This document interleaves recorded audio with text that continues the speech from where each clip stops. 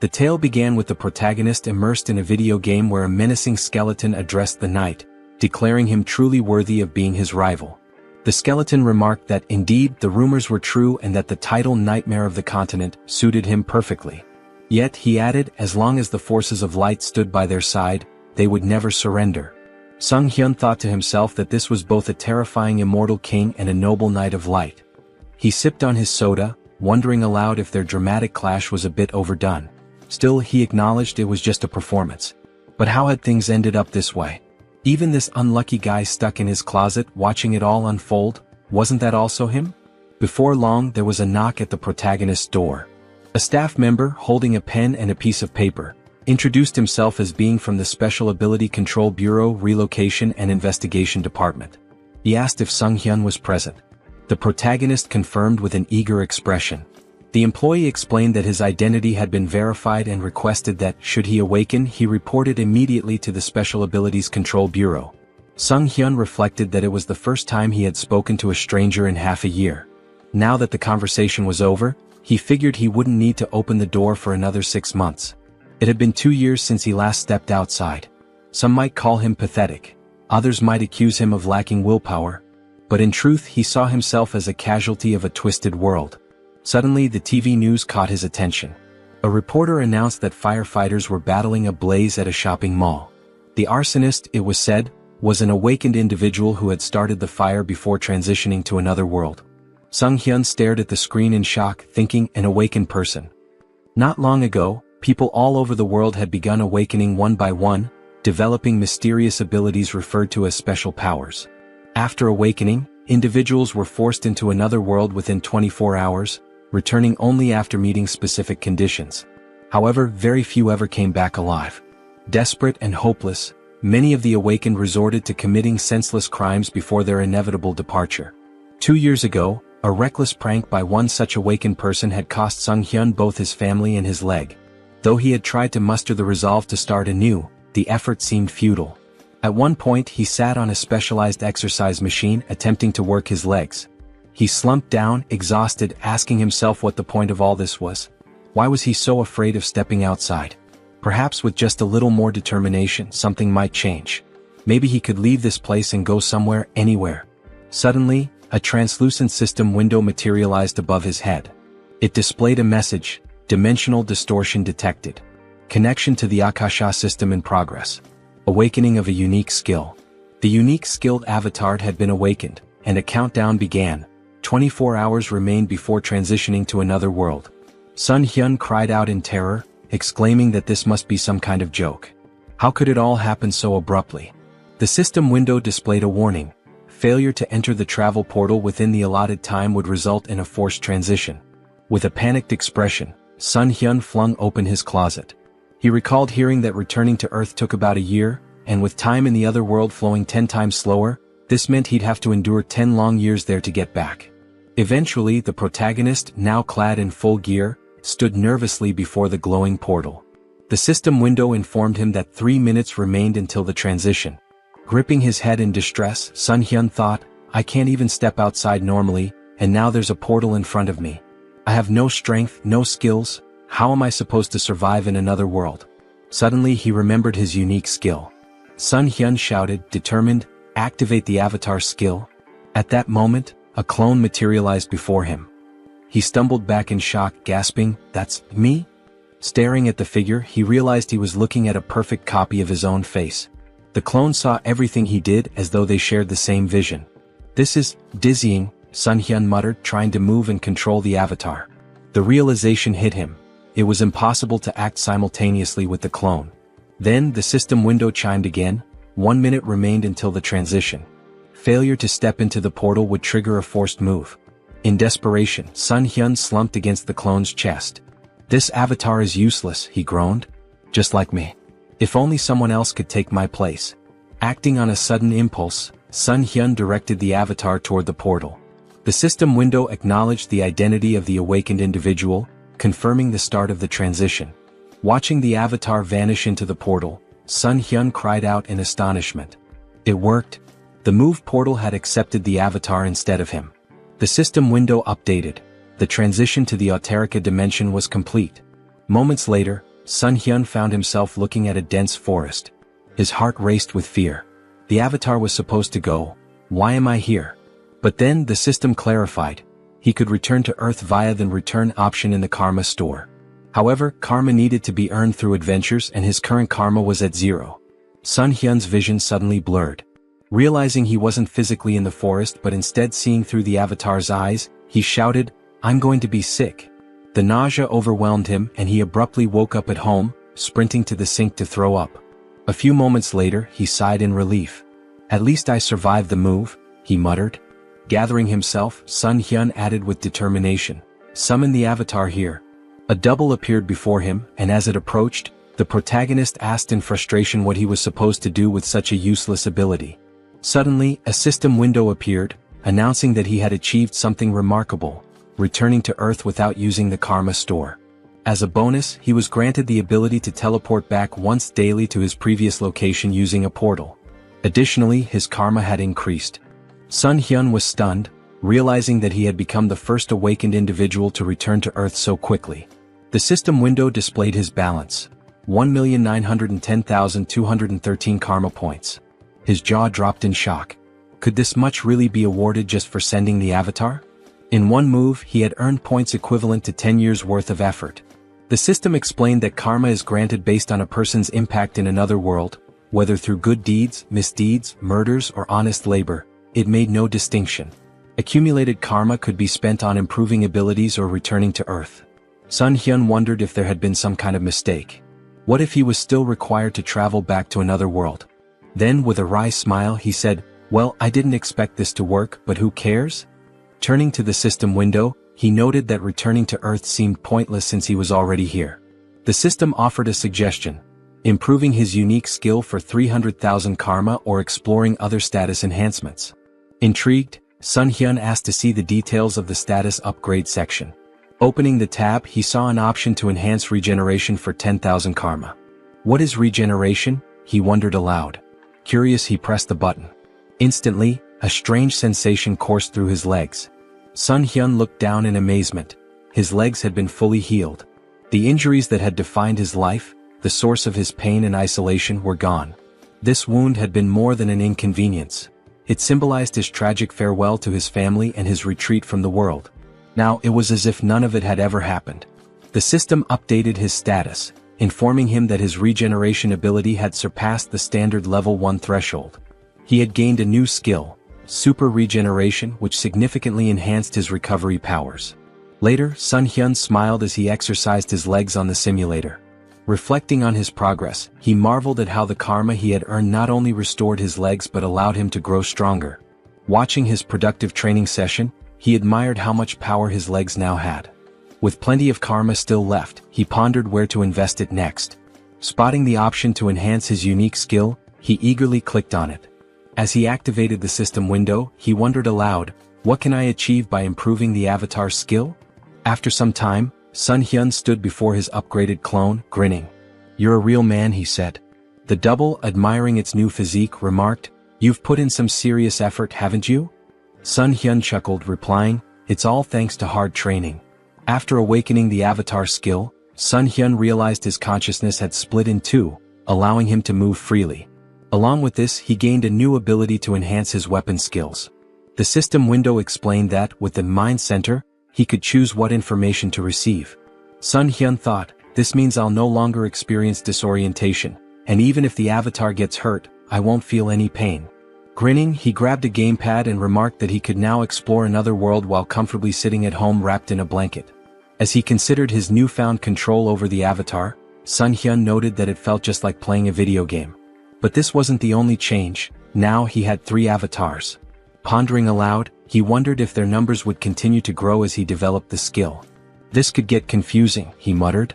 I can't just keep calling them avatars. I need names.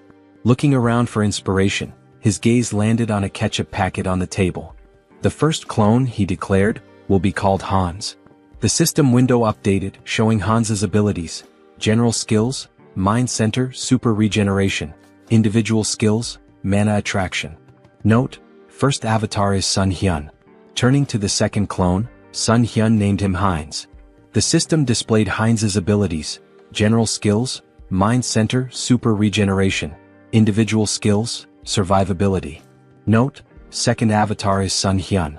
Sun Hyun couldn't help but comment, mana attraction and survivability? What kind of bizarre combination is this? Then with a grin he added, well, it's time to complete my long-awaited quest. Settling on the couch, Sun Hyun began controlling his clones. He sent Hans to teleport to another world, while Heinz took a bag of garbage and stepped outside. As Sun Hyun switched his attention to Heinz, he saw sunlight streaming down and marveled that he felt no anxiety. The mind center is working perfectly, he thought. Hans must already be in another world by now. Switching control to Hans, Sun Hyun observed that it was nighttime in a seemingly tranquil forest. It's so quiet, he murmured. Just then, a black panther emerged from the dense foliage. Startled, he exclaimed, how did that thing show up out of nowhere? The panther lunged, but Hans quickly unsheathed his sword and drove it into the beast's mouth. Sun Hyun noted with satisfaction, exactly as I expected. No fear or pain. Just like a game. Hans withdrew the sword and finished off the panther. Sitting beside the panther's lifeless body, Hans muttered, is it this hard because I haven't leveled up yet? I'll be in big trouble if I run into another monster. Scanning the area, he spotted a small settlement in the distance. A short while later, Hans arrived at the village, where he was greeted by a villager named Glokali. Smiling warmly, Glokali welcomed him, praising his courage for navigating the monster-filled forest at such a late hour. Hans grinned, gesturing to his injured body. I've got wounds all over me. Elder, do you think I could stay in the village for the night? Glokali nodded with a kind smile. Of course, he said. We should always help each other. Hans exhaled with relief and gratefully thanked the elder. A short time later they were walking through the village, passing by the houses. The elder commented that it was the first time he had seen such clothing and equipment, asking if Hans had come from far away. Hans chuckled. I got a little lost. Kept walking and somehow ended up here. The elder smiled warmly. It's nice to meet someone new after such a long time. How about we share a drink at the tavern? Later that night, Hans lay on a bed, smiling to himself. They even gave me a room here, he mused. The longer he stayed, the more he thought about how kind the villagers were. How long has it been since I felt so happy talking to people? Today really was a good day. Meanwhile, the protagonist sat on his couch, holding a mug of alcohol. This is great, he said aloud, savoring the feeling. Eating chicken after a shower, pure bliss. Traveling around the world like this is amazing. Feeling a pang of guilt, he added, I'm embarrassed though. Hans is working so hard out there. He reflected that Hans was practicing his survivability. I don't know when I'll have to send him away again, so it's good he's preparing. With a smile, Sun Hyun concluded, this is fantastic. But no matter how much my clones accomplish, I need to learn more about the other world. What kind of place is it really? He opened his laptop, smiling as he thought, I'll be a great leader. Suddenly, a system window appeared, declaring, Avatar is dead. All skills and data acquired by the avatar will be reset. Sun Hyun froze in horror. Hans died. He pointed at the system window, panicked. He died in that village. Could it have been that old man's doing? Did he slip something into the drink? He shook his head, frustrated. How careless of me. Then a thought struck him. Wait, am I reconnecting to the avatar? At the same time, back in the village, Glokali stood with another man near Hans's lifeless body. I thought he'd be useful, Glokali said, but he turned out to be just an empty shell. He managed to get through the forest alone, so I thought he had real potential. But in the end, he's just another elite skeleton. As Sun Hyun began to control Hans's body again, he wondered in shock, what's happening here? The system window popped up, stating, race changed to undead. New skill acquired, decomposed heart. Hans's updated profile read, race, undead. General skills, mind center, super regeneration. Individual skills, mana attraction. Note, the mind center prevents mental damage. Sun Hyun's thoughts raced in panic. What is going on? Glancing to the side, he spotted a large number of skeletons behind a glass wall. Fear gripped him as he realized, could it be that these lunatics turned all the villagers into undead? Just then, a living man entered the basement. Who is this? Sun Hyun wondered. Wait, isn't that the guy from the tavern yesterday? The man, visibly annoyed, grumbled, how much longer do I have to stay in this dump? His gaze shifted to Hans's body on the floor and he stared at it intently. The protagonist anxiously wondered what the man was staring at. Did he really notice I've come to my senses? The man pointed at Hans's body with irritation and grumbled, "Why is this knucklehead still here? Why do I have to redo what everyone else has already done? Move the skeleton's body over there." Sun Hyun felt a jolt of worry. "Even though my heart isn't beating, I think I almost had a heart attack." He could feel a strange force trying to move Hans's body against his will. By concentrating, he managed to resist the pull, but he decided it was wiser to obey for now. The man muttered with frustration, "Why does the old man always make me check on these weirdos? What a meticulous pain in the neck." Sun Hyun reflected nervously. "This force, it feels so familiar. It's the same one that moved my dead body earlier. Could it be linked to the mana attraction skill?" His thoughts raced. "If that's the case, maybe I can figure out how to control it. And if I can control this force, I might be able to take command of all the other undead too." 1 week later. In the dim basement, Hans's undead body sat on a stack of wooden boxes, his skeletal fingers twitching with faint magical energy. Across from him, a skeleton lay crumpled on the floor. With a flick of Sun Hyun's will, the skeleton stood up stiffly, moving as though animated by invisible strings. Sun Hyun grinned. "I finally did it. I can control others now. Although it's not exactly what I imagined. I can only influence one undead at a time, not a whole crowd. Guess an elite skeleton like me isn't capable of much more yet." Suddenly, the sharp hiss of a rat caught his attention. He snapped forward, grabbing the small creature in his bony hands. "So, it was this little pest gnawing at my heels all week? You're a fast and nimble one, aren't you? A tiny nasty thing." An idea struck him. "What if I use my magic on something small and fast like this rat instead of a person?" He focused his mana, and the rat's eyes glowed an eerie red. Sun Hyun carefully set it down, grinning. "Operation Night Watch begins," he said to himself. "Let's see what secrets I can uncover with this little spy."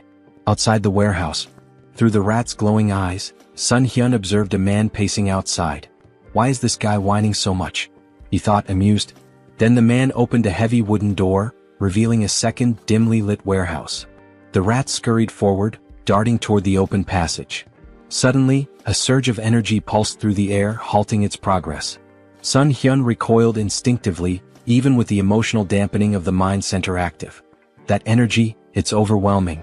I can't risk getting closer." From within the warehouse, he overheard a conversation. Jeffrey, a sharp-featured man, asked impatiently, "When will the maturation process be done? That fragment of the immortal king?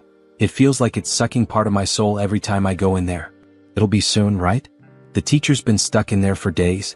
Another man replied, his tone cautious, "It should be soon. But isn't it funny?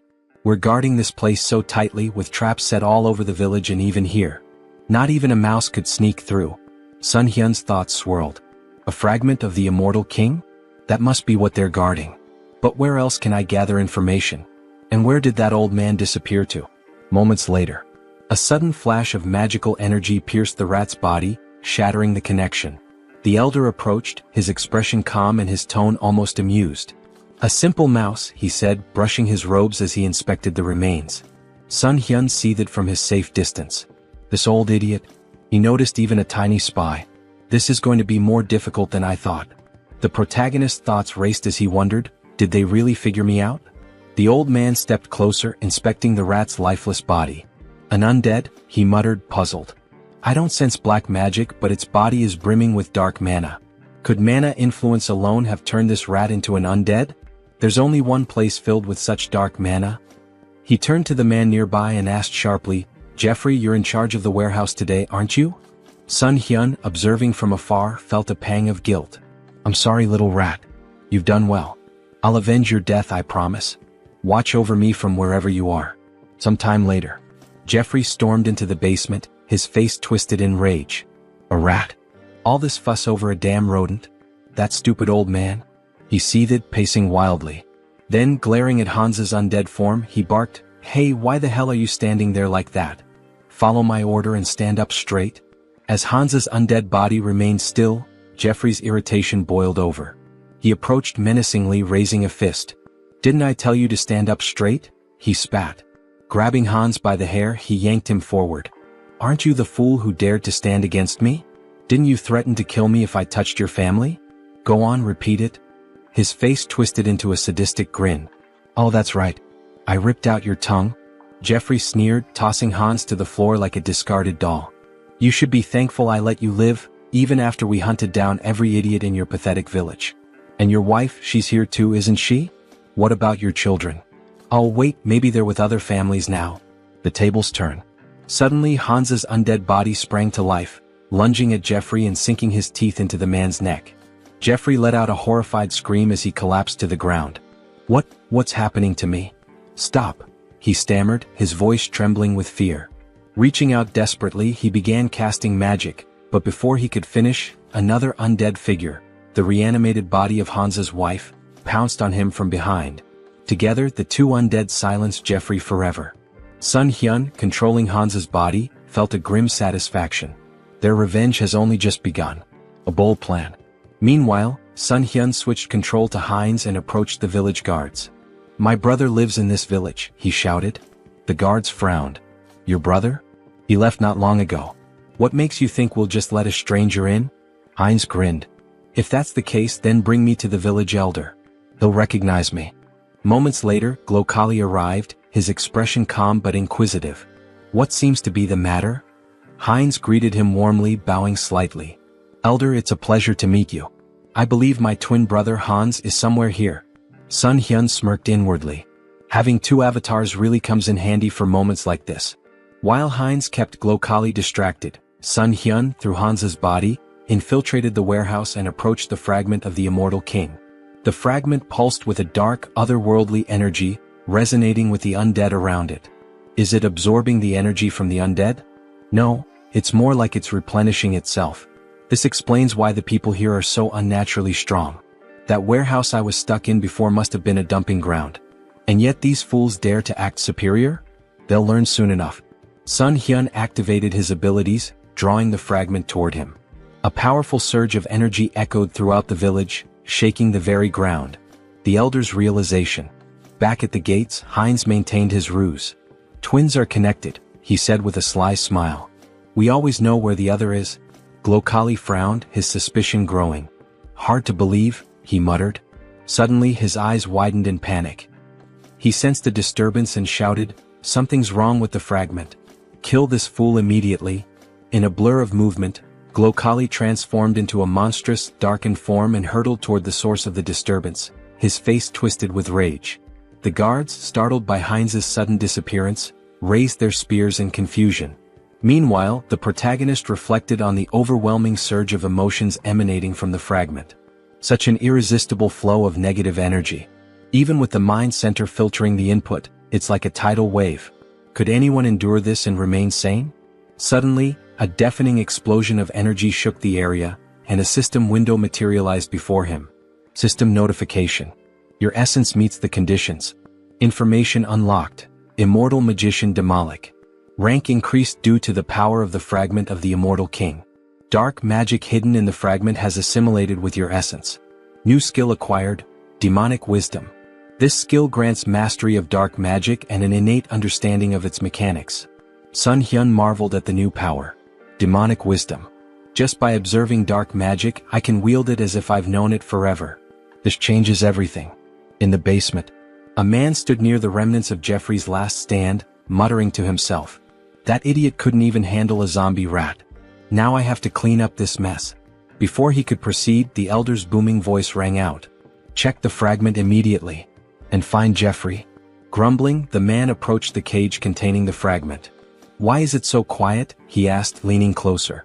Suddenly, a mass of undead surged from the shadows, clawing at him. Panicked, the man shouted, This is impossible. How can they? His words faltered as Heinz's voice cut through the chaos, calm and sarcastic. Lovely weather today, isn't it? The man's eyes widened in horror. How is he talking? The undead latched onto him, but he managed to release a small burst of magic, pushing them back momentarily. However, the cage shattered, releasing a flood of monsters into the basement. Heinz smirked, his voice dripping with mock politeness. Ignoring someone's greeting? How rude. Sun Hyun observed through Heinz's perspective, marveling at the newfound power demonic wisdom granted him. Dark magic feels as natural as breathing. This knowledge, it's like it was always there waiting for me to unlock it. Outside, a massive explosion rocked the village as the undead spilled into the streets. Heinz commanded them with unwavering authority. Don't let anyone escape. Kill them all. The confrontation with Glokali. A skeleton's body fell before Heinz and the elder, Glokali, emerged, his expression cold and furious. "You should have been an elite skeleton," he growled. "What did you do with the fragment of the immortal king?" Heinz greeted him with a grin. "Glokali, it's been too long. By the way, thanks to you I lost my heart. Fortunately, I found a new one in your warehouse." Glokali's face contorted with rage. "You dare to merge a fragment of the immortal king with such a pitiful body? You've gone too far." Raising his hand, he invoked a powerful spell. Finger of Death. A wave of dark energy surged forward, striking Heinz with enough force to sever his arm. Heinz glanced at his dismembered limb, more annoyed than pained. Attacking someone mid-conversation? Really, where are your manners? Silence. Glokali roared. "Do you have any idea how much effort and resources I've poured into this fragment? An entire year's worth of preparation, and you've ruined everything." Glokali's eyes blazed with fury. "I was so close," he growled, "to wielding a power greater than anything in existence. And now you've turned my masterpiece into this." Heinz smirked, wrapped in the swirling energy of dark magic. "What's wrong, old man? Can't handle a rookie demolic? Dark thorn?" Glokali roared, sending tendrils of shadow magic spiraling toward Heinz. Heinz laughed. "Using high-ranking magic against a beginner? You must really be desperate." His voice turned cold as he countered effortlessly, "I'm the only one who can truly control the fragment, and you know it." Glokali sneered. "You may have survived the destruction of your body, but I'll dismantle it and use it for experiments. Let's see how you handle this destructive ectoplasm." Heinz scowled. "Stop reciting your skills like an amateur." His voice rose with disdain. "And just die already, Alfred." The elder froze for a moment. "Alfred?" His expression twisted into suspicion. "How do you know that name? Did you sneak into this village intentionally?" Before Heinz could reply, a surge of dark magic shot toward Glokali from behind. The elder reacted swiftly, deflecting the attack with ease. He narrowed his eyes. "You're adapting quickly to dark magic. Is it the fragment's doing? No matter. I have no time to waste." Raising his hand, Glokali activated another spell. Pact of Destruction. The battlefield dimmed as the souls of the fallen black magicians coalesced, swirling around Glokali like a maelstrom. A dark crown materialized on his head, amplifying his power. Heinz watched warily. "You're sacrificing the souls of your own allies for this? How fittingly vile of you." Glokali snarled, his voice thunderous. "With the full power of this fragment, I would have crushed you. But no matter." Now, flame of souls soaked in darkness. A massive surge of fiery dark energy erupted toward Heinz. The final blow. Before the spell could reach its mark, a streak of magic pierced Glokali's chest. The elder stumbled, his expression frozen in disbelief. Heinz stood unimpressed. "Took you long enough to tire yourself out. Honestly, I almost fell asleep while you were chanting all those fancy spells." He added with a smirk, "By the way, thanks for plunging me headlong into dark magic. I think I've finally mastered it." Blood trickled from Glokali's lips as he collapsed to his knees. "How could I die like this? So senselessly?" Heinz watched him fall lifelessly to the ground. Raising his gaze to the sky, he muttered, "Alfred, I hope you saw all of this. Your revenge is complete. Rest in peace. Elsewhere." In a grand cathedral, Rista knelt before a massive statue, her hands clasped in prayer. The flickering light of candles illuminated her solemn face. A knock interrupted her meditation. Rising, she opened the door to find Martin, his face pale with urgency. "Are you finished praying?" he asked. "Yes," she replied calmly. "What's the matter?" Martin hesitated, then blurted, "The ghost of the immortal king's resurrection has been detected in the west." Rista's eyes widened slightly, though she maintained her composure. "The immortal king?" Martin nodded grimly. "I'll summon the council immediately." As he left, Rista turned back toward the statue, her expression hardening. "The one who brought terror to this continent hundreds of years ago. I won't let it happen again." On the battlefield, Heinz surveyed the wreckage, the remnants of the battle littered around him.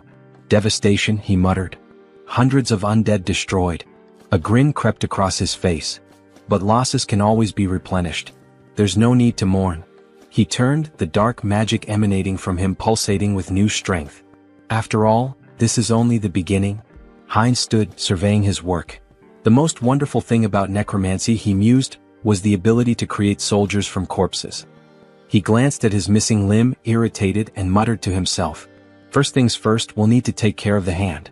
He had already walked a lot today, moving through the battlefield and observing the aftermath. His thoughts turned to his own body and the need to fix it before going any further. Looking around, Heinz's eyes fell upon a lone skeleton, its bones still fresh from the battle. Without hesitation, he tore off its arm, examining the form. "This will do." He attached the arm to his shoulder with practiced ease and placed his other hand over the spot, enveloping it with energy. "Super regeneration activated," he muttered under his breath. Clenching his fist, he tested the new limb. "Perfect," he said, pleased with the results. The regeneration took a moment, but soon the arm was securely attached, and Heinz's body was as whole as it could be in its current state. Where to start? He wondered. He stepped forward, hands extended as he focused his energy. The skeleton in front of him was about to become his first test. With a commanding tone, he spoke aloud, "You must become my subordinate." The voice of the evil wisdom, the fragment of the immortal king that had fused with his soul, whispered to him in the back of his mind. Its presence filled him with strength, guiding him toward his goal. Return the remaining magical power to your body, cleanse it of the fragments of thoughts. But as he focused, something went wrong. The skeleton suddenly fell apart, crumbling into dust. What? Heinz raised his hands in confusion. Didn't work? A moment of silence followed as Heinz stood before the pile of bones, arms folded, contemplating. He muttered to himself as realization dawned on him. I've been going about this wrong. After a few attempts, it clicked. He turned his gaze toward the village chief's body, still lying in the aftermath of the battle. A dark idea began to form. He pointed his hand toward the body and spoke slowly, "Should I turn you into an undead with a soul to extract information from you?" Grabbing the lifeless form of Makhem by the clothes, Heinz lifted him up for closer inspection. "What?" he exclaimed, his voice tinged with surprise. "The old man doesn't have a soul." Makhem's body had been stripped of any trace of life, except for the magical circle burned into his chest. Heinz examined the symbol and thought for a moment. So this is how they've been controlling things. Throwing Makhem's body aside, Heinz couldn't help but smirk at the oversight. It's strange they didn't think of this little thing, considering the scale of their operations, he muttered. But no matter. I can still use this. With renewed focus, Heinz concentrated energy into his hand. If the soul is gone, I'll have to make do with what's left. He directed the energy straight into Makhem's body, deciding that he would turn the old man into something more useful. A high-level undead with consciousness and combat skills. Heinz's magic spiraled through the corpse, desecrating the remnants of its magical power and cleansing it of any remaining fragment of thought. A few moments later, the body twitched and Makhem rose to his feet, now an obedient death mage. The undead mage stood before Heinz, waiting for orders. His voice was hollow but clear. "I await your command." Heinz looked at him with curiosity. "You're speaking." "I didn't even expect that result," he muttered, impressed. He turned to Makhem, his expression cold. "Your name is Makhem. From now on you will obey me." Without hesitation, Heinz slammed his hand against the undead mage's skull. Makhem flinched but immediately responded with desperation. I will obey." Heinz smirked, rubbing the bruise on Makhem's head. "Even if he lost his memories, his sins remain. I'll enjoy this." Turning his attention to Makhem's cane, Heinz casually remarked, "It looks pretty good." Makhem's bones trembled, his fear palpable. His new existence as a death mage was not one of autonomy, it was one of fear and servitude. The power of the immortal king's fragment coursed through Heinz, and with it, the ability to control life, death, and everything in between. Heinz's grin widened. "You're going to be a useful tool?"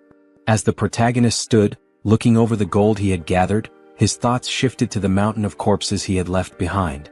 Among the undead, there was one particularly young zombie, a grim reminder of the recent battle. This young zombie, who killed Jeffy along with him, he thought. He placed his hand on the zombie's head in a strangely respectful gesture. Well, he should rest in peace with his family. With a flick of his wrist, he directed fire at the building nearby, setting it ablaze. The crackling of flames in the distance was the only sound that could be heard as the protagonist briefly considered the devastation he had wrought. No turning back now. Back in his hideout, the protagonist sat comfortably at a table, his belly full after a satisfying meal. He leaned back, smiling contentedly. I ate too much," he said to himself, his voice light. "God, that was delicious." He glanced at his phone, curiosity peaking. "What's the gold rate today?" he muttered aloud, tapping the screen.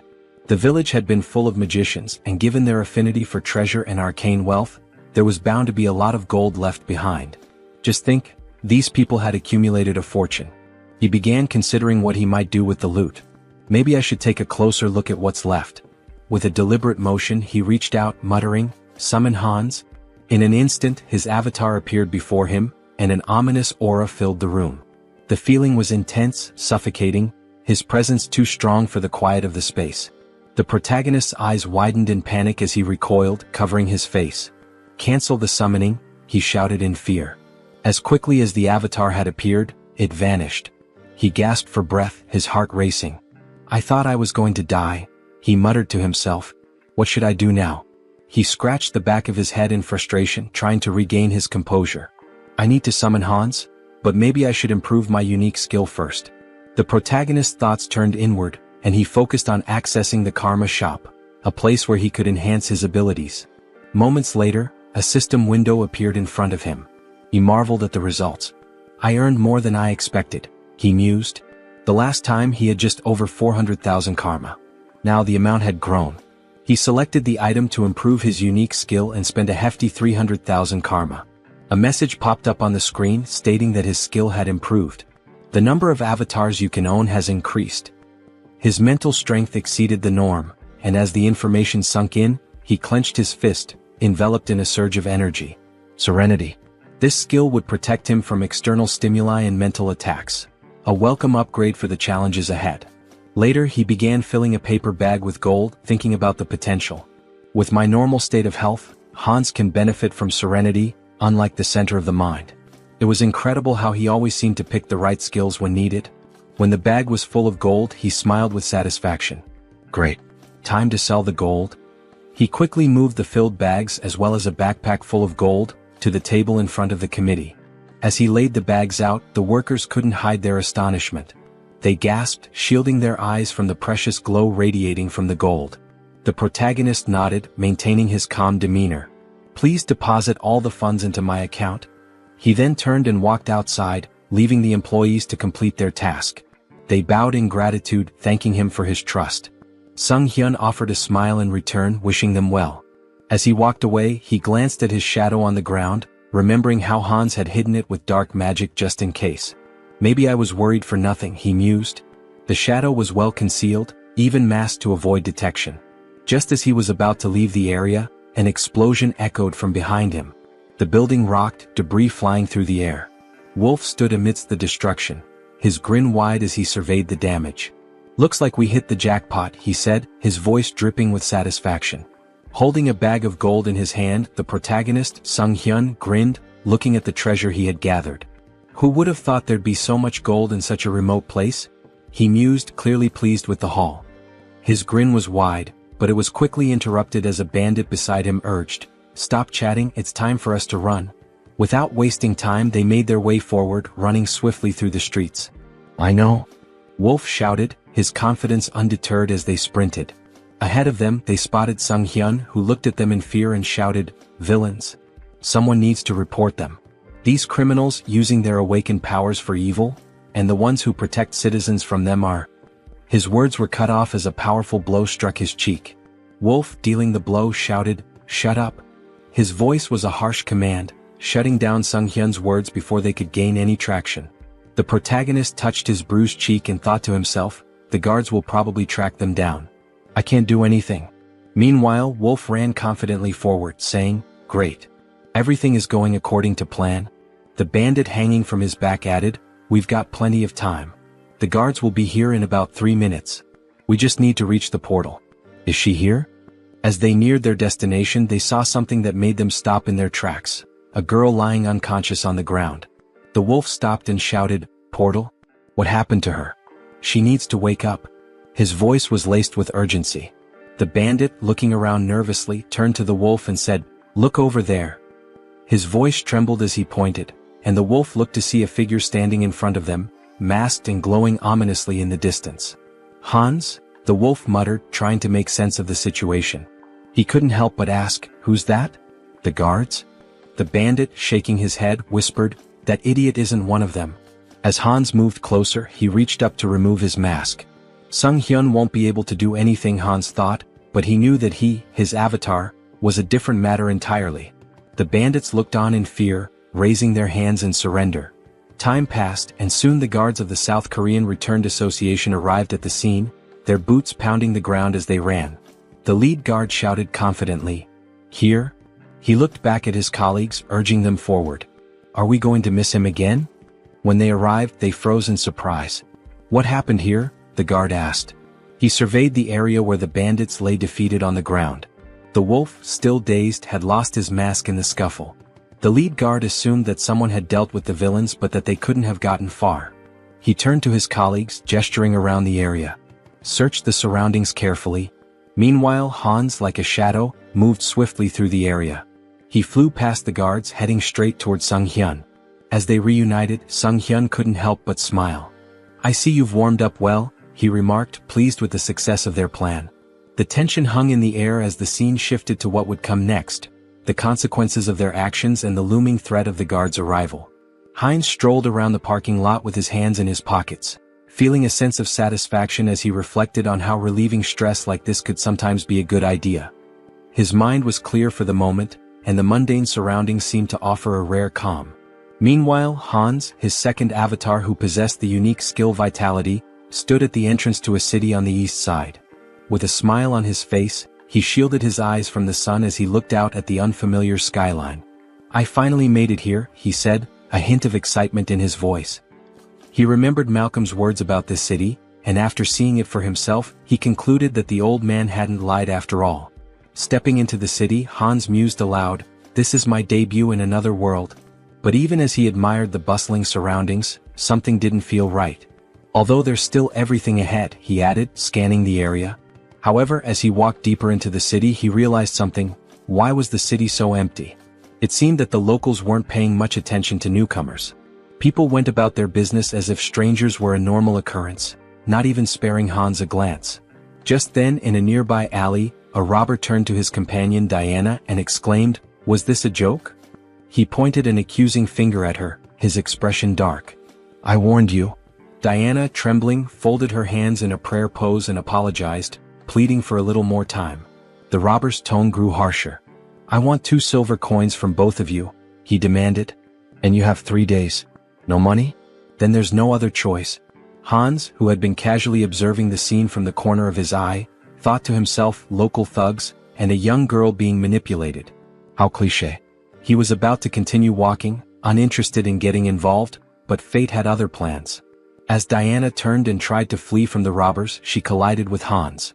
She stumbled back, immediately lowering her head in apology. "Sorry," she muttered, not knowing who he was.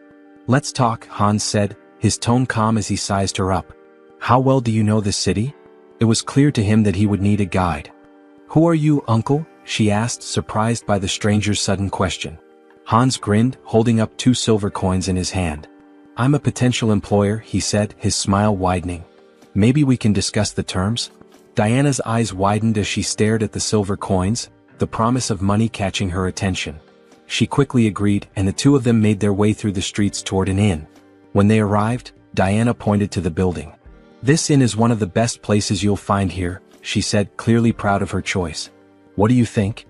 Hans, now understanding a bit more about her situation, nodded thoughtfully. He could tell from the way she spoke that life hadn't been easy for her. Diana had barely been making ends meet, struggling to care for her sick brother after the loss of her parents. She also mentioned how she couldn't pay the local tax. In response, Hans handed her a silver coin, and Diana's eyes sparkled with gratitude. "Okay," Hans said with a smile. "You'll come to me tomorrow as soon as you wake up. We can discuss your pay then." Diana agreed quickly, and with that she became his guide, earning 2 silver coins a day. That night, Hans lay down on the bed at the inn, his hands tucked under his head as he made himself comfortable.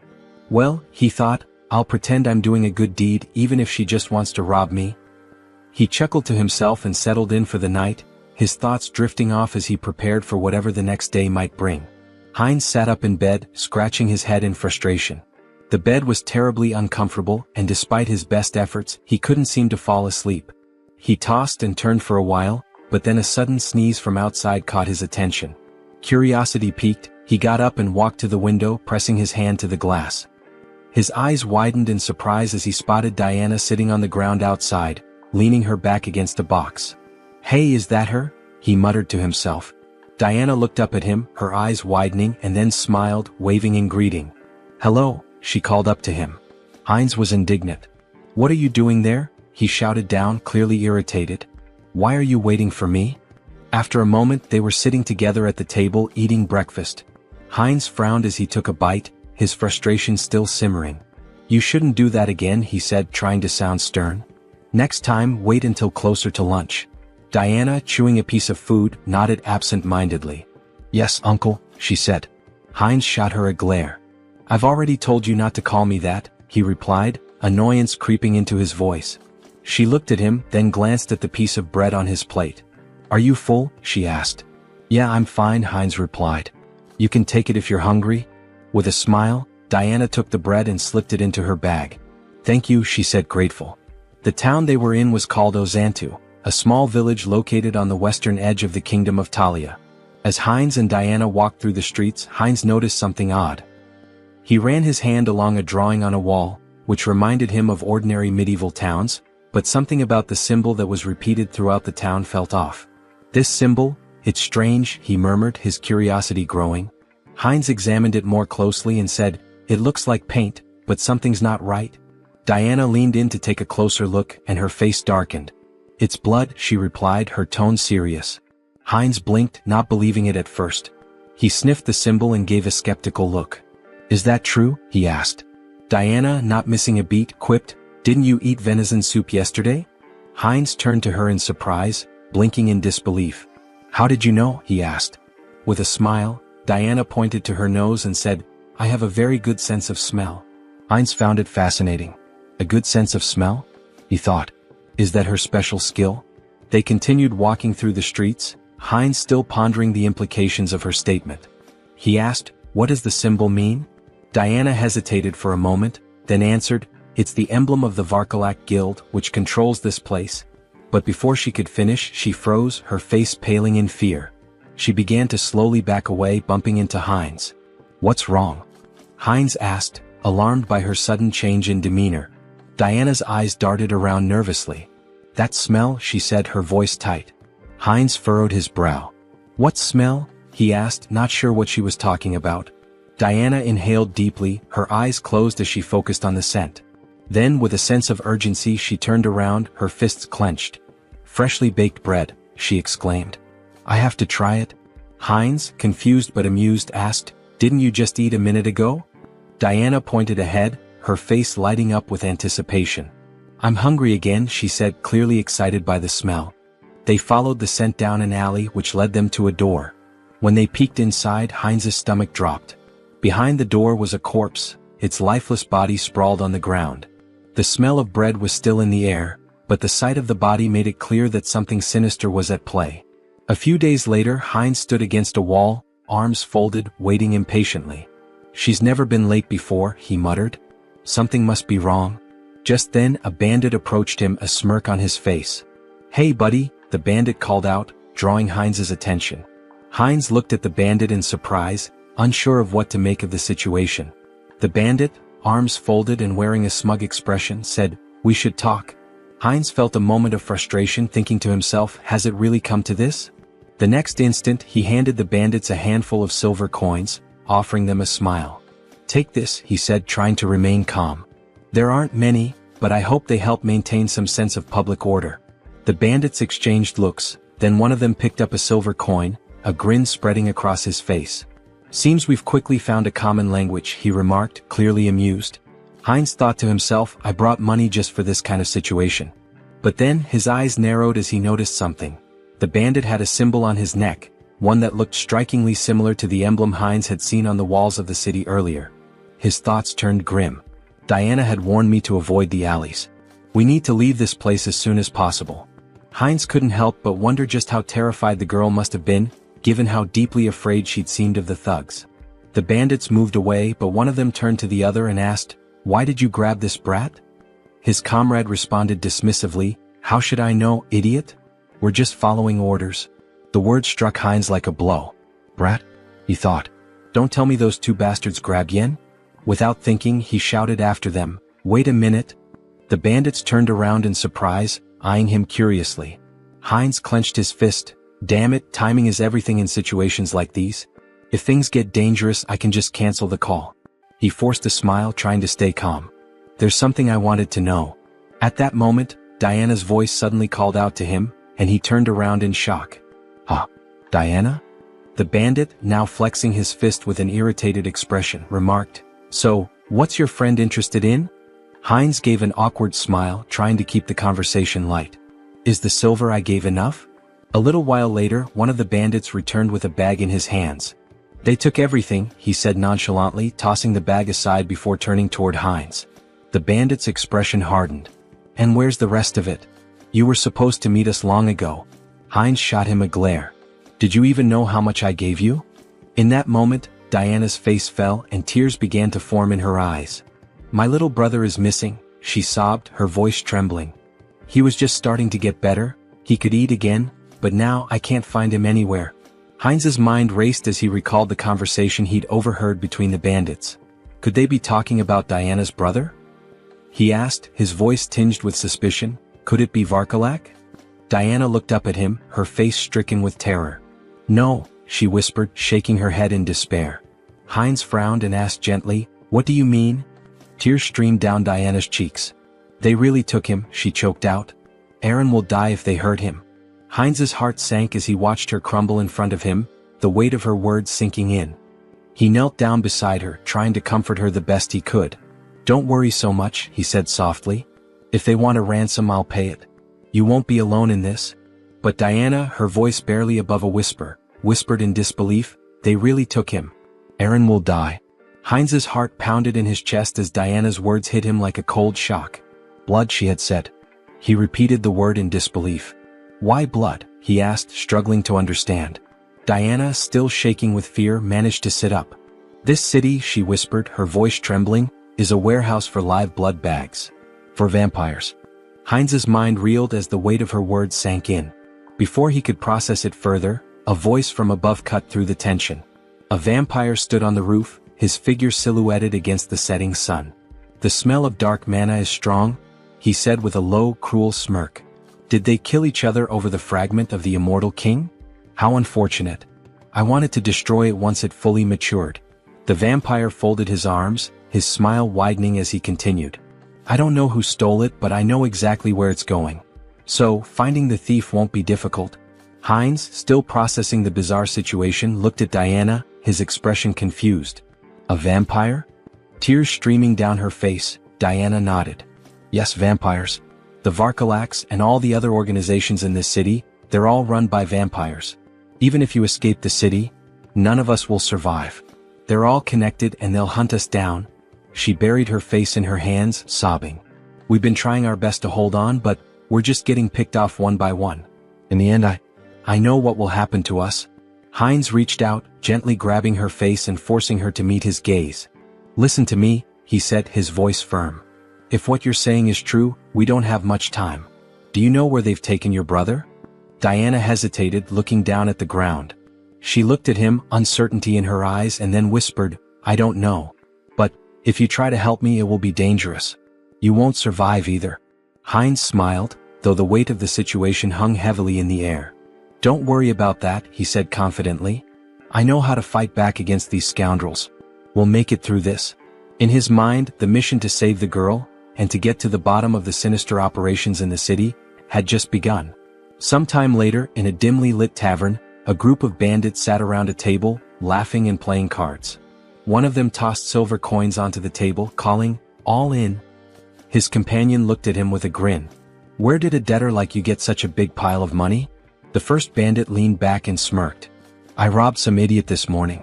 Made a nice profit." At that moment, the tavern doors flew open with a loud crash. The bandits turned in surprise, just in time to see Heinz stride into the room, his expression determined. One of the bandits stood up with a sneer. "What's this then?" he said, striding toward Heinz. "Who's this idiot?" His comrade snickered. "Is he some new fool who thinks he can challenge us?" The bandit raised his hand to stop his friend, looking Heinz up and down before saying, "So, you're the idiot we robbed. Came to give us more money, did you?" Heinz didn't flinch. He held his ground, his eyes steely with resolve. Meanwhile, near the entrance of the tavern against the wall with the vampire symbol, blood dripped slowly from a wound. A guard lay slumped, his broken body leaning against the wall. The bandit sneered at the scene. "What happened to the guards?" he asked. "Did you give him a coin or something?" Heinz's expression darkened as he met the bandit's gaze. "I won't ask again," he said quietly but with a deadly edge in his voice. "Where did you take the child?" The bandit's face twisted in disbelief. "What?" he spat, raising his finger toward Heinz. "Are you out of your mind? Do you know who you're dealing with?" In the blink of an eye, Heinz drew a knife from his belt and drove it straight into the bandit's throat. The man gasped, his eyes wide with shock as the blood began to spill. "I know exactly who you are," Heinz said coldly, watching the life drain from the bandit. "You're scum. You prey on families to satisfy your own selfish desires." As the bandit crumpled to the floor, the others in the tavern fell silent, eyes wide with fear. Heinz stood over the fallen body, his knife gleaming in the dim light, ready to face whatever came next. The mission was far from over. Heinz stood in the midst of the fallen bandits, his breathing heavy as the weight of the fight settled in. His knife was lodged deep into his shoulder, but he didn't flinch. Blood seeped from the wound, but he didn't have time to focus on it. There were still too many enemies around. "Why are there so many?" he muttered to himself. He had lost count of how many bandits he'd taken down in the chaos. Each one had been dispatched swiftly, his skills in combat and the magical tools he'd brought with him giving him a significant edge. But now more were coming down the stairs. He wrenched the knife out of his shoulder with a grimace, his gaze scanning the room. A couple of new bandits appeared at the top of the stairs, looking down at the carnage below. One of them shouted, "What's all the commotion about? Who the hell is this guy?" Heinz paused for a moment, annoyed at his own carelessness. Damn it, he thought. His mouth had gotten him into trouble again. This wasn't the time for reckless talk. There were more screams from the building, growing louder as the fight escalated. The bandits kept coming one after another. 6, 7, 8. It felt endless. Eventually, Heinz stood alone in the middle of the fallen bodies, breathing hard, sweat dripping down his forehead. His shoulder throbbed where the knife had struck, but he had no time to think about it now. His focus was on the bandit still alive, groaning beneath him. He stepped over to the bandit, placing his foot firmly on his head. "Hey big guy," he said with a sneer, "where's the boy you captured today?"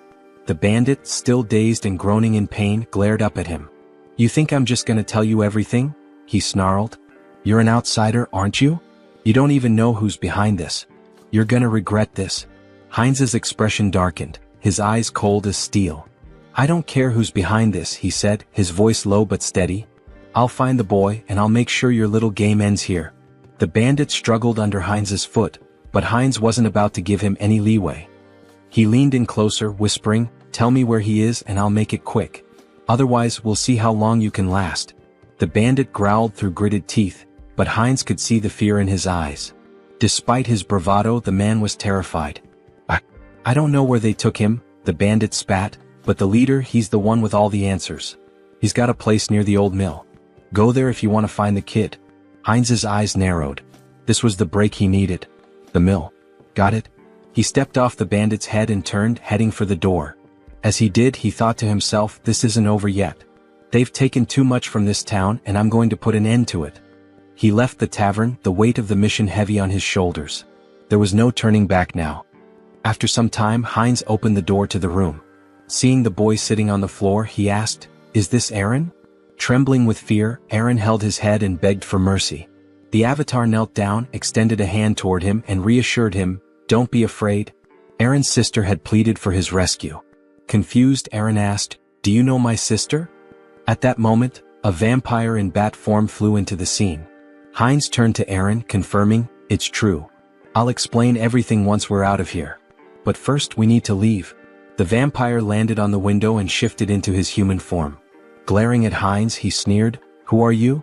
How dare you touch my food in my restaurant?" Heinz froze, feeling a sinister presence behind him. The vampire taunted him, saying, "Are you from an oath of disobedience?" Taking Aaron by the shoulder, Heinz thought, "A vampire." The vampire continued, "Or perhaps you're this boy's brother. Do you know what happens to those who defy us?" Smirking, the avatar replied, "Me? Just an outsider, robbed by your rabble." Shielding Aaron, he added, "It's pure coincidence I helped this boy. The vampire extended a hand and scoffed, "Really? How dull. I prefer my meals lively. Both of you will die here." As the vampire fired a magical projectile that shattered the surroundings, Heinz shielded Aaron with his body, yelling, "Run!" The avatar, now lying on the ground amidst spilled alcohol, gasped heavily. He sat up, noticing the smell of liquor, and muttered, "Alcohol? Is that a barrel?" He patted Aaron's head, asking, "Are you okay? This is it, you need to hurry and get outside." Just then the vampire landed nearby, sneering, "Dodged? You're faster than I expected. A good warm-up before dinner." The vampire lunged with claws extended, but the avatar shoved Aaron toward the door, shouting, "Run and don't look back." Wielding his sword, he blocked the attack but noticed the vampire's claws growing longer. They pierced his body as the vampire mockingly praised his regeneration abilities. Heinz clenched his teeth, realizing the power gap was immense. The vampire, licking his lips, remarked, "Unexpected, but you'll make a fine delicacy." Despite the pain, Heinz thought, "If I hesitate, I'll die." He swung his hand, but the vampire severed it effortlessly, laughing, "Oh dear. I'll carve you up before I feast." Lifting Heinz into the air on his claws, the vampire declared, "This is where your resistance ends." As he leaned toward Heinz's neck, Heinz thought, "If strength isn't enough, then we'll both die." From his mouth, he unleashed a hidden fire spell, engulfing the area in flames. Shocked, the vampire shouted, "What is this? A fire magic tool? You were hiding this." Thrown to the ground, Heinz noticed the alcohol spilling across the floor. A plan formed in his mind. The vampire screamed in terror, "You're insane. Do you want to burn us both alive?" The vampire attacked, slashing Heinz's body. Laughing maniacally, he jeered, "Fragile flesh." But Heinz headbutted him with full force, sending him flying. "You said it yourself. I have a strong body and good regeneration. Tough enough for you?" he growled. The vampire screamed, "No. Stop." But Heinz advanced, and the next moment an explosion consumed the building. Amidst the flames, Heinz lay on the floor, murmuring, "Impressive. I survived. Being strong has its challenges." A notification appeared before him. "Mission complete. Help the unlucky girl." Outside the burning building, Diana clung to her brother, staring at the inferno. "Uncle," she cried. Meanwhile, a system window announced, "Avatar Heinz has died. The avatar will respawn in 7 days." Diana stood there, exhausted from her work, wiping the sweat from her brow as she watched the man walk away. She had been cleaning his shoes for what felt like hours, and now that the job was finished, she could finally take a moment to catch her breath. The money left on the table was a small consolation, but it would be enough to help with the next day's bills. Her thoughts drifted to the events that had unfolded not long ago. The building that had once been the scene of chaos was now nothing but a smoldering wreck.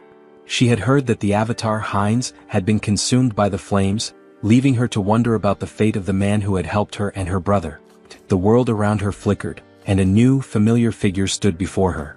It was Heinz, alive, standing in the middle of the street as if nothing had happened. His body was covered in bandages, but the intense aura he exuded made it clear he had come back, somehow. Diana stared at him, mouth agape. Her heart skipped a beat. "Uncle?" Heinz's eyes softened, and he smiled faintly despite the pain he was clearly in. "I told you I'd be back," he said, his voice hoarse. It was then that the system window appeared in front of him, announcing that Avatar Heinz had been reborn after 7 days. His rebirth had been completed, and with it came a sense of purpose, a new mission to carry out. The flames from the explosion, the chaos, the danger, they were all behind him now. But Heinz knew this was just the beginning. Whatever had happened, whatever lay ahead, he was ready. And this time he wouldn't fail. Diana slowly approached him, her eyes filled with disbelief and relief. "You're really here? You're alive?" Heinz nodded, offering her a reassuring smile. "I told you I'd keep my promise." He extended his hand, a gesture of both gratitude and solidarity. "Let's move forward together." And with that, they began to walk side by side, ready to face whatever challenge. After some time, Heinz sat on the edge of the bed, staring at the system window deep in thought. It displayed that the interdimensional transfer would take 10 days to complete. "Longer than I expected," he muttered, "but that's fine." Suddenly the wall burst apart and Virik stormed in, grabbing Heinz by the neck. He slammed him against the wall and growled, "This was your doing, wasn't it? The tracks from the forest lead straight here." Heinz, gasping for air, thought, vampires. Have they figured it out already? Virik sneered. The outsider was under the jurisdiction of my slain kin? He accused. Despite his struggle, Heinz couldn't muster the strength to fight back. What a monster, he thought, his teeth clenched in frustration. Leaning closer, Virik sniffed the air around Heinz's neck.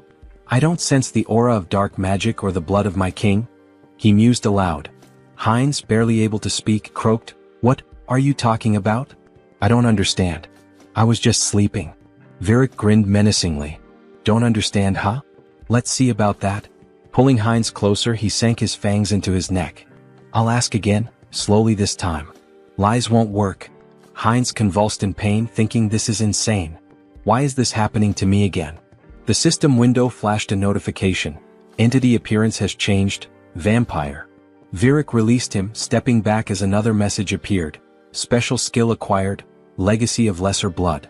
Heinz's super regeneration had been replaced with regeneration. Still radiating an overwhelming aura, Virik asked, So, are you truly uninvolved in the vow of disobedience? Heinz felt the oppressive authority of the higher vampire, his blood screaming for submission. Swallowing hard, he replied, No, Lord Virik. I'm just a simple traveler. Despite the instinct to obey, Heinz knew his center of the mind ability blocked the compulsion. Virik turned away, muttering, Was I mistaken? Then he commanded, Follow me. We have important matters to attend to. Heinz smiled faintly. Fine. I'll go, and gather some intel while I'm at it. They soon arrived at the Azanta branch of the Vargalak clan. Inside, vampires greeted Virik with respect, though their eyes narrowed at Heinz. One sneered, What is this? New blood? A female vampire covered her mouth, disdainful. What were you thinking, bringing scum like this? Before Heinz could react, Rosalicia appeared, a glass of red liquid in hand. Beaming, she grabbed his arm. Hello, little blood. Long time no see, she exclaimed. Her cheerful demeanor caught Heinz off guard. Who is this drunkard? He thought. She introduced herself with a bright smile. I'm Rosalicia. And you? He hesitated but answered, Heinz? Rosalicia handed him the glass. Don't be rude. We're both lesser bloods, aren't we? Here, freshly squeezed blood. Drink up. Heinz stared at the glass, debating. If I drink, I might avoid suspicion. Taking a small sip, he felt a surge of thirst, even through his mental filter. Alarmed, he thought, drinking this is dangerous. Blocking the taste and smell, he downed the rest in one gulp. Delicious, he said flatly. Rosalicia ran her finger along his cheek with a playful grin. I like you. If you were human, I'd drain you dry, she teased. He laughed awkwardly. You called me lesser blood? What does that mean? Rosalicia tilted her head, placing a finger on her chin. Huh. You don't know about vampire ranks? She asked incredulously. Lesser bloods are like knights to humans. Pure bloods, though, they're the aristocracy. For example, Lord Virik, Rosalicia explained. The clan leaders are known as the true blood. And above them is the sacred blood. She paused before adding, Well, it's like a god. The avatar raised an eyebrow. A god? He asked. She nodded. Our prophet. The one we must obey without question. At that moment, Virik, standing on the second floor, tapped his spoon against his glass to draw attention. It seems everyone is here, he announced. Let's get down to business. The room quieted as Virik continued. The fragments of the immortal king have disappeared. From across the room, Perida, a pure-blood vampire, casually adjusted a strand of her hair, observing the proceedings. Virik elaborated, We've determined that the fragments were last transported to the city. But at some point, they vanished without a trace. Teopal, another pure-blood, folded his arms and listened as Virik suggested. It's possible they've already been brought into the city. Heinz glanced up, his curiosity piqued. The fragments of the immortal king? He asked. Rosalicia sighed, giving him a knowing look. Don't you know? Dark mages from a certain village were cultivating the fragments of the immortal king. Heinz furrowed his brow. And the oath of defiance? Where are they in all this? Virik addressed the group. From today onward, each of you will thoroughly investigate your assigned areas. Report anything suspicious immediately. Later, as Rosalicia shielded herself from the sun with an umbrella, she grumbled, Walking around during the day ruins my skin. Heinz, standing beside her and adjusting the hood of his cloak, remarked, Sunlight weakens us. It's no surprise. Both their faces glistened with sweat. Rosalicia continued, Even Lady Perida, a pure blood, is out searching. We can't just sit around doing nothing. She sighed. Still, it's surprising the fragments vanished. Moving them has always been a hassle.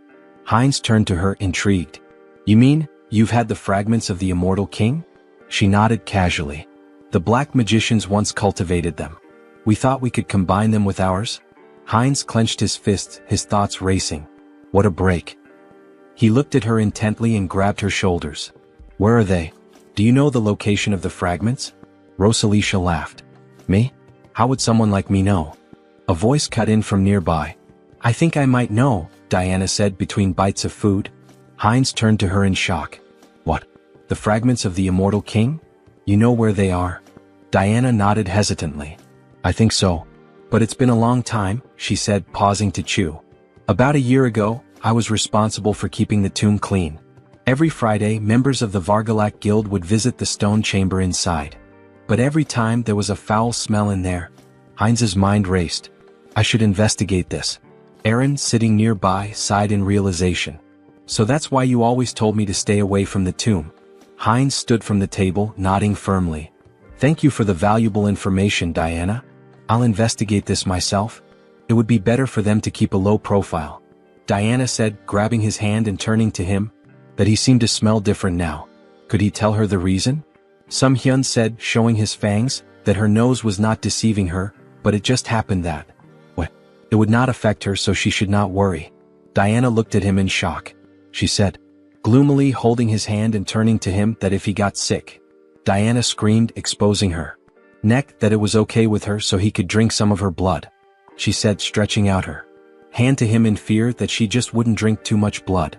The protagonist stared at her in complete shock. He screamed, hitting her on the head, that she should calm down. Sung Hyun said, angry that he already had enough, so she better answer where that place was. A while later, cries of pain echoed through the cemetery. Stand still, Tiapol commanded coldly, his voice full of menace. Do you really want to die? His lips curled into a cruel smile. I'll give you one chance, take your best shot at me. Afterward, I'll gently send you back home. The man, trembling with fear but clutching his weapon tightly, let out a defiant scream and charged at the vampire. Tiapol, unfazed, smirked and activated his ability. How cruel of me, he said mockingly as blood-red threads materialized and bound the man's body. The man struggled, wide-eyed, and pleaded, you don't need to do this. But as his blood was drained, his cries turned to screams. Stop. Please stop. Tiapol sighed, sounding almost bored. This is so dull. He glanced at a nearby servant and barked, clean up this trash and bring me someone stronger for the next sacrifice. Yes, master, the servant replied politely, cradling the man's lifeless remains. Suddenly he paused, staring at the ground in shock. Wait, what is that? Without warning, a swarm of skeletons attacked the servant, tearing him apart. Tiapol roared in fury. How did these filthy corpses get here? His anger only grew as more skeletons surged forward. Servants, destroy these wretched creatures at once. A shadowy figure darted through the chaos, striking down enemies with precision. Who are you? Tiapol demanded, glaring at the figure. Are you a necromancer from the Oath of Defiance? How do you know about this place? The shadow revealed itself as Sung Hyun, controlling Hansa's body, wielding dark magic with ease. Tiapol's annoyance deepened. You're not going to talk willingly, are you? He sneered. Fine. I'll just rip your head off and ask my questions later. He unleashed a barrage of blood-based attacks, tearing through the skeleton army. Sung Hyun smirked, manipulating the skeleton remnants into makeshift weapons with his magic. So, you'll just leave my head? He muttered, amused. Let's see how that plan works out for you. Tiapol gritted his teeth. The spell is too fast. I can't dodge it. At that moment, Sung Hyun intercepted one of Tiapol's attacks. Tiapol froze, startled. Reinforcements? He asked, his voice laced with surprise. Then, with a sinister grin, he added, You've arrived just in time. Have you already reported the ambush here? Heinz too shouted back, I've already done that. Lord Viric's followers are gathered outside. I came here first to help you. Tiapol's expression twisted with anger. Great news, he snarled sarcastically. Then you'd better make yourself useful. This Demolic is strong enough to hold us off. We need to buy time for reinforcements. Suddenly, the younger vampire, representing the protagonist, sank his fangs into Tiapol's neck. Tiapol whipped around, shocked. What blood? He shouted. Have you gone insane, you fool? The protagonist, through Heinz, cast dark magic. Dark magic. Tiapal gasped, wide-eyed. You've conspired against me? How could this happen? His voice turned desperate. Stop this madness immediately. Tiapal screamed in horror as his strength faded. How could you drink the blood of your own kind? It's a grave sin. It clouds your mind, corrupts your soul. His voice faltered as he collapsed to the ground. This can't happen. Heinz too wiped blood from his lips and smirked. Clouds the mind, huh? Well, it seems to be working just fine for me. A system window materialized, displaying skill acquired, blood magic. Heinz too grinned. This is fantastic. With this new power, breaking the blood barrier will be a breeze. Heinz interjected, we don't have time for that. Then I'll smash through it. Heinz too replied with a sly smile. A deafening explosion shattered the tomb's roof. Sung-hyun, standing amidst the rubble, smiled confidently. We found it. Heinz nodded, his eyes narrowing. This is what we came here for. Heinz too, gesturing to the glowing object before them, said, the second fragment of the immortal king. Heinz reached for it, his voice filled with awe. Another fragment. Amazing. As the fragment's power surged through him, he thought, even with the mind center filtering the negative thoughts, this fragment holds too many. He focused the mental power of all the clones on his core personality. Suddenly, a massive pillar of dark energy erupted skyward. Virik, observing from a distance, looked up in astonishment. What is this fog? Are we too late? He froze as his gaze locked on the floating skeleton radiating dark energy. That silhouette, it seems familiar. Virik barked orders to his subordinates. Attack it. The vampires unleashed a barrage of blood arrows, aiming for the figure. Heinz retaliated with dark magic, striking down one of the attackers with devastating force. A system window appeared. Skill evolution, regeneration, immortality. Skill acquired, forbidden knowledge. Personality status, Heinz Archlich. Meanwhile, the holy paladins arrived at the cemetery's outskirts. What is this? One asked, shielding his face. Smoke? Fire? It seems to be coming from Azanthu. He coughed, overwhelmed by the dark energy. Tuscan dismounted, his face grim as he examined the ashen residue. We're turning back. This isn't ordinary ash. What do we tell the saint? Another asked nervously. Tuscan looked up at the ominous energy pillar. Everything. This changes everything. The ominous energy surged in the air, thick with power and foreboding. System notification. The rebirth of the immortal king is imminent. Heinz stood motionless, overwhelmed by the rush of newfound strength. This is incredible, he thought, his mind racing. I've become 10 times stronger than before. A system window materialized before him, detailing his transformation. New skills acquired. Power of the immortal king fragment. Rapid rank advancement, plus 2/3 rank. Secret dark magic energy amplification. Traits gained. Evil wisdom. Unlocks insight into forbidden knowledge. Unconditional understanding of dark magic. All secrets revealed. As long as my source remains intact, I'll endlessly revive. An unkillable existence, he mused. The dark energy coursed through his body like a tidal wave, and Heinz unleashed it in an explosive attack. Tendrils of shadow surged toward the vampires surrounding him. Virik's eyes widened in alarm. What is this smoke? Is this a trap? What is your plan? A subordinate rushed to his side. My lord, we must retreat and recover our strength. Before the words could settle, the dark energy swallowed the subordinate whole, obliterating him in an instant. Virik froze, staring in horror at the remains of his servant. This is an attack spell? Dark thorns erupted from the shadows, piercing through Virik's chest. He screamed in agony, his strength waning rapidly. Heinz, through the avatar Hans, stepped forward, his cold gaze fixed on the pure-blooded vampire. You're stronger than the others, he said calmly, but right now you're nothing more than a blood bag to me. Virik gritted his teeth, his voice trembling with anger and disbelief. Where did you get such power? Did you truly absorb the fragment completely? How did you endure so much darkness alone? Heinz too smirked, stepping closer. Alone? He asked mockingly, leaning in. Who said I was alone? Before Virik could respond, Heinz too sank his fangs into the vampire's neck, drinking deeply. Virik's body convulsed, then went limp, crumpling to the ground. System notification. Conditions fulfilled, skill growth activated. Legacy, minor blood legacy, pure blood. Heinz too wiped the blood from his lips, his smile sharp and predatory. A pure-blooded vampire now? He murmured, savoring the moment. The realization struck him like a bolt of lightning. By devouring other vampires I can grow faster. He laughed darkly, his voice resonating with malevolent triumph. Let them wait for me. I'll devour them all, one by one. After some time in the forest, Rosalicia cried out that they needed Parita. Fearfully she asked what they should do now. With tears in her eyes, Rosalicia lamented that if Lady Parita had been there, they wouldn't have succumbed to the enemy so easily. Parita responded, stating that Virak had been defeated but warned against underestimating this adversary. She touched the lingering dark magic and noted that the fragments contained an overwhelming amount of power, indicating the enemy's formidable strength. As the sun began to rise, she urged them to return to the base quickly to request reinforcements. Elsewhere, a man sprinted through the city streets, shouting curses. Leaning against a wall, he demanded angrily, "They won't chase me to the very end, will they?" He blamed everything on the vampires, accusing them of arrogance before being destroyed in an instant. He cursed his own mistake of trusting them. From the shadows, Heinz too grabbed the man, dragging him away. A terrified scream echoed from the alley. Meanwhile, Sung-hyun reflected on leaving Hans in the city to deal with the remnants of Varkalak. He had also arranged for Heinz too to be connected to a minor merchant guild so he could escort Diana and her brother out of the city. Later, in the forest, Heinz too, holding a frying pan, joked that with enough pepper, he could make a special steak.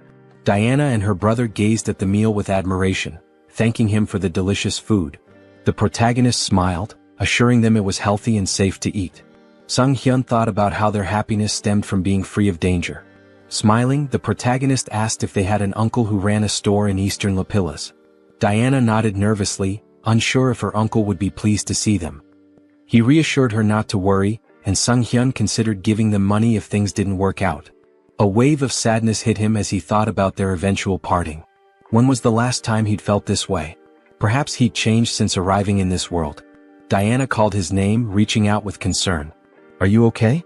Do you need blood?" she asked. Laughing, the protagonist replied that he'd had enough to drink, having drained the vampires left in the village.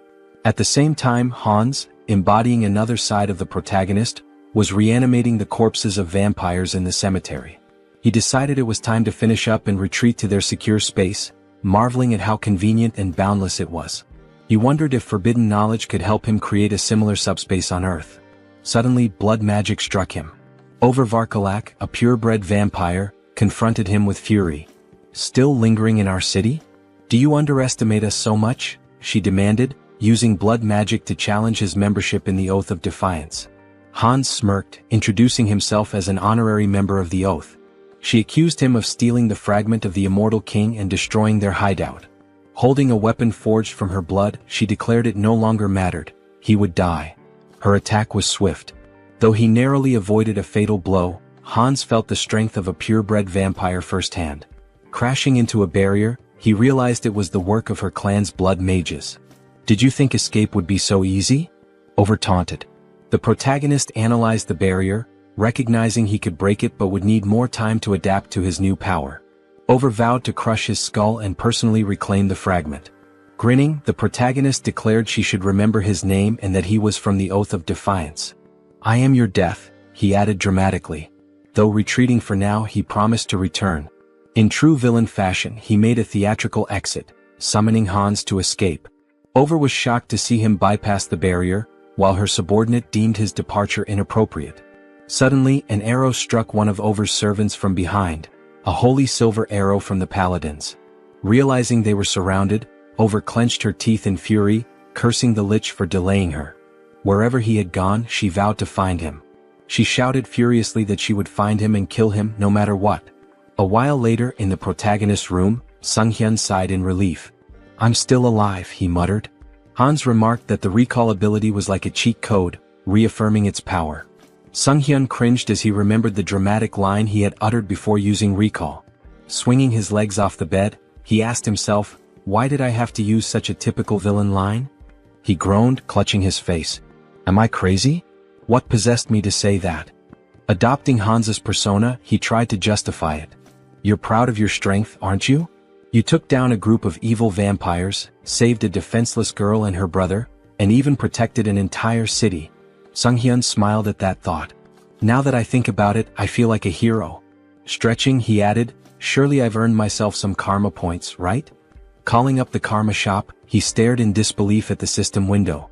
His balance was 731,002 points. How do I have over 700,000 points already? He exclaimed. Didn't I spend everything on upgrades? With a nervous laugh, he speculated that enraging the vampires and dark mages must have significantly boosted his karma. Dismissing the thought, he pressed the system window. I'll figure it out later. For now, should I upgrade my special skills again? A notification appeared. His limit on summoning avatars had increased. Smiling, he noted that his avatar count had gone up. But were there any new skills? The system revealed that he had acquired a special skill, Persona. Sunghyun beamed. This is exactly what I needed. Is Persona similar to Mind Center? I should check it out. After reading the description, he realized the skill allowed avatars to act as vessels for emotions, adapting and growing based on his needs. The system had clearly determined this skill was essential for him. I get it now, he thought. I've been forming connections, defeating powerful enemies and making a difference. But in reality, I've spent 2 years locked in this room. What happens there feels like a game, but the truth I've been avoiding is still here, right in front of me. He reflected on the loneliness, sadness, and anger he had suppressed, emotions that had accumulated over time. Turning to Hans, he said, I need to transfer these terrible feelings into a vessel.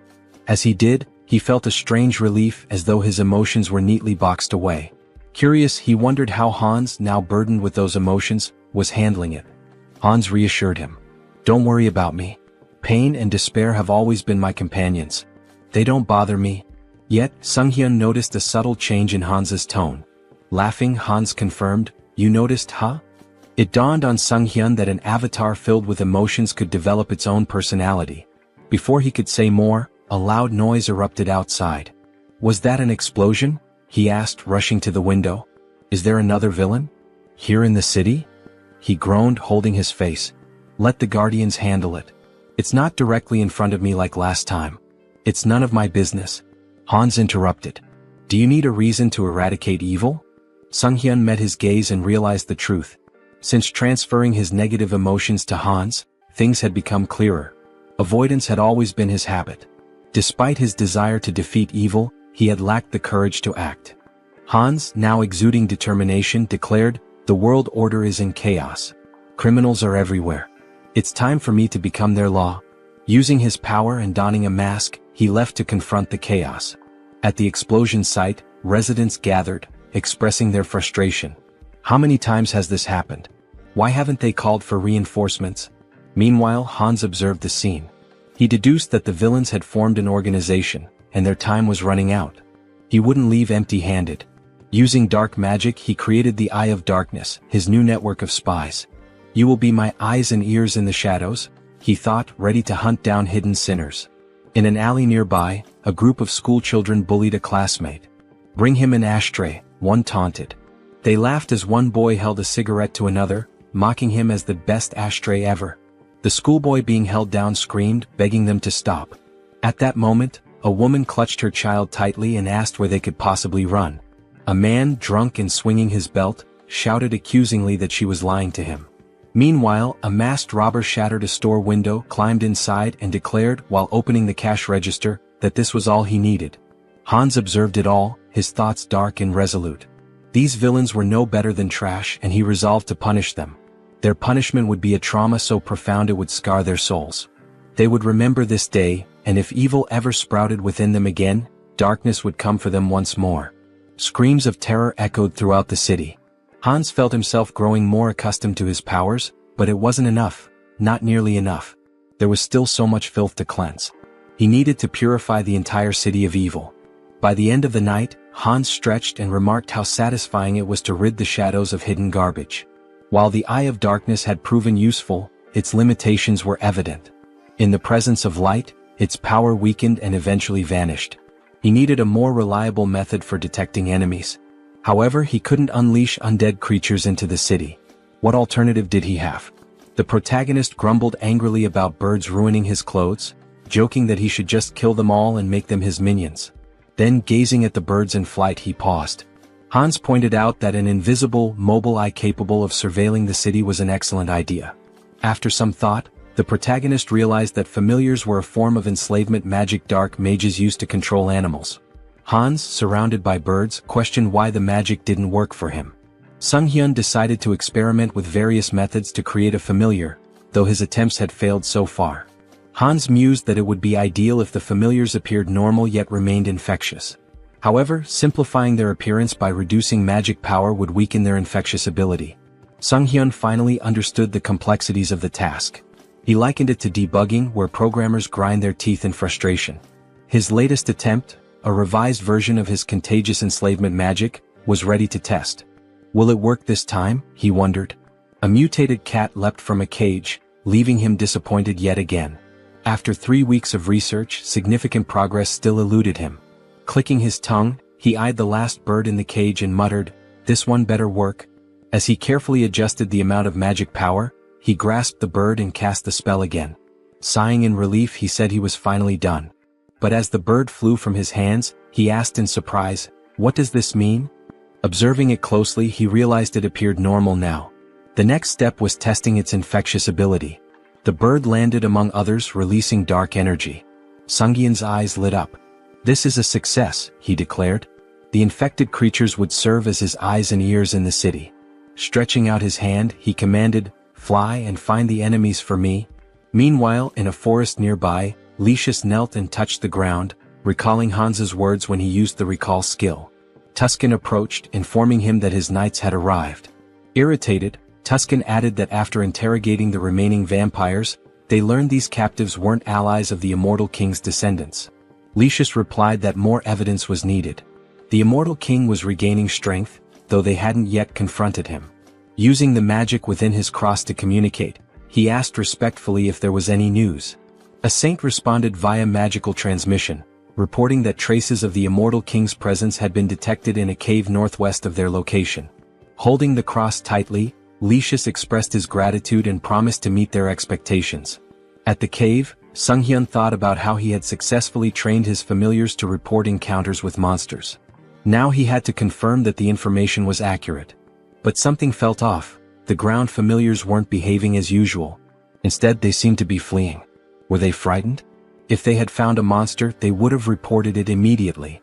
This behavior could only mean one thing: humans? Why are people in such a remote area? He wondered. Could this be an ambush? But that seemed impossible. How could such a large group remain unnoticed while hiding their presence?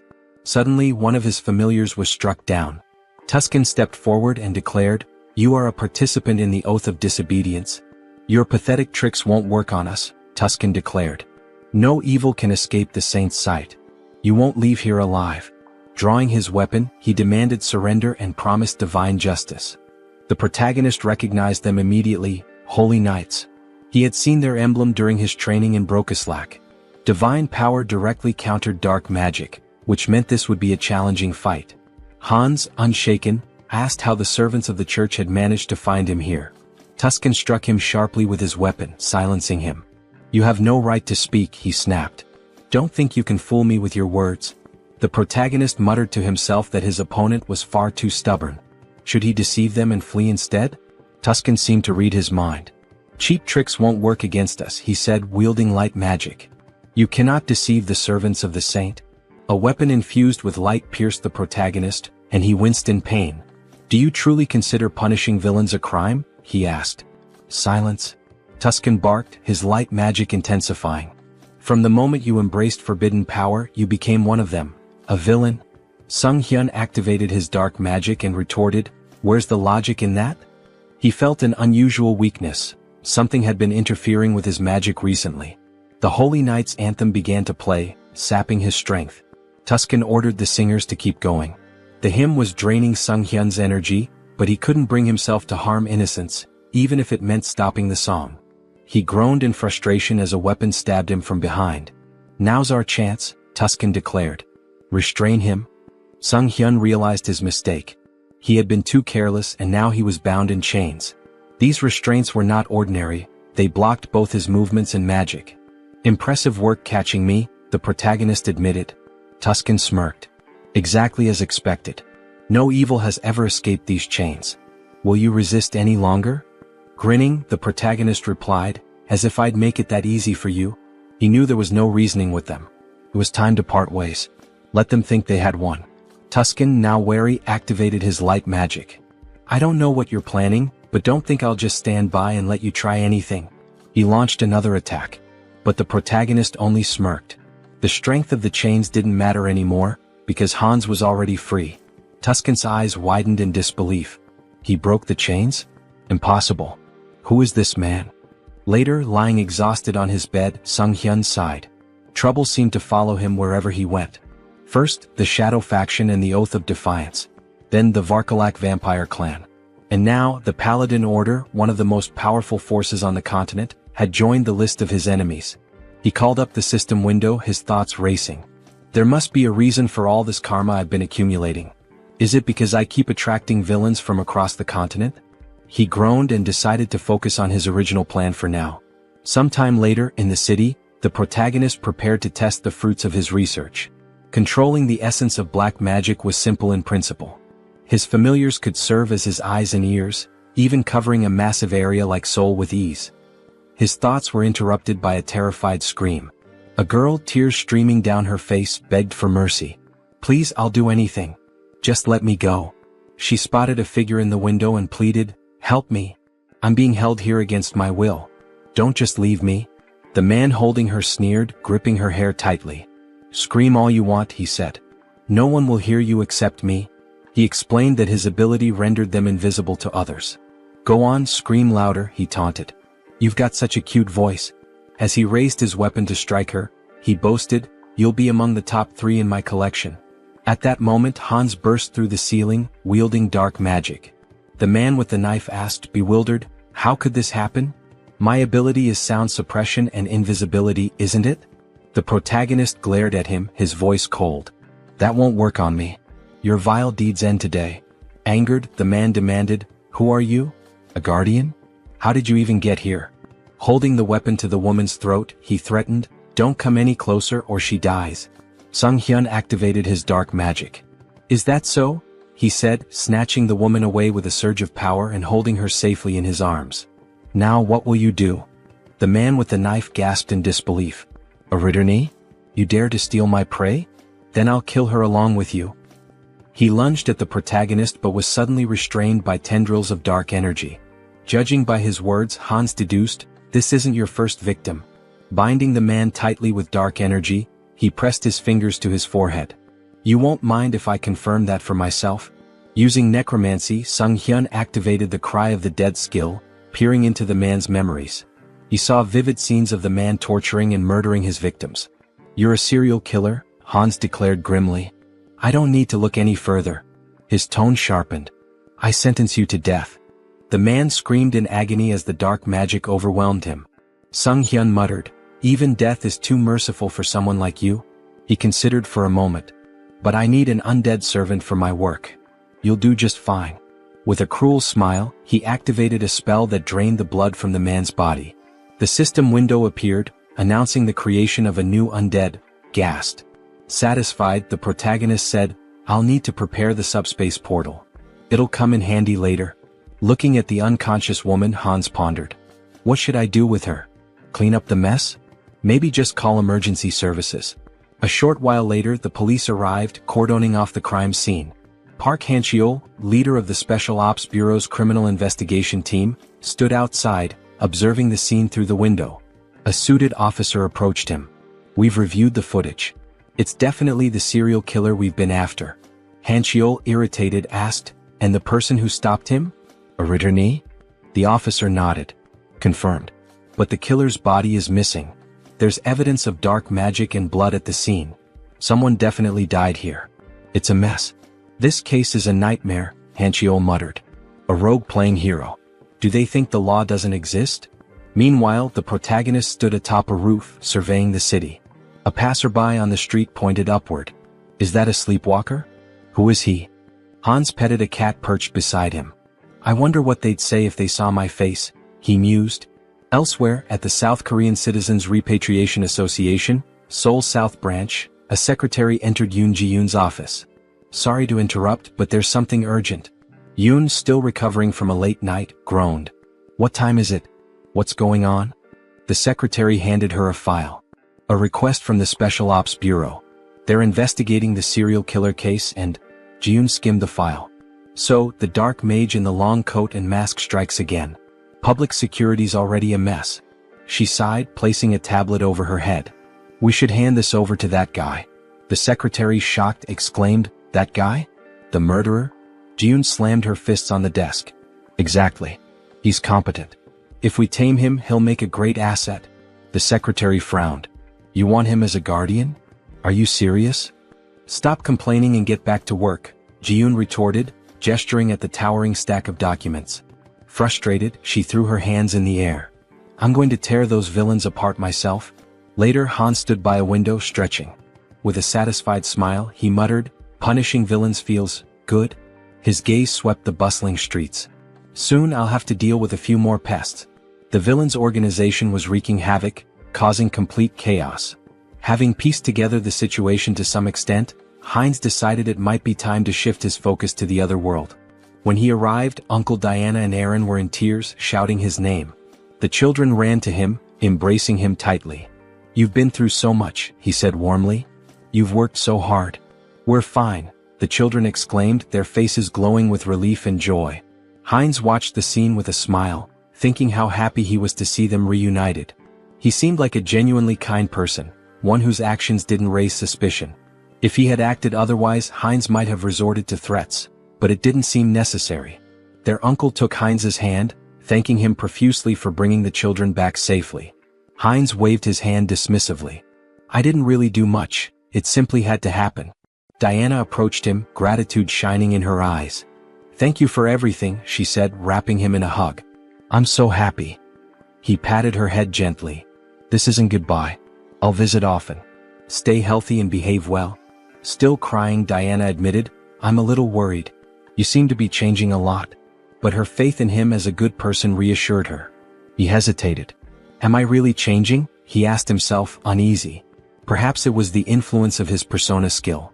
Hines was a blend of negative emotions, driven by a desire for recognition, an attempt to draw attention through intrigue and deception. Yet his character now seemed calm and stable. Diana, looking at him sadly, asked where he was headed next. I'll seize every opportunity, he replied, and embark on a pilgrimage. Sometime later, in the capital of the kingdom of Talia, Teleria, a city known as the heart of the Church of the Goddess and home to its grandest temple, Hines wandered the streets, observing everything with keen interest. Stepping into a secluded alleyway, he ensured no one was following before activating his abilities to summon his fourth avatar, Heinrich. This avatar embodied key traits: a composed mind, persona, super regeneration, and calm demeanor. Its unique feature, the spirit of a warrior, granted additional bonuses to skills and experience acquired through combat and training. Handing a bag to Heinrich, Hines instructed, walking through the holy city as a vampire isn't ideal. Take this and step into the light. Heinrich made his way to the elder, who sat on a chair surrounded by his subordinates. Next, believer, step forward, the elder called. In response, Heinrich emptied a bag of gold at the elder's feet, startling everyone. The elder began counting the coins, stacking them neatly. How much is this? He asked, astonished. This is everything I have, Heinrich declared, placing a hand over his heart. I wish to dedicate it all to the goddess and serve as a paladin to fulfill her will. Reflecting on his past avatars, an undead, a dark mage, and a vampire, Heinrich mused that this time his form would embody light. A paladin respected by all. The elder slammed his fist on the table, sending coins scattering. Instructor Marco stepped forward with a hearty laugh. A sincere young man like you will make an excellent paladin. The elder, still hesitant, said, Wait. No matter the sacrifice, we can't just accept an unknown person as a paladin. Marco reassured him. Don't worry. Training reveals a recruit's true nature. Are you prepared to show us yours? Heinrich nodded eagerly. I am. Weeks into the grueling training, Heinrich gasped for air, sweat pouring down his face. I need water, he cried moments before a massive iron ball flew toward him. What is this madness? He thought, summoning his strength to stop the ball. Exactly a month had passed since his training began. Initially, he thought the Paladin Order was noble and refined. Instead, it was filled with relentless macho warriors. The room echoed with shouts of encouragement as paladins trained intensely. A fellow paladin approached number 12, chastising him. "You're losing focus. Did you forget the rules? You can't stop praying during training." The paladin knelt in front of him, shouting, "Good. Now concentrate and recite the prayers again." Number 12 resumed, reciting fervently as he lifted the iron ball. The coach praised him. "Well done. Keep focusing. Let prayer restore your strength." From the sidelines, Heinrich observed. He admitted that the repeated prayers, despite being grueling, effectively strengthened faith and divine power. Nearby, 2 paladins were hitting a third with sledgehammers, who shouted gleefully, "My back feels great today." Heinrich couldn't help but think, this is absolute madness. Let them hit him even harder. Another paladin stood tall, attempting to crush a spiked iron ball with his bicep. Around him, the group shouted praises to the goddess, proclaiming their ever-growing faith. Watching from the sidelines, Heinrich couldn't help but think, do they really need to train like this? On the second floor, the trainer approached Marco, questioning him about the new recruit. Is he just a simpleton? Marco smirked. And if he is, what of it? The trainer chuckled. Well, even before baptism, he's managing to lift such massive weights. His shoulders and lower body are already unnaturally strong. I can't wait to see how baptism will transform him. Hearing this, Heinrich felt a wave of discomfort. Why are they drooling over my body? He thought, trying to suppress his unease. He didn't want to attract attention from this group of apparent muscle fanatics. Time passed, and Heinrich continued to endure the relentless training. During one particularly grueling session, he paused, gasping for breath. It had been 3 months since he began. Without his wind instrument and super regeneration skills, he would have collapsed long ago. His body and endurance had improved significantly, but the endless perversions of the group were the real challenge. Marco approached him, placing a firm hand on his shoulder. Finished with lower body training? How about we hit some chest exercises together? Marco removed his shirt, flexing dramatically in front of Heinrich. Panicking, Heinrich let out a distressed scream. The trainer joined in, striking a dramatic pose. What a beautiful day. Don't you agree we should do some solid back training? Heinrich's discomfort grew unbearable as he tried to suppress a shudder. Why are these muscle perverts targeting me? Later, Heinrich sat near a building with another paladin, stretching his neck. I think I'm starting to lose my mind, he muttered. Not a single day goes by without someone inviting me to train with them. The other paladin laughed. That's because the elders have low expectations for themselves. As they spoke, a group of smiling paladins passed by, laughing among themselves. Suddenly, 2 figures emerged from the building, Archbishop Lucius and Tuscan. They waved at the paladins, their presence commanding attention. One of the senior members announced, "We've received orders for an expedition with the full contingent of crusaders. When do we depart?" Heinrich noticed one of the paladins and thought, isn't that the guy who pointed his sword at Hans? The returning group must have been searching for Hans. Could they really have been hunting him all this time? Shortly afterward, the recruits gathered in a grand hall. An elder stood at the altar, addressing the group. We are here today for the baptism ceremony of the most promising recruits.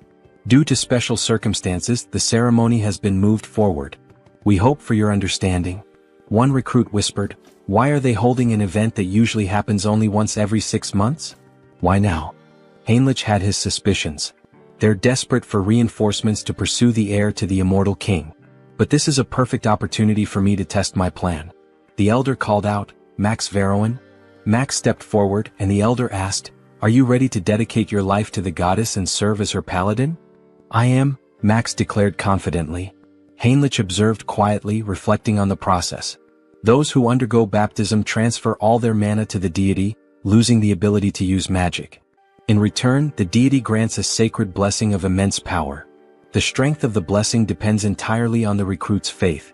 The purer and more unwavering the faith, the stronger the paladin becomes. The elder called the next name, Heinrich. Smiling, Heinrich stepped forward, thinking, I'm fortunate to have devised such a brilliant plan. Until now, he had used his center of the mind skill primarily to suppress external stimuli and control emotions. But he had realized it could be reversed. By combining this with the persona skill, he could project the illusion of absolute faith in the goddess. As the high priest extracted his mana, Heinrich would filter out any mistrust or doubt, leaving only pure, unblemished energy. When the high priest initiated the ritual, the room began to glow with an intense sacred light. Gasps and whispers filled the air. "This is unprecedented," someone exclaimed. "The sacred power is reaching the very head of the goddess's statue." The high priest, astonished, placed a hand on Heinrich's shoulder. "You've just undergone baptism, yet your sacred power rivals that of a priestess. Such unwavering faith. I'm truly impressed." Heinrich's plan had worked perfectly, and he smiled inwardly. Heinrich continued to train diligently, a smile forming on his face as he thanked those around him. Suddenly, a system window appeared before him, informing him that he had acquired the holy baptism skill. This skill allowed him to distribute spiritual power more effectively among his avatars. As he examined his hand, he pondered, "Is this the limit of holy power?" The thought brought him some relief. He had been skeptical that a false faith built on illusion could yield any results. Still, it seemed the skill hadn't worked to its full potential.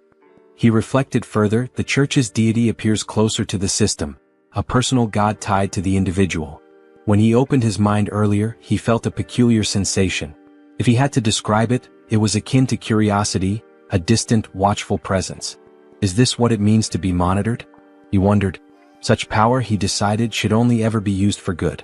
Later, in one of the meeting rooms, Lucius and Tuscan stood before a tactical map, moving pieces around as they discussed their strategy. "This is a mess," Tuscan said grimly. "We've been searching for a month and haven't found even a single village connected to the heir of the immortal king." Lucius sighed. "I have nothing to present to the deity." He glanced at Tuscan and added, "And beyond that, I sense the kingdom of Talia's support is waning. The vampire organization hidden within their borders is likely involved." Tuscan moved a few pieces on the board and replied, "During the pursuit of Hans, the misunderstandings surrounding the vampire slope and the oath of disobedience have grown too large to ignore." He picked up one of the game pieces, continuing, "The assassination squad has failed to achieve any meaningful results. Political pressure from the state is mounting, and they're leveraging this situation against us." Slamming his hand against his head in frustration, Lucius declared, "The assassination squad will be disbanded. My subordinates will return everyone to the capital." Tuscan nodded in acknowledgement and left to carry out the orders. As he walked away, he thought about the precarious situation they were in. "We're surrounded on all sides, and the paladins' numbers are no longer sufficient. What should I do with this knowledge?" Looking out onto the training yard, he observed the recruits sparring. "Are these the ones baptized today?" he wondered. Suddenly, something caught his attention, a recruit striking Heinrich with a weapon. Heinrich reacted instantly, countering with an elbow to the face that sent his opponent sprawling to the ground, disarmed. The trainer shouted, "Heinrich wins this battle." A system window appeared before Heinrich, announcing that his avatar had achieved enlightenment through repeated training. He had unlocked the Crusader fighting technique skill. As he stood there, Heinrich noticed a wound on his body healing rapidly. With his super regeneration and newfound sacred power, the injury disappeared entirely. The defeated recruit, wiping sweat from his face, asked, "Did you let me hit you on purpose?" Heinrich extended a hand to help him up. "The effort was worth it," he said with a smile. "Tactics are my style." Yet inwardly he thought, this still isn't enough. To grow further, I need to evolve my abilities. At that moment, Tuscan approached, his expression serious. "Your sacred power is remarkable," he said. "You're already at the level of a trainer or a high-ranking paladin." The defeated recruit looked shocked by Tuscan's words. Tuscan continued, "But you're not experienced enough to be a full paladin just yet." Heinrich tilted his head, curious. "What do you mean?" Tuscan smiled knowingly. "You've likely felt it, more than others." He extended his hand to Heinrich. "I can make you much stronger. Will you come with me to the Rosalia Temple?" The protagonist inquired about his purpose in the Grand Temple, to which the response came as a question. Did he have any particular issue? Heinrich extended his hand reassuringly, stating that there was no problem and affirming his desire to accompany him. Tuscan, with a dissatisfied expression, began walking away, remarking that if he wanted to follow, he should do so immediately. The protagonist hurried after the paladin, requesting time to gather his belongings, but Tuscan advised him to entrust that task to someone else. They entered a room and stood on glowing runes. Tuscan placed a hand on the protagonist's shoulder, acknowledging how sudden everything seemed. He assured him that everything would be explained in detail later. The protagonist nodded, indicating his understanding. Soon they arrived at the renowned Great Temple of Rosalia, the largest sanctuary of the church, positioned at the continent's center. This sacred site was where both the father and the goddess had once dwelled, marking the heart of the faith. Inside, Rister greeted them warmly, expressing her hope that their long journey hadn't been too exhausting. They knelt before her, expressing their gratitude. The protagonist reflected on entering this sacred space, where the goddess resided, as an opportunity for immense growth. He believed it to be the ideal place to develop his skills and gain recognition as a paladin. Determined, he resolved to hone his abilities while handling covert tasks with Hans's assistance. Meanwhile, Hans sat atop a rooftop surrounded by corpses, scrolling through news about the saint on his phone. Acknowledging his newfound fame, he noted that remnants of a human trafficking ring had been eliminated. However, something peculiar caught his attention: mentions of a divine retribution society by the defeated villains. They had cursed him repeatedly, claiming the society would not forgive anyone who failed to act against him. Hans suspected this society was linked to multiple organizations. Stretching as he stood, he resolved to investigate further and continue dismantling their operations. He mused about dividing his profits, now contemplating how best to manage his newfound wealth. Later, Hans walked down the street wearing a mask, considering the risks of trading large quantities of valuable, mysterious items under the guise of the Haho mask persona. Any sudden activity might make him a prime suspect. Entering a discreet establishment, he handed a bag of money to an employee and expressed his intent to sell. The employee scoffed, questioning if Hans mistook the place for a pawn shop. However, Hans emptied the bag's contents, revealing its valuable items. The employee, visibly stunned, quickly began examining the goods. He realized the badges belonged to a group involved in human trafficking, a trading syndicate. He had heard rumors that this syndicate had been dismantled by a masked man. The protagonist turned to the person before him and asked if he was interested in the deal. The man grew visibly nervous and instructed him to use the back door, warning him not to try leaving any other way. Following the instructions, the protagonist eventually arrived at the correct location. A masked man greeted him, asking if he was there to sell something. Hans confirmed, then inquired if payment could be made in a form other than cash. Hans handed over a bag and the masked man began examining its contents. He asked if Hans was looking for material goods and, if so, what exactly he needed. Hans pointed out that he required a lottery ticket for a grand prize, preferably one that could be used immediately. Cash, he explained, was useless to him unless it could be spent. What he needed were legal funds for his real identity, Sung-hyun, and a lottery ticket would provide clean, untraceable money. The masked man confirmed that a lottery ticket was possible but mentioned the commission would be steep.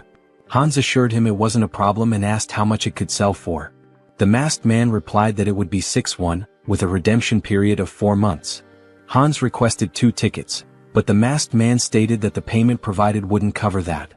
Unfazed, Hans assured him there was no need to worry and retrieved gold bars from his subspace storage. He asked if those would suffice. The masked man, stunned, felt the bars and asked incredulously, "A subspace storage tool? Who are you? These are extraordinary materials. Where did you get them?" Hans, annoyed at the man's curiosity, complained about being touched and stated he wasn't there to chat. He urged the masked man to finish the deal quickly. Apologizing, the masked man agreed to proceed. As the transaction concluded, Hans used his heightened senses and noted the faint scent of blood lingering in the air. It wasn't his imagination after all. Moving closer, he remarked that this wouldn't be their last deal and predicted they'd see each other often in the future. Later, Hans stepped outside, smiling as he inspected the checks in his hands. He mused aloud about how he'd used his dreams to win the lottery. Now he pondered what to purchase. Subordinates would make such errands easier, as constantly running back and forth was inefficient. Taking a moment to enjoy the cool night air, he observed the bustling streets. Only a few months ago, they had been eerily empty due to the human trafficking syndicate's presence. Now life had returned and the streets were alive once again. Perhaps it was all the rumors he had heard, but he felt relieved to know that he was somehow involved in promoting peace. Out of nowhere, Gamma approached from behind and whispered in his ear, asking where he was from. Startled, the protagonist turned around, alarmed. He thought, who is this? How did he sneak up on me unnoticed? Gamma, noticing his reaction, tried to calm him down, assuring him there was no reason to worry. He simply wanted to have a conversation. The protagonist, still uneasy, asked what exactly Gamma was talking about. He had snuck up behind him and even sniffed him. What was going on? Gamma asked if he was a vampire. The protagonist froze. That's right, Gamma confirmed. He was at level 6, born from Demir's transformation. Gamma pressed further. What's your name? When did you return to Earth? The protagonist, thinking that yet another vampire traveler from another dimension had appeared, realized he needed to come up with something quick to get out of this situation. However, without realizing it, he began answering questions he hadn't planned on, his mind seemingly under some sort of hypnosis. He found himself saying, "My name is Heinz and I haven't been on Earth for a long time." He thought to himself, why am I answering so easily? Is this all his mind control at work? Gamma smiled. Very good, he said. So you're a newcomer who's just returned to Earth. Let me introduce myself properly. He handed the protagonist a business card. I'm with the Blood Pack organization, which encompasses all the vampires on Earth. My job is to track down those who have recently returned. The protagonist took the card, still processing the information, and asked, is such an organization real? Gamma sighed and explained that if the protagonist wanted to survive, they'd better stick together. There wasn't much choice in the matter. The protagonist looked at him in disbelief and asked, by the way, what did you mean by level? Gamma, noticing his growing curiosity, suggested they continue the conversation elsewhere. If you're starting to show interest, let's go somewhere more private. He pulled out his car keys and asked if the protagonist wanted to visit the organization. Seeing the sleek car, the protagonist agreed to go with him. Meanwhile, Jean Soren had been quietly observing the entire interaction from a distance. She relayed the update to headquarters through her earpiece. The target is moving according to plan. We are following him. After some time they arrived at the location. Gamma encouraged him not to hesitate and to step inside. The protagonist, curious, asked what kind of place this was. Gamma explained that every vampire has a unique vampire factor that determines their strength level. They measure and rank these factors by level, and with the help of a magic circle, they can assess a vampire's level precisely. Gamma led him into a room filled with vampires and runes. Heinz was astonished by what he saw, wondering if this was truly a magic circle. The scene struck him as highly suspicious. Gamma gestured toward the circle, urging him to enter it without delay. The protagonist hesitated, thinking he could cancel his participation if it turned out to be dangerous. However, the presence of a skull emanating dark magic caught his attention. Examining it more closely, he realized this was no ordinary dark magic. It involved shamanism, curses, alchemy, and various other mystical practices, all fused together. He wondered how such a thing could even exist. Since the returnees began appearing about 20 years ago, magical tools remained rare, and magical technology had not advanced significantly. This was due to the differences in energy laws between abilities and dimensions. Yet, here was an organization capable of merging such disparate powers. The Blood Pack, it seemed, was far more impressive than he had anticipated. One of the vampires asked him to extend his hand. The vampire made a small cut on Heinz's palm, warning him it might sting briefly. To Heinz's surprise, his blood began to levitate, forming 5 orbs. A vampire noted that this indicated he was at level 5. Observing the tight connection between the orbs, they commented on his strong regenerative abilities. The protagonist thought about purebreds from Alterica, estimating their levels to be around 5 or 6. Gamma smiled knowingly, remarking that he was already nervous. Coming from a dimension no one had heard of, Heinz had only reached level 5, a mere waste of time. At this level, amputating limbs wasn't necessary. The vampires in the room all agreed and activated their abilities. Alarmed, Heinz realized there was another motive behind this ritual. It was far too elaborate for a simple level assessment. He urgently needed to summon help. At that moment, a knock at the door startled everyone, making Gamma visibly tense. The door burst open as Rand stormed in, commanding everyone to freeze. She declared her intent to apprehend Gamma, a level 6 vampire from the Blood Pack, for kidnapping and killing other vampires. Gamma appeared unfazed, questioning her rude intrusion. The protagonist found Rand familiar but couldn't place where he had seen her before. Rand pointed out that when she first heard rumors of vampires being abducted, she doubted their truth, but now the evidence was undeniable. She demanded that Gamma release the vampires and surrender. Gamma mocked her, calling her a naive servant of the Blood Pack. He questioned why vampires needed to live in subjugation, follow human rules, and hide underground. Rand, enraged, argued that it was the actions of warlike vampires like him that forced their kind into hiding. Gamma dismissed her argument and asked whether her comrades shared her perspective. This caused doubt to spread among the vampires behind her. Shocked, Rand questioned their loyalty. Just then, one of her allies betrayed her, activating his ability and striking her down. As she collapsed, she demanded to know why he had turned against her. The traitor explained that in his dimension he was a powerful lord. Now, trapped in this reality, he was reduced to working as a bouncer in a club. Not all vampires could adapt to her way of life. Gamma leaned in and Rand, struggling, asked about his ultimate plan. Was he kidnapping vampires to start a rebellion against the Blood Pack? Gamma smirked and dismissed her as foolish. Such an endeavor would take centuries. Instead, he revealed that they had discovered a way to grow stronger quickly. He demonstrated this by lifting the body of a vampire and alluded to breaking a taboo. Shocked, Rand accused him of creating mad vampires again. Hines, observing, realized she was referring to cannibalism among vampires. While it wasn't practiced on Earth, when vampires from different dimensions consumed one another, their vampire factors merged, increasing their strength but at a severe cost. This act often led to profound mental instability, a grim legacy from their ancestors. If someone fails to control themselves, they become mad vampires, driven insane by an unquenchable thirst. The first appearance of a mad vampire marked them as a global threat. Gamma, however, smiled confidently and assured everyone that this wasn't a concern.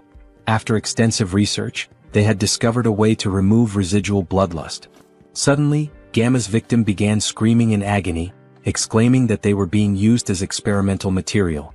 The protagonist observed the situation closely, realizing that the magic circle wasn't merely for separating empirical factors. It was designed to transfer a drug to vampires without causing side effects. Minion reminded Gamma of his promise, pointing out the risks he took to follow him secretly. Gamma, keeping his word, tossed him a pill. Minion consumed it and his body began to transform, becoming larger and stronger. Smiling, he marveled at his newfound strength, unable to believe the change. Grabbing Rand by the throat, he demanded more pills immediately, threatening violence otherwise. Feigning panic, Gamma urged Minion to stop, assuring him that while he was pleased with his strength, he needed to be patient. After all, another guest had arrived before him and was still waiting. Surely it wasn't too much to ask to wait a little longer? The protagonist rose to his feet, calmly stating that there were 2 purebreds and 4 half-breeds, proof that cannibalism worked. Gamma looked at him, stunned.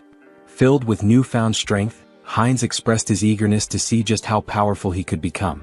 As he prepared to absorb the others, chaos erupted. The vampires screamed in confusion and fear. Suddenly, Hines and his army burst into the room. Addressing the group, he mocked their attempt to hide but scolded them for neglecting their safety. From now on, no one would leave this place without his permission. His army launched their attack, causing Minion to panic. He turned to Gamma, demanding answers about who their attackers were. Gamma roared for everyone to stay together, warning that separation would mean death. Using his abilities, he charged into battle, targeting Hines directly. Hines observed Minion's unusual transformation, noting that vampires from different dimensions often had distinct appearances. Slamming his staff to the ground, Hines summoned magical spikes that pierced through Minion's body. Smirking, Hines declared that minimizing casualties was part of his plan. He leaped into the fray, mocking Minion's organic transformation, claiming it posed no threat. Biting into Minion, Hines thought to himself that there would be more prey ahead. Minion screamed in pain and confusion as Hines drank his blood and heard his thoughts. Minion lamented his betrayal and his determination to survive, refusing to accept his end. Wiping his face, Hines remarked that insanity was far worse, as he could hear every obsessive thought coursing through Minion's mind. To his surprise, his teeth began to fall out, a sign of his empirical factors evolving and merging. A system notification appeared, informing Hines that he had gained a special ability, hybrid evolution. This ability significantly enhanced his physical attributes whenever he absorbed new empirical factors, allowing him to steal traits from the target's bloodline. Turning to Gamma, Hines remarked that this power was quite impressive. If he were to lose control, he could become exceptionally dangerous. Now he needed an organization to enforce his will. The Blood Pack could serve his purpose, or they would face the alternative of joining his undead army. As the battle continued, Hines devoured the remaining vampires. Another system notification informed him that he had acquired a new vampire trait, incite. This skill allowed him to assess the physical condition and stats of his enemies. Hines dismissed it as relatively useless but realized that vampires possessed a supernatural ability called heritage, tied to their origins. Using hybrid evolution, he could master this ability and steal all their powers. Gamma, now crucified, demanded to know how Hines had managed to remain sane while devouring his own kind. Approaching him with a grin, Hines taunted Gamma, asking if he was curious about how to resist corruption. The secret, he teased, was to ignore the whispers that accompanied the act. Gamma, panicked and disbelieving, screamed in protest. His cries turned into agony as another system notification revealed that Heinz had gained a new skill, camouflage, which allowed him to conceal his presence. Observing Gamma's transformed state, Heinz smiled slyly, commenting that Gamma must have been using camouflage all along. Not bad, he remarked, relishing his growing power. There were many ways he could use this ability. Should he dive into this bastard's thoughts? Gamma reflected on research, collaboration, support, and the public retribution technology. He also recalled a promise he had made to Mr. Beta. The protagonist panicked, wondering who the hell is this? Was this person Gamma's patron? And once again the Public Retribution Society was mentioned. It seemed like this intricate ritual was also their doing. What were these people planning, aiding the blood pack like this? Later that night Heinz and So-Ran were driving through the city together. Heinz glanced at her and asked if she was finally coming to her senses. Startled, she yelled at him, calling him trash for selling his life and demanding to know where he was taking her. Grabbing him by the throat, she shouted furiously. Heinz gasped, pleading for her to stop and look around. They had captured him too, and if she didn't let go, they'd crash. Reluctantly, So-Ran released him and apologized, asking for an explanation of what had happened. Heinz asked if she had heard of Ho-Ho's mask. He mentioned that the masked figure had escaped during the chaos when a group of vigilantes burst in. Placing her hand over her heart, So-Ran expressed her gratitude, saying that even amidst the chaos, Heinz had gone out of his way to save her. As Heinz observed her closely, her face and voice felt oddly familiar. Yet no matter how much he tried to place her, he couldn't shake the feeling that he'd seen her somewhere before. He asked why members of the blood pack were fighting one another. So-Ran explained that the group was divided between radicals and moderates. She and her team had discovered evidence that the radicals had kidnapped one of their own, so they infiltrated the radicals' territory. She expressed relief that they had escaped in one piece and even managed to learn the radicals' plans. She intended to inform the higher-ups and put an end to it. Heinz, skeptical, thought to himself that resolving this wouldn't be so simple. It was likely that even the highest-ranking members of the radicals were involved. So-Ran cheerfully asked about Heinz's identity. Who was he as her savior? He seemed incredibly strong. Heinz replied that she could call him whatever she wanted, as she felt comfortable. She asked if she could call him up for convenience, to which he nodded, mentioning he'd recently returned to Earth and hadn't formed any bonds yet. Heinz explained he had followed Gamma out of curiosity about the blood pack. So-Ran smiled and suggested that he join the group, mentioning that most vampires were part of it. She assured him that moderate vampires didn't engage in shady activities and had steady blood supplies through partnerships with blood banks. Heinz expressed interest and So-Ran promised to show him more. After some time they arrived at their destination. Inside, a little girl named Nahi ran to the door when she heard them. So-Ran greeted her warmly and Nahi hugged her, asking if she was okay. Smiling, So-Ran reassured her, introducing Heinz as their friend and a new member of the blood pack. Nahi, looking nervous, greeted Heinz. He waved back with a friendly smile. So-Ran patted Nahi's head, asking her to stay and play while she showed Heinz the room. Nahi agreed but asked her to return soon. On the way up, Heinz commented that Nahi seemed very small. So-Ran clarified that it wasn't just her appearance. Nahi wasn't a returner. Confused, Heinz asked if all vampires weren't returners. So-Ran explained that wasn't true. Nahi had been born and raised on Earth, but her father, a returner, had turned her into a vampire to save her from a chronic illness. This revelation made Heinz reflect on why the government wanted strict control over vampires. In many ways they were like an infectious disease. So-Ran continued, explaining that turning someone on Earth took significantly more power than usual. Nahi's father had reached his limit but wanted her to live confidently, even under the sun. Eventually they reached a room. So-Ran let Heinz in, telling him to call her if he needed anything. Since it was late, she suggested he rest. She said goodbye with a distinct gesture. Heinz froze, startled. That gesture, her voice, it all seemed so familiar. Pointing at her, he asked, "Is she the streamer Orchid?" So-Ran's eyes widened in shock and she screamed in embarrassment, covering her face. She stammered, asking if he'd just mentioned her stream. She blushed, saying that moment from her stream was stuck in her head, then nervously asked if he was one of her subscribers. Heinz awkwardly waved, denying it, explaining that her videos had simply popped up in his recommendations a couple of times. She sighed in relief and said it was a good thing because she had nearly died of embarrassment. She explained that she had been a trainee, and after quitting she felt lost and decided to try streaming. Heinz asked how old she was back then. She replied that she was 22 now and had awakened at 19. Then she asked his age and when he had awakened.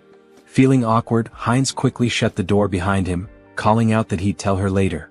She blinked in surprise, wondering aloud if she had said something wrong.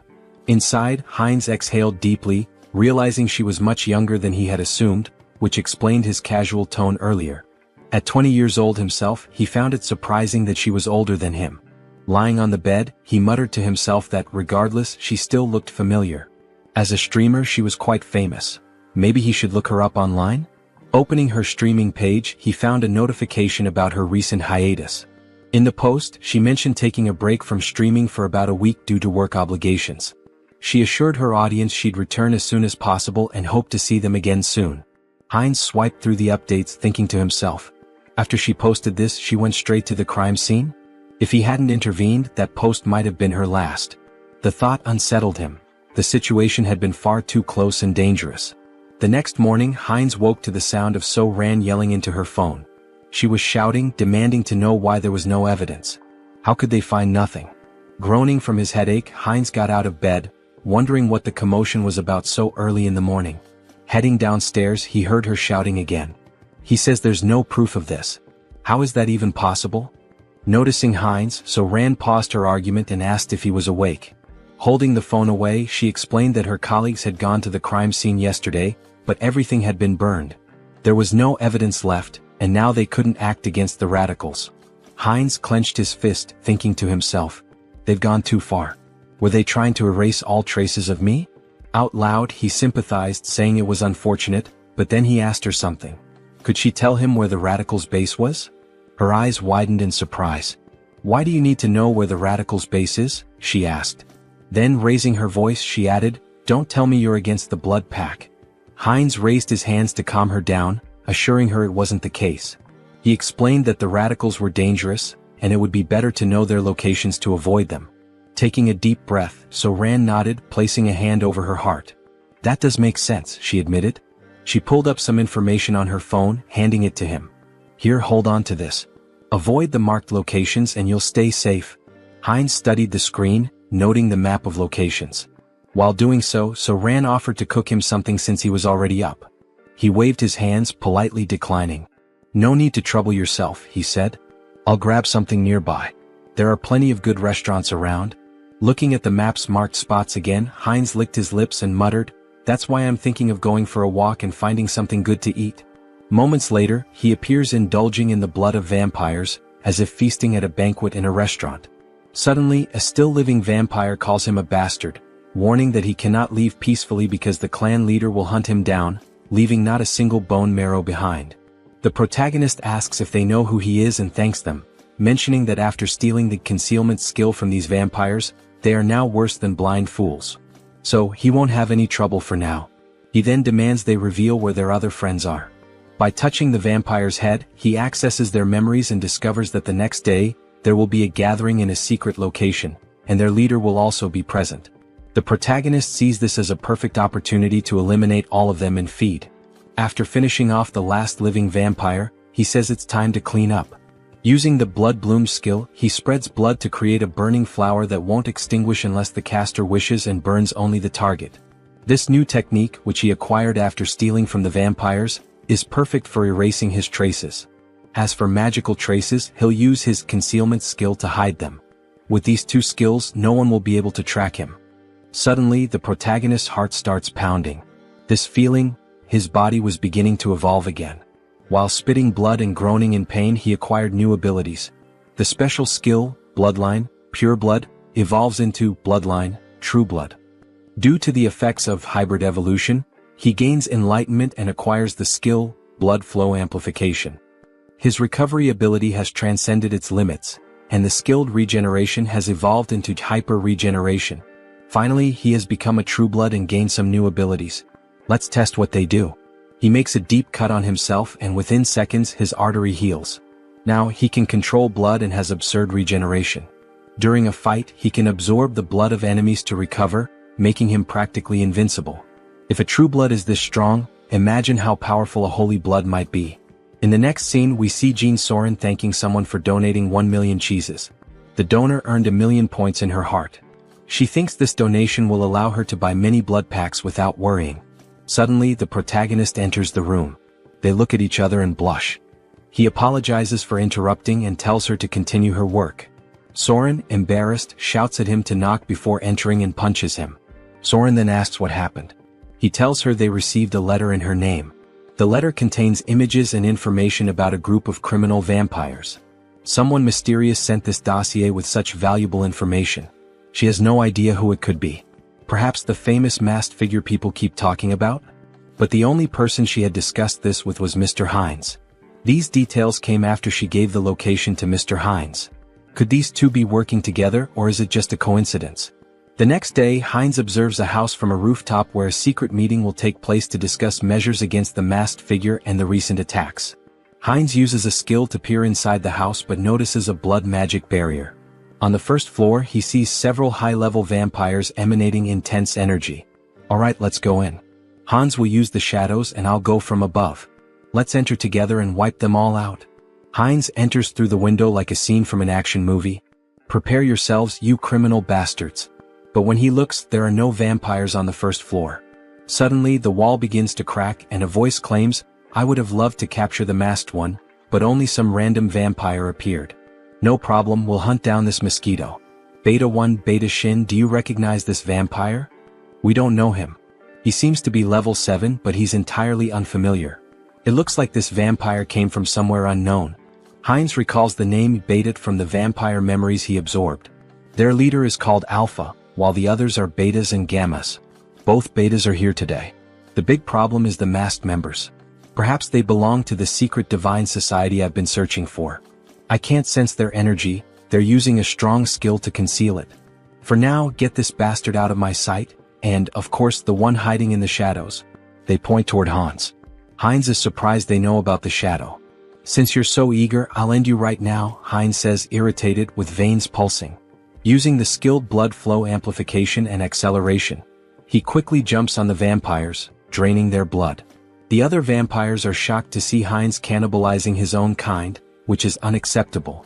Hans, meanwhile, summons skeletons from the shadows. One vampire tries to flee, begging for his life, but Hans appears in front of him, saying, "You're not the only ones who can create barriers. From now on we'll perform the dance of death, where there's no place to run." And so, the dance of death begins. Vampires lose their lives one after another. Beta 1 is stunned by the strength of this unknown vampire. This power doesn't make sense, he's only level 6 or 7. There must be some trick. One charges at Hines, but Hines uses his extended claws to stab one. One, however, hardens his skin like crystal to block the attack. Realizing the enemy blocked him, Hines decides to increase his strength and lands a heavy punch on one's chest. One is shocked to see his crystal armor shatter, something that had never happened in combat before. Recognizing Hines's superior strength and speed, one orders the other vampires to assist him. Hines taunts, "Do you think these small fries will stop me?" With open hands, Hines releases jets of blood, piercing one's subordinates. Enraged, one seizes the moment while Hines's hands are occupied, slicing off one of Hines's arms with a sharp strike. But it's useless. Hines absorbs blood from the fallen vampires and regenerates his arm instantly. Gaining a new skill, invisibility, Hines disappears in front of one, reappearing behind him and driving his hand into one's body, humorously described as into the vampire's butt. "Checkmate," Hines declares as he begins to absorb one's blood. New vampiric factor collected. The skilled blood magic evolves into the special skill Mystery of Blood. Mystery of Blood absorbs subordinate skills, Blood Bloom, and Blood Flow Amplification. Hines feels the surge of power, now able to control all abilities with sheer will and manipulate them rapidly. Beta Shin curses Hines for devouring his own race, calling him a corrupted bloodline, and blaming his strange abilities on it. Hines responds, "So what? Are you just going to keep yelling nonsense all day? Why don't you come at me like your brother did? Or are you too scared for that?" Beta Shin charges at him, shouting, "Bastard!" Hines uses Mystery of Blood and traps Shin with blood chains. Shin continues cursing, saying, "These tricks are unfair." "Unfair tricks? That stings a little," Hines replies sarcastically. "Let me tell you something too. Checkmate." He slices the vampire's neck. As Hines absorbs Shin's blood, the other vampires are terrified, muttering, "This vampire is insane." Who would have thought the masked one would have such a strong helper? Prepare the orb, we need to deal with him now, says one assistant. One of them casts a spell and launches it at Hans. At that moment Hans appears saying, "That's an interesting spell," and reflects it back at the vampire who cast it. The other assistant, now terrified, says, "The enemies are too strong. There's no hope, we need to flee." The leader, hearing this, declares, "We're not running," and uses a skill on the subordinate, saying, "You've been useful until now, but you'll be even more useful by dying for the Society of Divine Retribution. Go and die for freedom." The leader then uses a spatial manipulation skill to escape. Hans notices something strange about the vampire left behind. Auto-destruction mechanisms? And abandoning your subordinates on your own? What an irresponsible leader. He thought this spell would force me to leave the battlefield. What a pity, it's nothing, Hans says. Inspecting the vampire's body, he observes, there are 2 energy orbs attached to him. If they are removed, Hans continues, I control the rules of death here. Do you think you can escape death in my presence? Meanwhile, the leader is teleported to an unknown location. It was tough escaping such a strong barrier, and the magic didn't work properly. But it was enough to survive, he says. Suddenly Hans appears behind him. So, you were here, leader? Hans contemplates playing with the leader for a while but decides it's better to act decisively to prevent another escape. Hans places his thumb on the leader's forehead to access his memories about the Society of Divine Retribution. However, a defense mechanism activates, an unknown memory technology from the Society. Hans is transported to the mental realm. A mysterious voice echoes, saying it didn't expect Hans to reach the realm. Hans questions, so you've been watching this whole show from inside your own mind? He realizes this is the leader of the Society of Divine Retribution. That's correct, Haho Mask. Why don't you join us? The entity asks. Hans considers and asks, what's the Society's goal? The mysterious entity replies, it's simple. Freedom for the returned and creating a world led by them. Hans questions, an organization formed so recently already has such ambitious goals? Recently, the entity retorts. We've existed for a long time. We've been fighting for our freedom endlessly. Hans presses further, so you've been committing acts of terror for ages, haven't you? Answer me.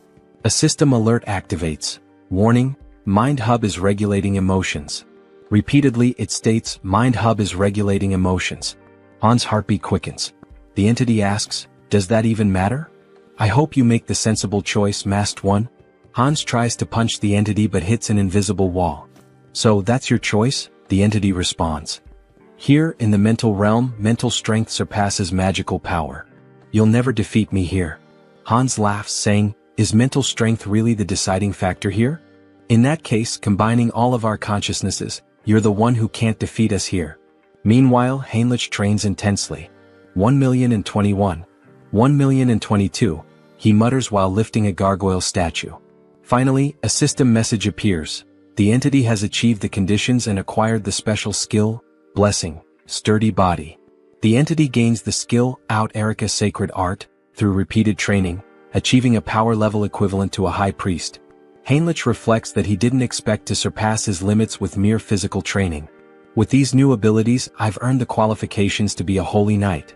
Maybe it's time to discuss the next step. Suddenly he hears a feminine voice, it's the saint in the flower garden. Despite being the saint with the greatest divine power, she appears like an ordinary girl. Hello, Sir Heinrich, she says with a smile. Her radiant aura of divine power betrays her otherwise ordinary appearance. Heinrich greets her and asks, why are you alone in a place like this? The saint replies, I was just watching a ladybug in this field of flowers. The little creature was so cute I lost track of time. Heinrich had thought she was admiring the flowers, only to find out it was the ladybug. The saint notices something different. Sir Heinrich, you've finally received the blessing. Congratulations. The saint's perceptiveness amazes him. Blessing, Sturdy Body is not something achieved with outside help, she remarks, praising his accomplishment. Thank you, saint, he replies. Well, it's time to work. Shall we go to the chapel together, Sir Heinrich? Of course, saint, he answers. Through his studies of history, Heinrich learned why the saint is so obsessed with Hans. In the distant past, the first immortal king turned half the continent into a land of death. Multiple nations united to defeat him. However, his heart was stolen by an ally, a black mage. He reincarnated as the second immortal king, causing the fall of the Great Western Empire. Although the chosen of the order managed to destroy his heart, it was split into 3 parts and scattered across the continent. Every time an immortal king crisis arose, the great divine order was always at the forefront. They knew the heavy toll it took, with countless lives lost along the way.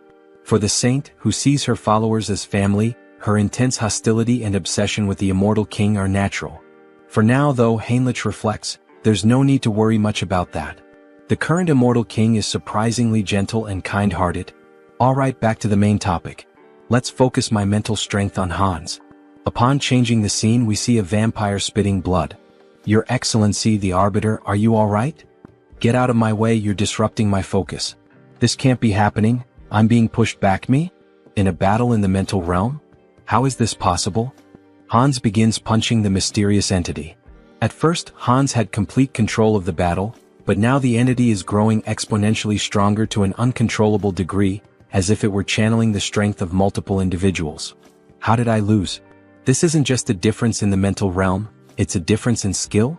There's no way my mental abilities are inferior. This is no time to waste on this. An urgent directive is issued to the Soul Branch. Immediately cease all operations, erase all information and go into hiding. Especially for the Korean branch, this is the top priority right now. Inform the commander, a monster is in Korea. Even with Mind Hub and Serenity, Hans wasn't a weak opponent. His resilience would require further study. However, it was regrettable to lose sight of him. The system emits a new notification. The entity absorbs someone else's karma, transforming the skill black magic into the special skill path of sorcery. Thus, this fragment is the remnant of something scattered across the mental realm. Absorbing its karma means my growth comes at the cost of its reduction in power. That's fine. By reading the memories left behind in this fragment, I'll track the hidden members of the Society of Divine Retribution. So this is the Korean branch of the Divine Society, hidden deep in the forest. I won't give them any chance to escape, says Hans, blending into the shadows. I'll uncover all your secrets now. Suddenly, a scientist appears. They told me to evacuate as quickly as possible, but they didn't mention that a monster like this was coming. So the evacuation order had already been issued? At least my effort wasn't completely wasted. Look at you, trying to save a piece of paper with some data, only to hand everything over to me. Let's see what you've been up to for so long. Wait, this incident. I will never forgive you, Society of Divine Retribution. You're the ones who stole my life. I'll hunt down and kill every one of you without exception. Heinz refines excess blood stored in his body into blood crystals, which he plans to use to enhance other vampires' vampiric factors. This refined blood connects these vampires to Heinz, creating a hybrid clan loyal to him. Those who resist will be crushed. The next day, Jean Soren is stunned to learn that Heinz has eliminated all vampires in the region and intends to meet with the leader of the moderate faction. Wait a minute, this is a lot to process. I need to verify these facts, Soren says. Verify? What do you think of this as proof? Heinz interrupts, demonstrating his overwhelming power. Soren is terrified by such a display of power. She knew he was strong, but not at this level. He must be at least level 7 or higher. I can't even gauge his strength. Very well, I will contact them now. To think that you eliminated all the vampires with your own hands and now intend to absorb the rest. This is quite an unusual proposal, almost bordering on unsettling. I have no intention of giving absurd orders. The goal is simply to maintain peace and order, to track connections of the Divine Retribution Society, and eradicate every member. Don't you think these two objectives are contradictory? That depends on where you set the standard.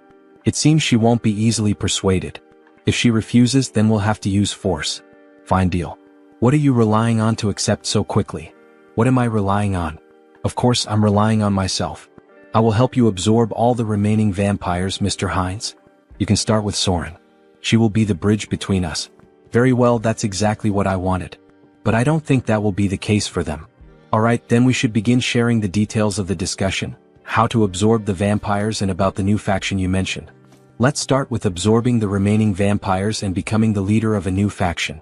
That will be the first step toward taking control of the Blood Pact. Stay still. If you move, you might get hurt. Now let's begin. Heinz inserts a blood crystal into Soren. She feels the refined blood entering her body, healing it, making her blood pulse faster. Her muscles and bones are expanding. This feeling, it's as if she's been reborn. She doesn't feel like she's in her old body anymore. The refined blood crystal reaches a maximum of 30% enhancement. That's not a small number, but it continues. Soren then asks what they should do next. Lord? Heinz asks. Yes, Lord. You're creating a new clan now. Now that a lineage has been stabilized on this land, we'll need to find a new name for our clan. Do you have something in mind, Lord? A name? I'd like something that stands out, something different.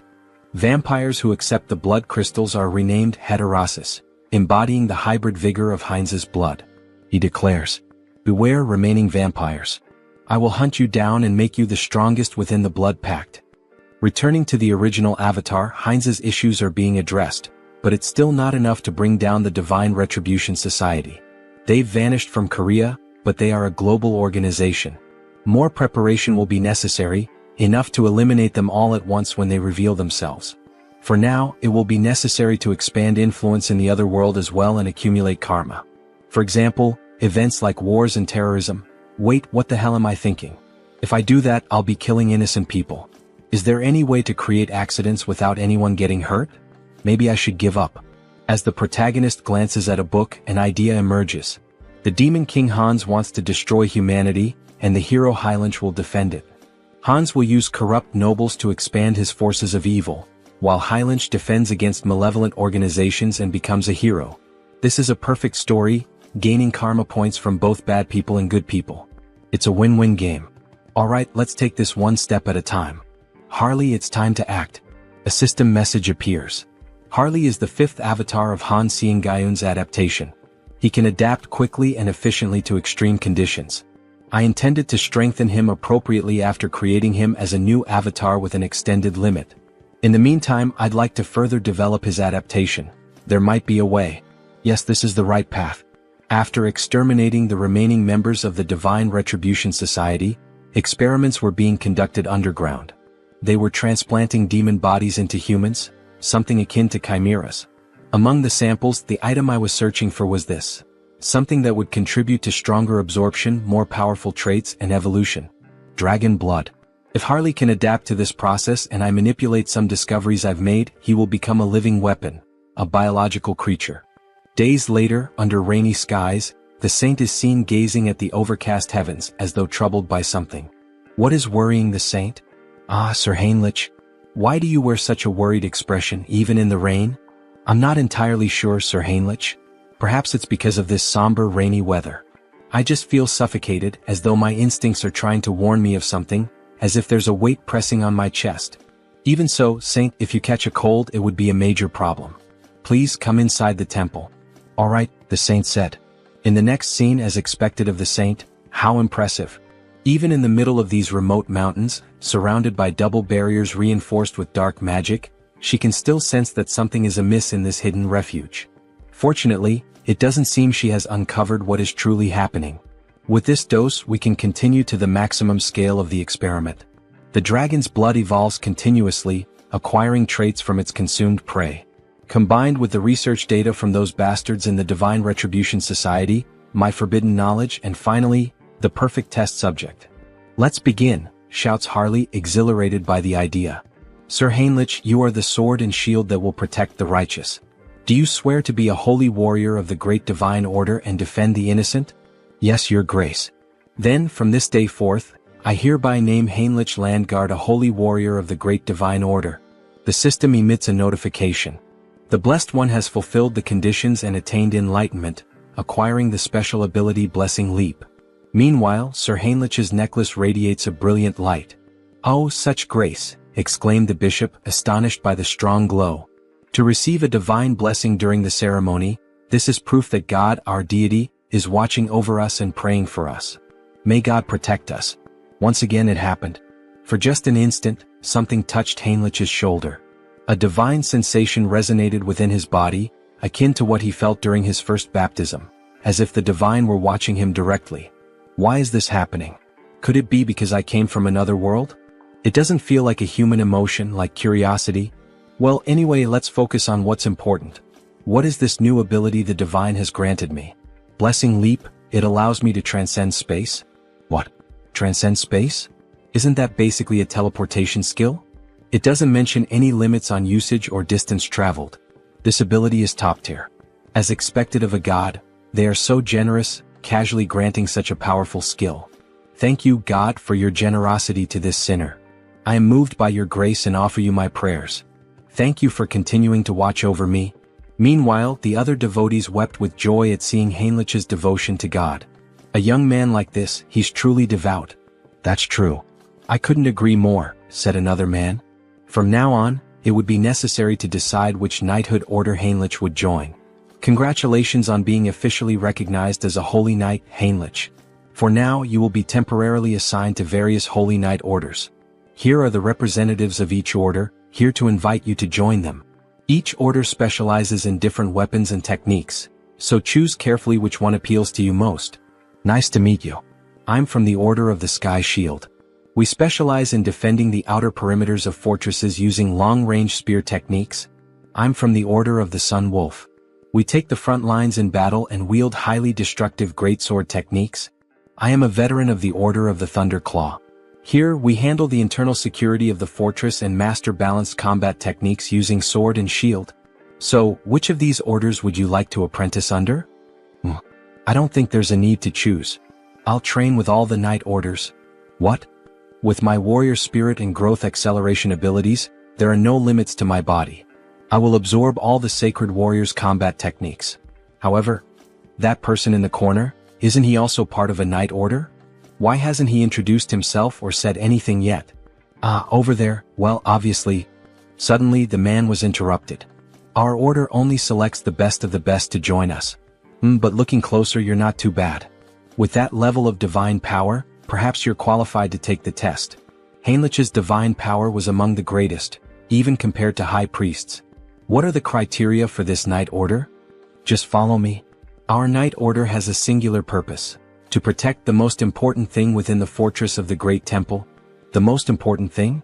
What exactly are you referring to? That. I'll tell you if you pass the test. Suddenly they entered a room, a library in the castle dungeon. Inside, a man wearing a strange mask sat beside a shadowy statue holding a parchment. That hood and mask, he's a heretic inquisitor. All you need to do is read the text on the table. Make sure you read it clearly so the divine can hear your prayer. Strange, is this some kind of device to weed out spies? This is bad. Could Heinrich's identity be exposed? What is this? I'm offended that my faith is being questioned in this way. It's just a procedure. Is there any reason you can't read it? Damn it. I am the messenger and sword of the divine. Thus, I swear to remain silent under any circumstance to protect this secret.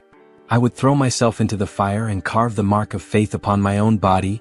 Suddenly, Heinrich's tongue began to burn, and a sacred symbol appeared. It burns? You are now permitted to enter. What did you just do to me? A prohibition against revealing secrets? A prohibition? No, this is a blessing. The blessing of silence protects you from being forced or willing to reveal the secrets of this place. That's literally a prohibition. Let me explain. We are the Order of Radiant Knights. Our mission is to guard and protect the underground of the Great Temple with our lives. This will be the first and last time you see this place in person. Remember well with your eyes what we are protecting here. Suddenly, two soldiers drew their swords and inserted them into the door, activating a defense mechanism. As the door slowly opened, Heinrich saw what lay beyond. He had suspected something was wrong, but he never imagined such a massive secret. The reason this order stationed its greatest forces at this temple, the reason for all these security measures, prohibitions, and blessings. At the deepest part of this great temple lay the last fragment of the Immortal King. Heinrich was shocked to see the final fragment of the Immortal King. Well, the Grand Divine Order was one of the greatest powers on the entire continent. There was no way they hadn't found at least one fragment of the Immortal King after centuries of searching. Clenching his fist, Heinrich wished he could seize that fragment immediately. However, the four strongest sacred knights were guarding the entrance to the temple. Even Hans wouldn't be able to extract the Immortal King's fragment from the temple's deepest depths.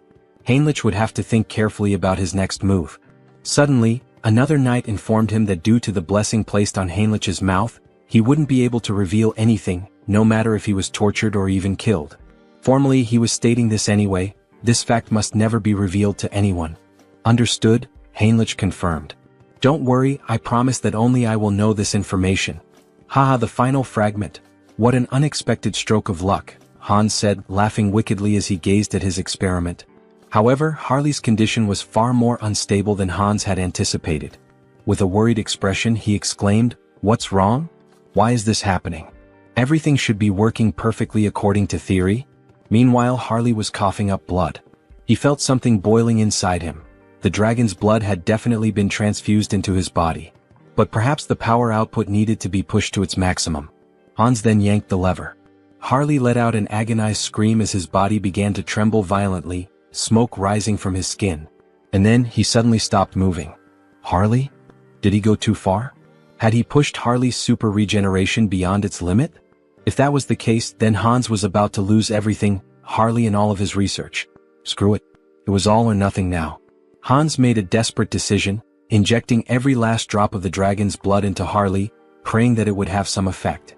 Harley's body twitched. His eyes shot open, glowing a furious red. He let out a blood-curdling scream as his jaw contorted, transforming into something monstrous. Crimson lightning crackled throughout the room as Hans watched, frozen. And then he stopped moving again. Shit, so the experiment failed?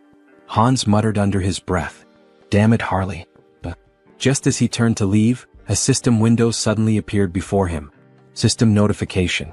Caution, exclusive abilities have evolved. Your abilities have grown. The number of avatars you can create has increased. Hans' eyes widened. Increase? What do you mean, increase? He looked around at the lifeless body before him. All I see is a pile of corpses, not growth.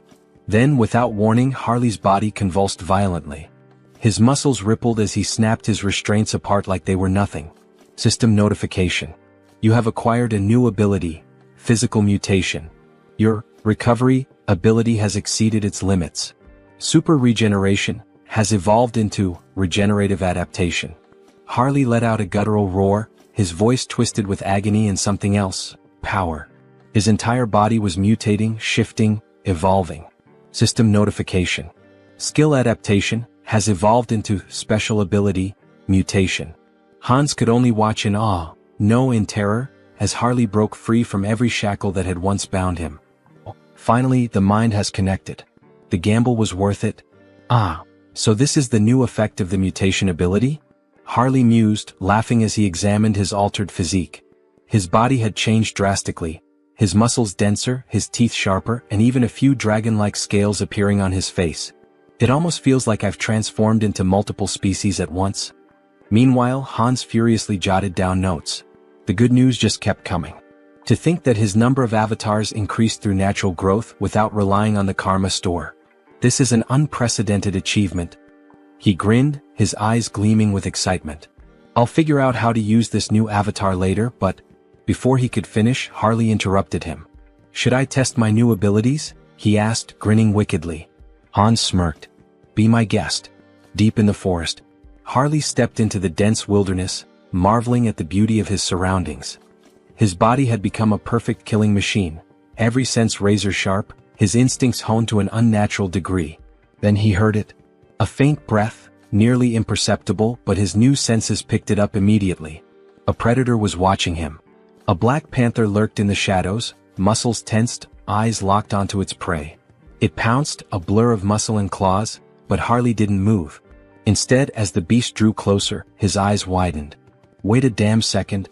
Recognition struck him like a bolt of lightning. You're the same species that attacked me the moment I arrived in this world, aren't you? His lips curled into a smirk. Well then, it's nice to see you again. Crack. Before the panther could react, Harley's hand shot out, clamping around its throat with a terrifying grip. The creature thrashed wildly, but it was useless. Forgive me, but... With a single motion, he slammed the beast into the ground with monstrous force, shaking the earth beneath them. The impact alone was enough to cripple the creature, but Harley wasn't finished. His blood boiled. His strength surged. With nothing but his bare hands, he drove his fingers straight into the panther's belly, tearing through flesh with horrifying brutality. The beast let out a final, pitiful gasp, before everything went silent. To enhance the efficiency of the mutation ability, he needed to find monster crystals. More specifically, he had to consume their cores, commonly known as magic stones. It was the fastest and most efficient way to evolve. As he bit into the monster core, his body immediately began to undergo minor transformations again. A system window appeared before him. The entity has achieved enlightenment through repeated actions. Let us further solidify its concept with physical mutation. At that moment, his body visibly evolved. His muscle mass expanded, his height surged, and within moments he stood close to 2 meters tall, his physique now overwhelming and powerful. Having a large and muscular body is undeniably an advantage in battle, isn't it? Another system alert followed. You have acquired the ability, Gluttonous Feast, a new skill that allowed him to consume and digest anything with ease, ensuring that he could always eat more. But using his mutation ability had drained him, leaving him starving. Without hesitation, he tore a chunk of flesh from the dead beast with his bare hands. With this new Gluttonous Feast ability, there shouldn't be any issues if I eat this meat, right? Harley thought, drooling at the sight of it. The moment he took a bite, his body shivered. The meat was incredibly tender, and the blood coating his lips sent a strange, refreshing sensation through him. Is this because of the mutation? He couldn't suppress his laughter, or his growing urges. At this point, anyone watching would think he had lost his mind. His behavior was completely primal. Primal, huh? That word stuck in his mind. He recalled rumors of an isolated barbarian tribe in the southern regions of this land. In that case, Harley smirked, licking the blood from his fingers, perhaps it's time for a class change. The country of Tulek Kingdom, Tarak. The scene opens to the entrance of the guild in this city. What the hell? A barbarian from the south? What's he doing here in the west? The tension in the air is palpable. Welcome. Everyone seems completely on edge. Well, of course they are. This body is stylish and intimidating. Harley figured it might be too much, but in the end it suited him just fine. But he wasn't here to make an impression just yet. His goal was far greater, to become a hero capable of shaping the entire continent, leaving behind a legacy so unforgettable that no one would ever erase his name. So, what does the esteemed guest require? The guild receptionist asks hesitantly. Harley leans in, smirking. Isn't it obvious? He says, slamming his hand down on the counter. I'm here to exterminate the monsters in the northern mountains, near the steel fortress. Isn't that what this city is for? The guild worker flinches but quickly composes himself. Oh, of course. I'll register you immediately for deployment, rookie mercenary. Harley grins. Good. Let's get this started. Meanwhile, at the temple, a grand duel reaches its climax. Heinrich stands victorious, wiping his blade clean. Damn that tenacious bastard. One onlooker mutters. Heinrich had done it. He had mastered every combat technique and weapon style of the Sacred Knights. The entity has achieved enlightenment through training. You have acquired the skill, comprehensive weapon mastery. It was finally over. Now Heinrich could wield any weapon to absolute perfection. This experience would undoubtedly benefit all his other avatars as well. Just as he relished his victory, he caught sight of the Saintess. But something was off. She was dressed in full ceremonial robes. Why is she wearing those? What is she up to? Heinrich wondered. He approached her. Saintess, what are you doing? She turned to him with a serene smile. Ah, Sir Heinrich. We meet again. When it rains, worms always emerge from the earth. He followed her gaze. She was blessing worms with divine power. Blessed worms? Imbued with holy energy? They're not going to turn into giant monsters like in those old fantasy tales, are they? Heinrich thought, unnerved. But his thoughts quickly shifted back to her attire. There's some kind of ritual happening, isn't there? The Saintess nodded. Yes. In fact, it is an extraordinary event. One capable of tracking the Immortal King. It is about to begin soon. The Immortal King? Just how powerful must this guest be, to be capable of tracing Hans? Hans, who had concealed himself behind countless layers of barriers. I'm not sure I can explain it properly, but if you're interested, perhaps, you would like to participate as an honorary guardian warrior? Heinrich didn't hesitate. Yes, Saintess. Please let me participate. Inside the temple, a voice rang out. Lord Granwood is entering. A noble figure strode inside, surrounded by an entourage. Heinrich's sharp eyes scanned the unfamiliar formation.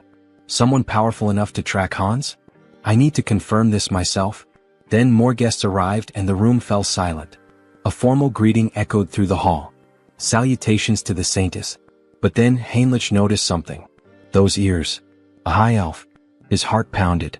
The guest they had all been waiting for was none other than Rayfuri Granwood, a high elf from the Elven Kingdom.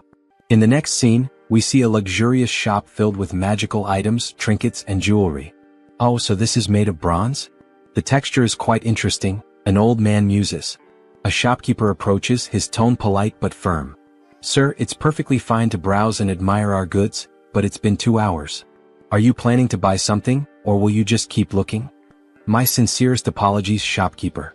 My knowledge is still lacking, the old man replies. At this moment we are introduced to the protagonist's sixth avatar, Hubert. Hubert, the sixth avatar obtained thanks to Harley's progress in previous scenes, possesses the initial ability of appraisal. This skill grants him the power to see detailed information about items. Material, ruby. Weight, 12 grams. Material, bronze.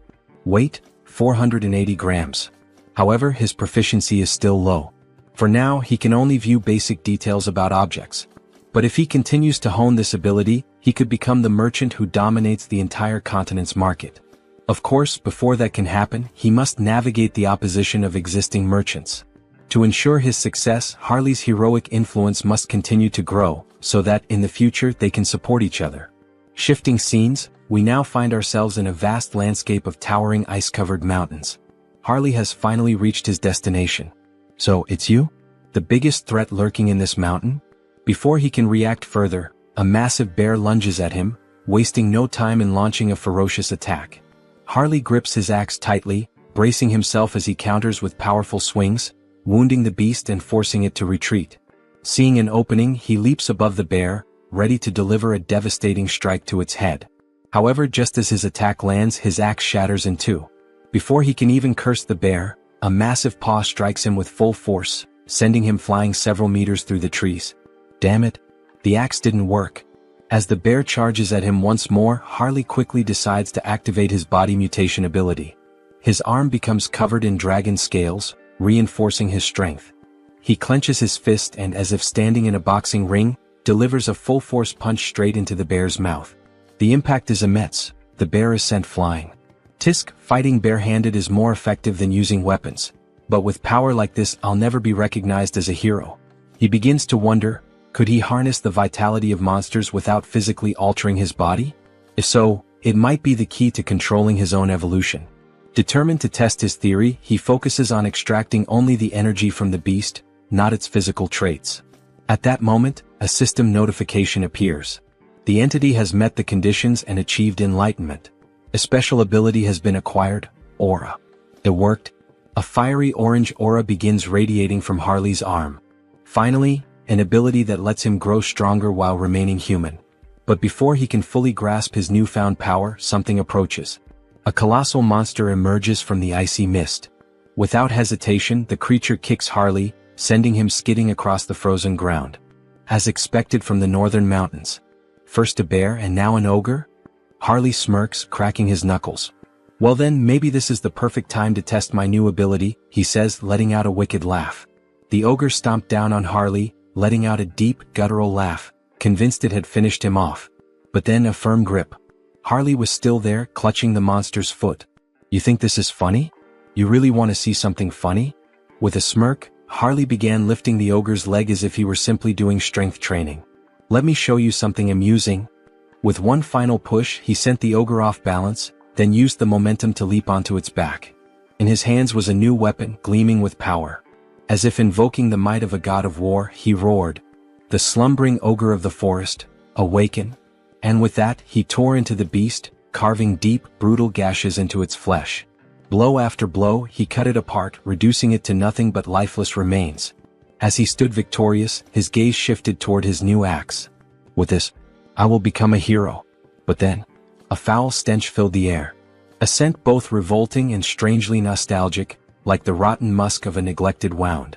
Harley turned toward the source, deep within the forest. From the shadows, two armored legs stepped into view. So, it was you all along. Oath of rebellion. Harley's voice was cold, calculating. I don't know what you're scheming in a place as remote as this, but it's obvious who you are. His grip tightened around his weapon. And I'll make sure to tear out the roots of this corruption before it spreads. With a burst of immense speed, he lunged forward. Meanwhile, in a distant, more refined setting. Exquisite. This tea is truly exquisite, said the elf, his tone filled with satisfaction. We are deeply grateful for your warm hospitality, Saintess. The woman smiled, honored to hear such words. It pleases me to know the tea suits your taste. Our great divine church also sincerely appreciates your presence here. The newest ally of the church was not just any elf. He was a high elf. Hailing from the kingdom of elves on the continent of Enamel, a land where the elves revere the world tree. Though their faiths differed, the great church of the supreme God and the elven kingdom had long recognized one another, maintaining a steady exchange of knowledge and culture. For in the grand scheme of existence, acknowledging another's presence and choosing an object of worship were two entirely different things. The high elves stand at the pinnacle of elven society, the highest class within their kingdom.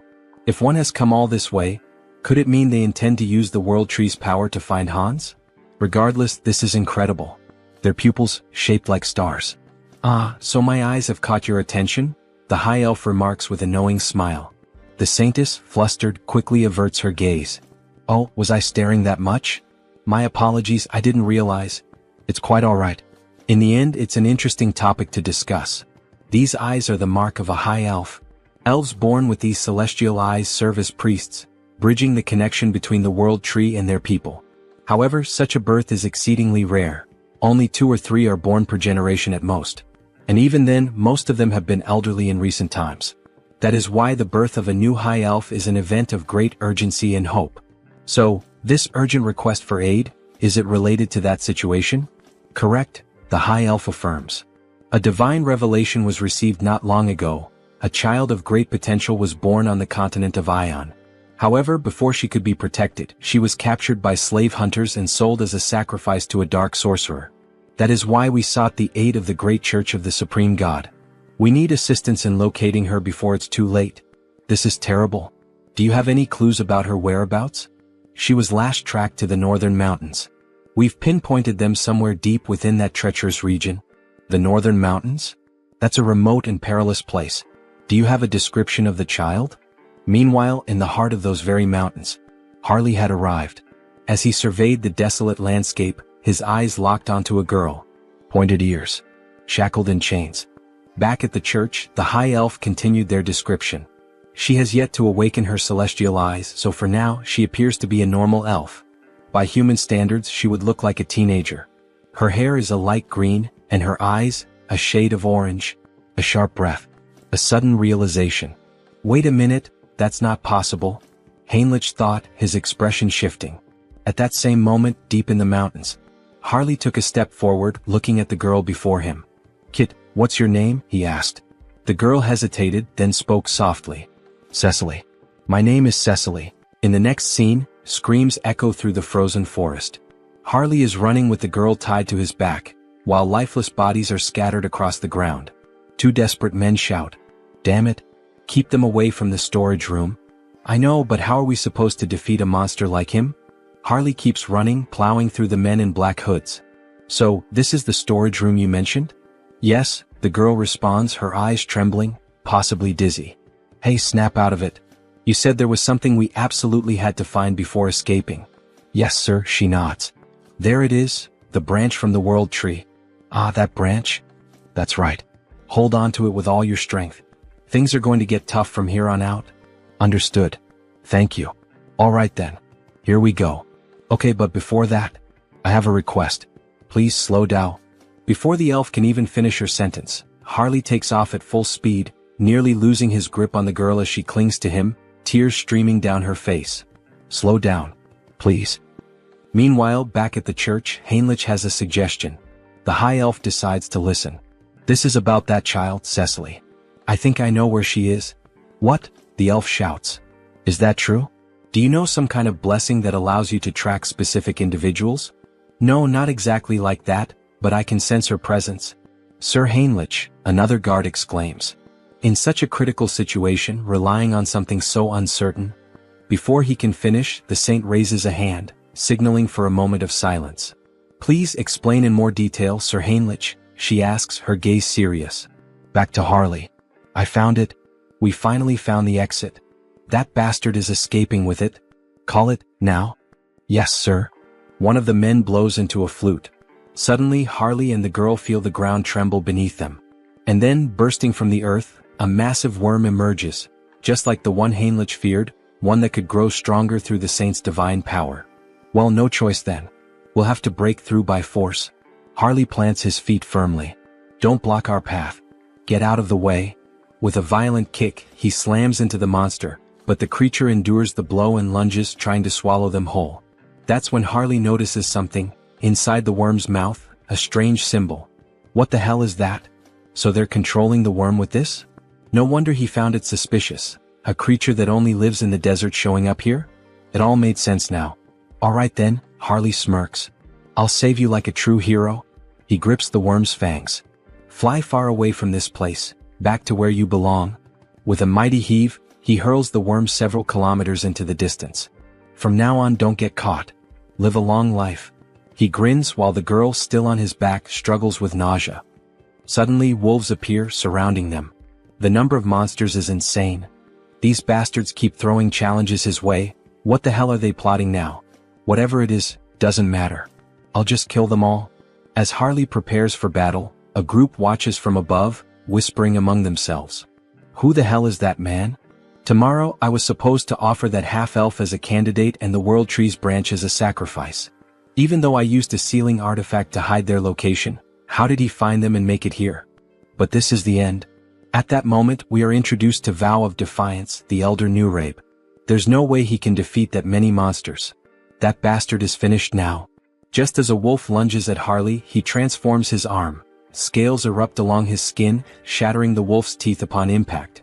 Their numbers are overwhelming, sure, but Harley crushes one of the wolves with his bare hands, extracting its magic stone. As he consumes the crystal, his stamina becomes limitless. Then his body begins to change. Fascinating.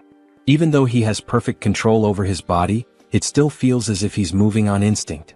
His form shifts, he transforms into a werewolf-like beast. Fighting alone. Feasting alone. And with a deafening roar, he asserts his dominance. The entity has fulfilled the conditions and attained enlightenment.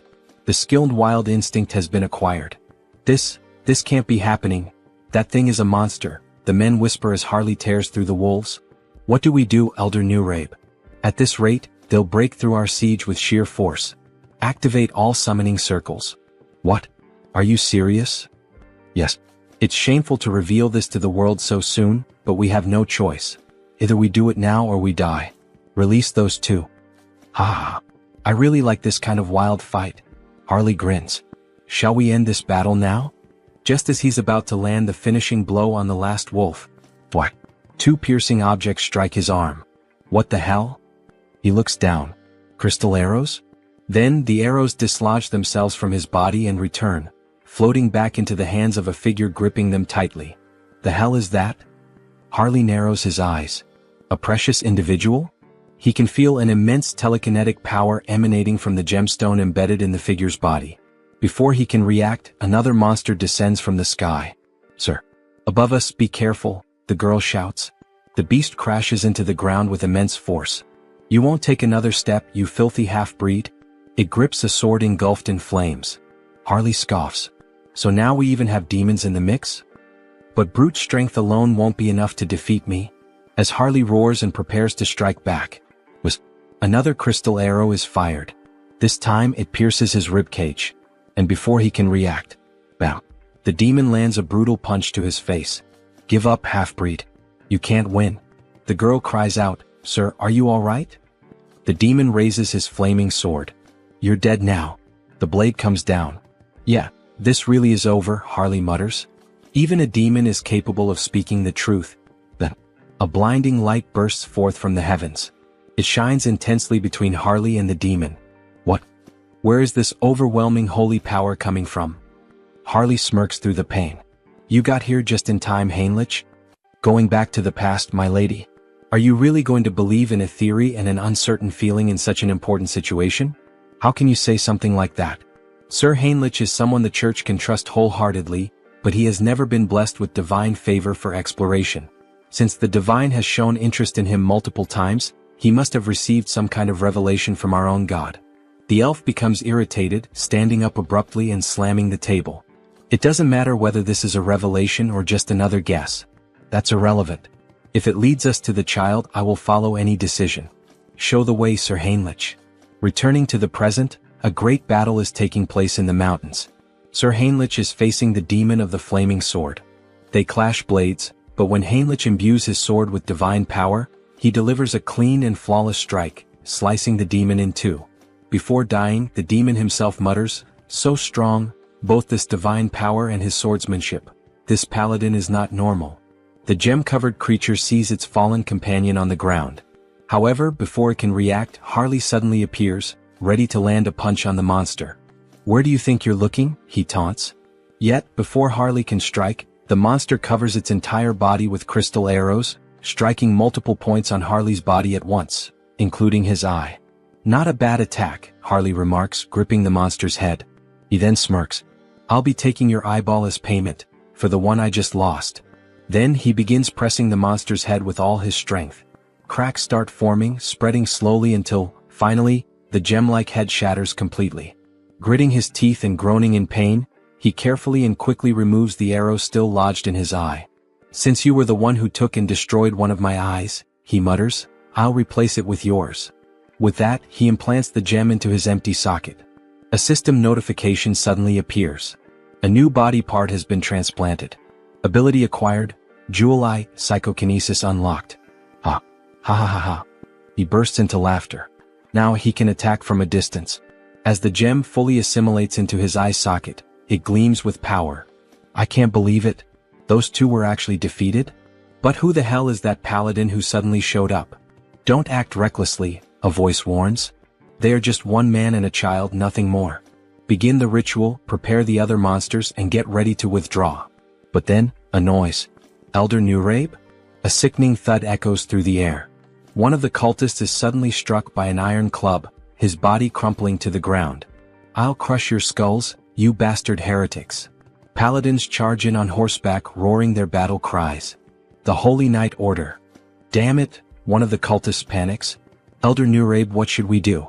Should we start preparing the teleportation spell to escape?" "Screw that," Nurabe growls. "There's no turning back now." Gripping the arm of one of his devoted followers, he begins the ritual. One by one, their souls are drained, their lifeless bodies collapsing to the ground. With a wicked smile, Elder Nurabe offers up every last soul as a sacrifice. "Descend upon us, incarnation of greed." Then, a massive pentagram begins to form. "Burn them all," the elder commands as he completes the ritual, his voice laced with eerie finality. Slowly, something monstrous begins to emerge. "Reduce them to ashes." But before the creature can be fully summoned, a radiant light pierces through the darkness. A divine force, so overwhelming, so absolute, strikes directly at the demon, annihilating it before it can even materialize completely. "Forgive me, but the only thing burning today will be you, heretic." With those words, the paladin invokes the light once more, this time beneath the elder's feet. A massive explosion erupts at the mountain's peak, so powerful that even those far below hear its devastating impact. "Looks like things are just about wrapped up here," a voice calls out. "Hey kid, you can stop hiding now. Come on out." Shaky footsteps. A hesitant voice. "That was terrifying. Suffocating. I feel like I'm about to throw up." "Ah, that just means you're healthy," Harley chuckles. "As long as you're not hurt, that's all that matters." The girl lets out a small, relieved laugh. "Sir Heinrich, it seems we arrived at just the right time, all thanks to you." "Thank you." Sir Paladin Tuscan, Heinrich greets in return. But the high elf standing nearby seems troubled. "You were absolutely right about the location, Heinrich. But, how did you know the girl would be here?" "I'm not sure," Heinrich admits. "I just knew." Then, suddenly the elf calls out. "Lady Cecily." For the first time he lays eyes on her, his voice filled with emotion. "It is an honor to meet you at last, Lady Cecily." He kneels before her, his expression solemn. "I am Rayfury of the Elven Kingdom." Cecily looks at him, confused by the formal greeting. Harley watches closely, analyzing the situation. So this is the gaze of a high elf. "Ah, I'm truly glad you were able to reunite safely with your kin," Harley says. "It was an honor to help you as a warrior, Cecily." Cecily smiles warmly. "All right. Thank you so much, warrior." The elf then turns to Harley. "How could I possibly repay you for protecting Cecily?" "Ah no," Harley waves him off. "I didn't do this for a reward." "You are truly an admirable person," Rayfury acknowledges. "However, since I have received your aid, I must express my gratitude properly. That is the way of my people."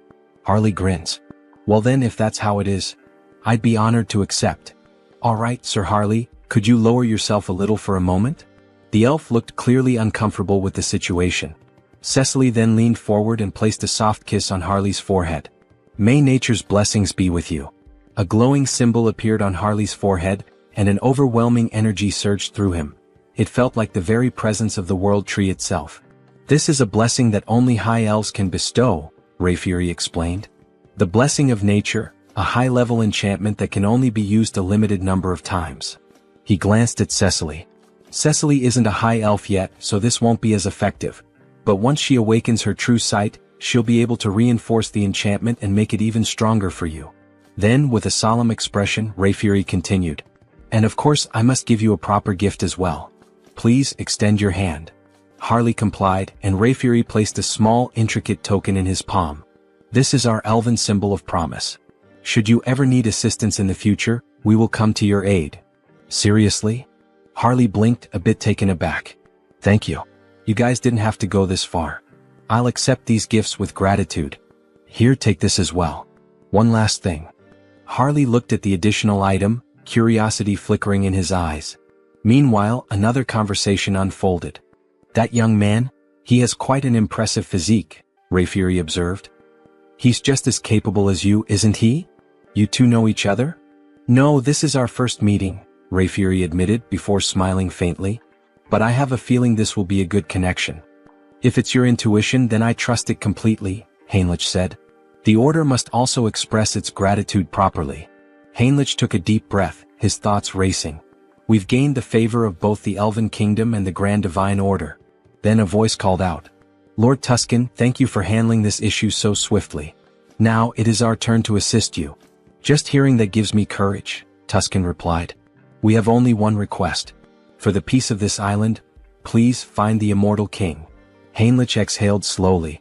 "So, in the end, was making contact with the High Elves all for this?" He looked up at the sky. "The world tree is the root of all trees. The High Elves can borrow its power, sensing energy anywhere there is life, anywhere trees grow. But," Rayfury added, "it will require some form of support." "Support? I need some knowledge about the energy we're searching for. The energy of the immortal king." "All right. Follow me." They used teleportation to return to the church. Heinrich never expected to visit this place again so soon. No matter how many times he saw it, the sight remained awe-inspiring. A colossal sacred barrier, its complexity beyond even his full comprehension. Bringing in outsiders only made the church distort the path further, twisting it into an intricate labyrinth. Even someone like Hans would need a considerable amount of time to break through a barrier of this magnitude. "We've arrived." Even if an intruder somehow managed to slip inside, the Holy Knights and High Priors stationed throughout the entire building would immediately mobilize.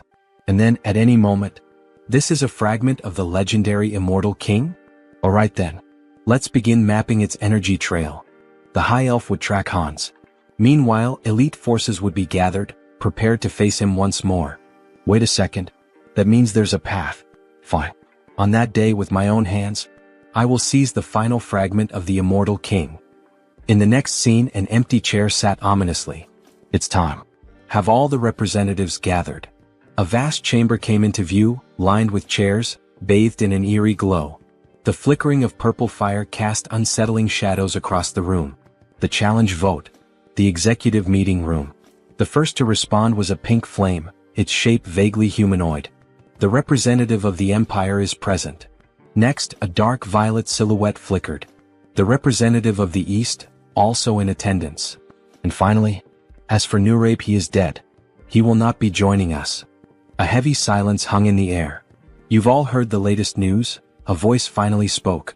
"We still don't know how the Order or the High Elves managed to track and eliminate Nurabe. First, Marcos, who was cultivating a fragment, and now Nurabe, who had gone into hiding, yet was still found and killed. Aren't we all getting a little too careless?" Another shadow stirred. "The resurgence of the Order must be tied to the appearance of the Immortal King's heir." Another voice mused. "This heir of the Immortal King. Could we not use him to our advantage? You're suggesting we ally ourselves with the very fraud that's been backing us into a corner?" A pause, then a low chuckle. "Now that is an interesting idea. No matter how many layers of barriers I erected, no matter how deep into the mountains I hid, they still managed to track my location. It seems the Saint used my fragment to trace me. In that case, all I need to do is hide the fragment in the subspace I created. But the moment I tried to send it in, it was repelled back. Damn it. Did I fail? It seems this fragment won't enter a normal subspace.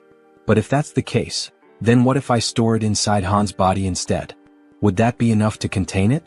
Would that allow me to transport it without being detected? Then Hans himself would become one with the fragment. As he absorbed the fragment into his own body, it worked. Now he could draw upon its full power while perfectly concealing any trace of its energy. Perfect. With that problem solved, I've eliminated my greatest headache. Now the only thing left to do is erase the crime scene. Let's burn everything in this room to ash. With a mere snap of his fingers, flames erupted all around, consuming the space as if he had just opened the gates of hell. Now, everything is ready for the show. I'll release all the barriers. My scent will spread across the land. Come find me. I'm right here. Great divine order, come to me now. Hans exhaled a massive surge of dark energy into the sky. I will seize the last fragment of the immortal king with my own hands. As his overwhelming power spread, the sacred tree finally located him. The high elf had followed the trail. The immortal king is in the monster forest, west of the continent. Summon all available paladins immediately. We begin the hunt now. Bring every archbishop we have at our disposal. Suddenly, a mysterious paladin stepped forward. Well, I must say I feel a bit offended. You didn't even think to invite me to such an important event? I've already heard the essentials. Paladin Pyrii from the Great Temple of Geron will be joining you. Cardinal Pyrii, one of the most powerful figures of the Great Temple of Geron. His presence was reassuring. This expedition was composed only of the strongest. Archbishop. This time, I will go, the saint declared firmly. That won't be necessary, saint. But even the cardinal is going. Saint, you are the pillar of the great divine order. You must remain here. Sir Landguard. Yes, Archbishop? This time, you will stay behind and protect the great temple alongside the saint.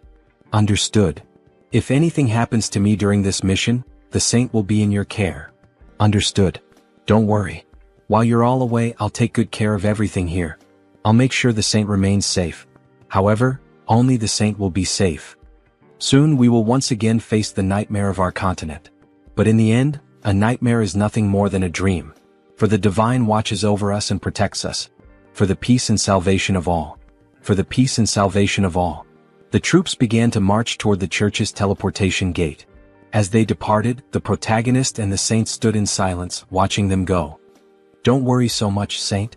I'm sure everyone will return home safely. Really? Did the divine grant you some great revelation? Not exactly. But for some reason, I just feel that's how it will be. Meanwhile, Hans appears. His dark mana was on high alert, sensing everything around him. Standing in front of the church, he could not see through the divine barriers, but he could feel them, woven into the very walls like chains binding the structure. Even if he used a skill to bypass them, the internal barriers would still remain. In that case, I'll force them out of my location. And buy some time. Raising both hands, Hans unleashed several spells into the night sky. They burst into the air like fireworks, a midnight display of destruction. The hell is that in the sky? A guard shouted. Another turned eyes wide. Look down there. We're under attack. Sound the alarm. Call everyone. From the shadows, an undead legion began to swarm toward the church. Meanwhile, deep in the forest, under the cover of night, this is getting complicated. We've searched every inch of where his presence was detected, but there's nothing here. The high elf refused to believe it. He was certain this was the place.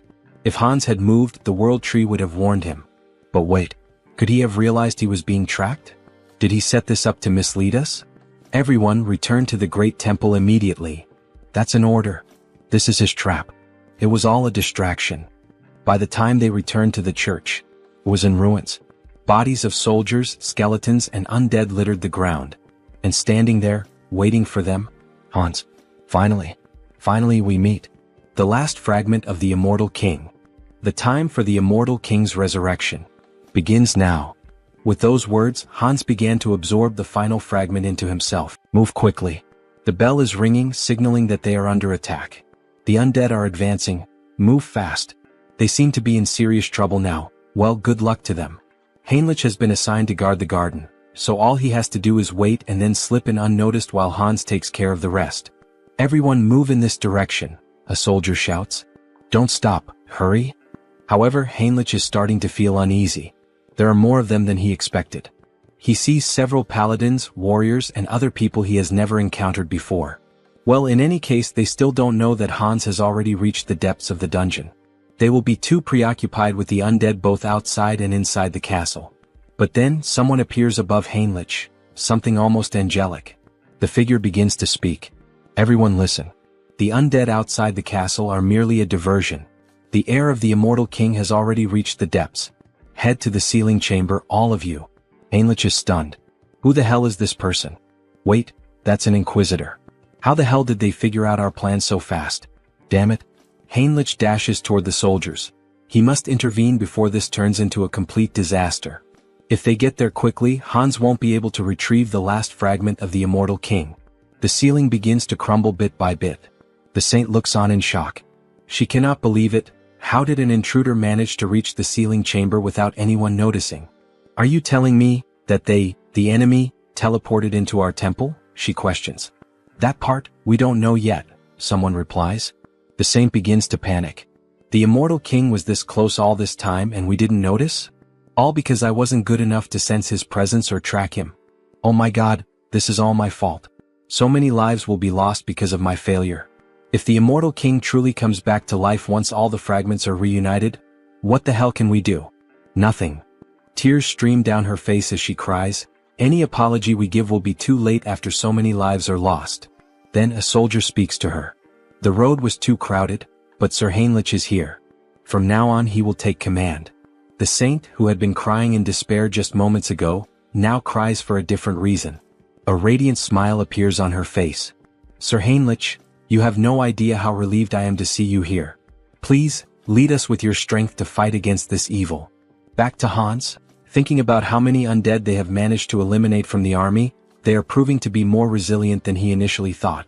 Countless skeletons lie scattered on the ground, including an inquisitor. One of them has an especially angelic face. Malcolm was no ordinary opponent. He was like an elite boss. Rest well, Malcolm. You fought so bravely. After searching for a while through the war-ravaged battlefield, Hans finally finds it. The last fragment of the immortal king is right before him. Finally. Come to me now, fragment. He begins to absorb all the energy from it. The immortal king's final legacy will belong entirely to Hans. He continues drawing every last drop of residual power from the fragment, devouring it completely.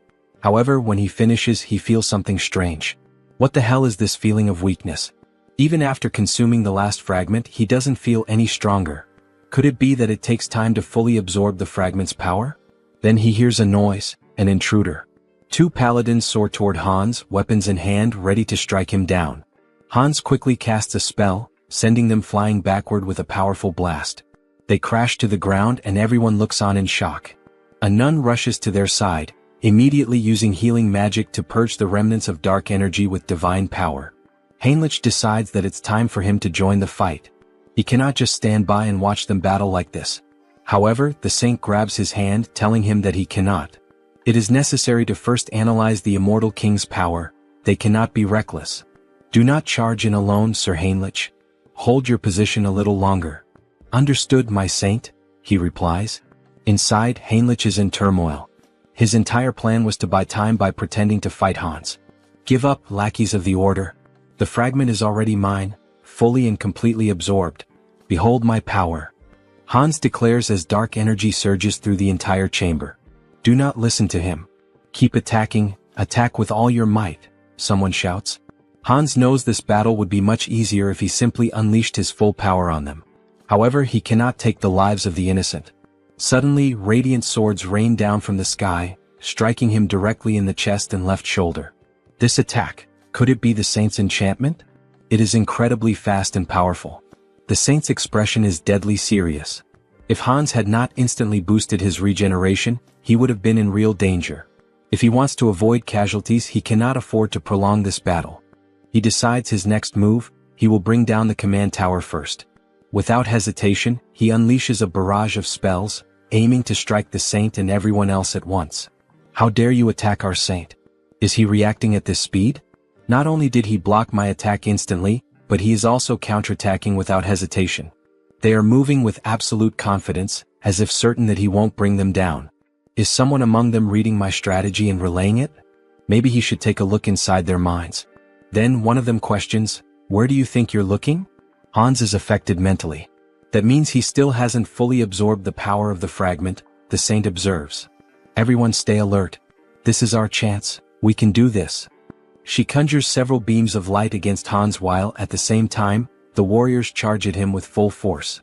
They are trying to overwhelm him with enchantments and sword strikes simultaneously, preventing him from regenerating.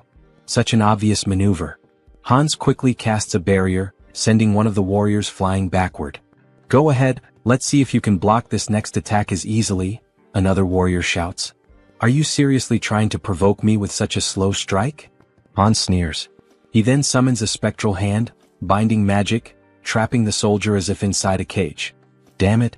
How the hell did this happen? How is he reading every single one of our movements now? He shouldn't be able to block psychic intrusion. "Forgive me, senior."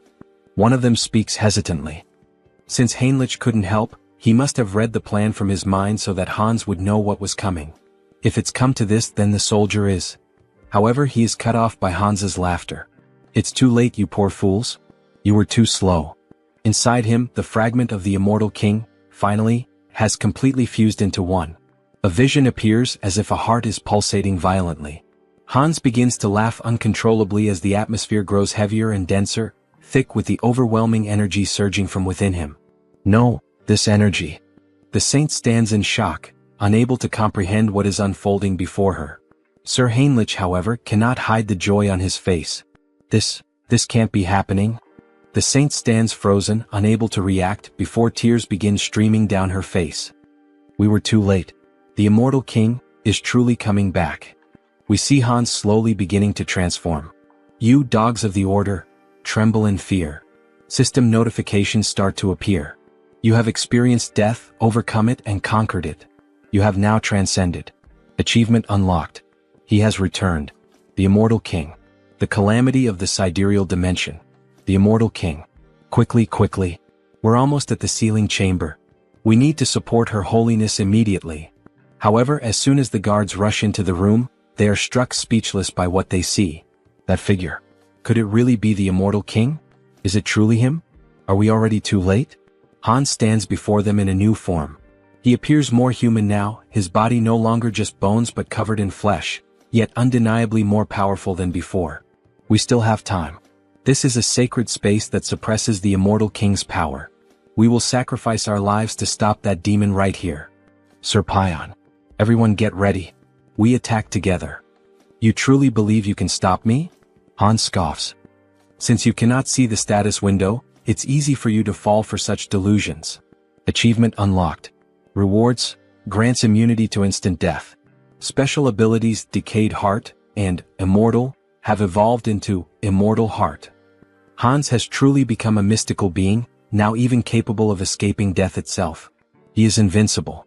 Very well, come at me, all of you. Let me show you the power of the immortal king.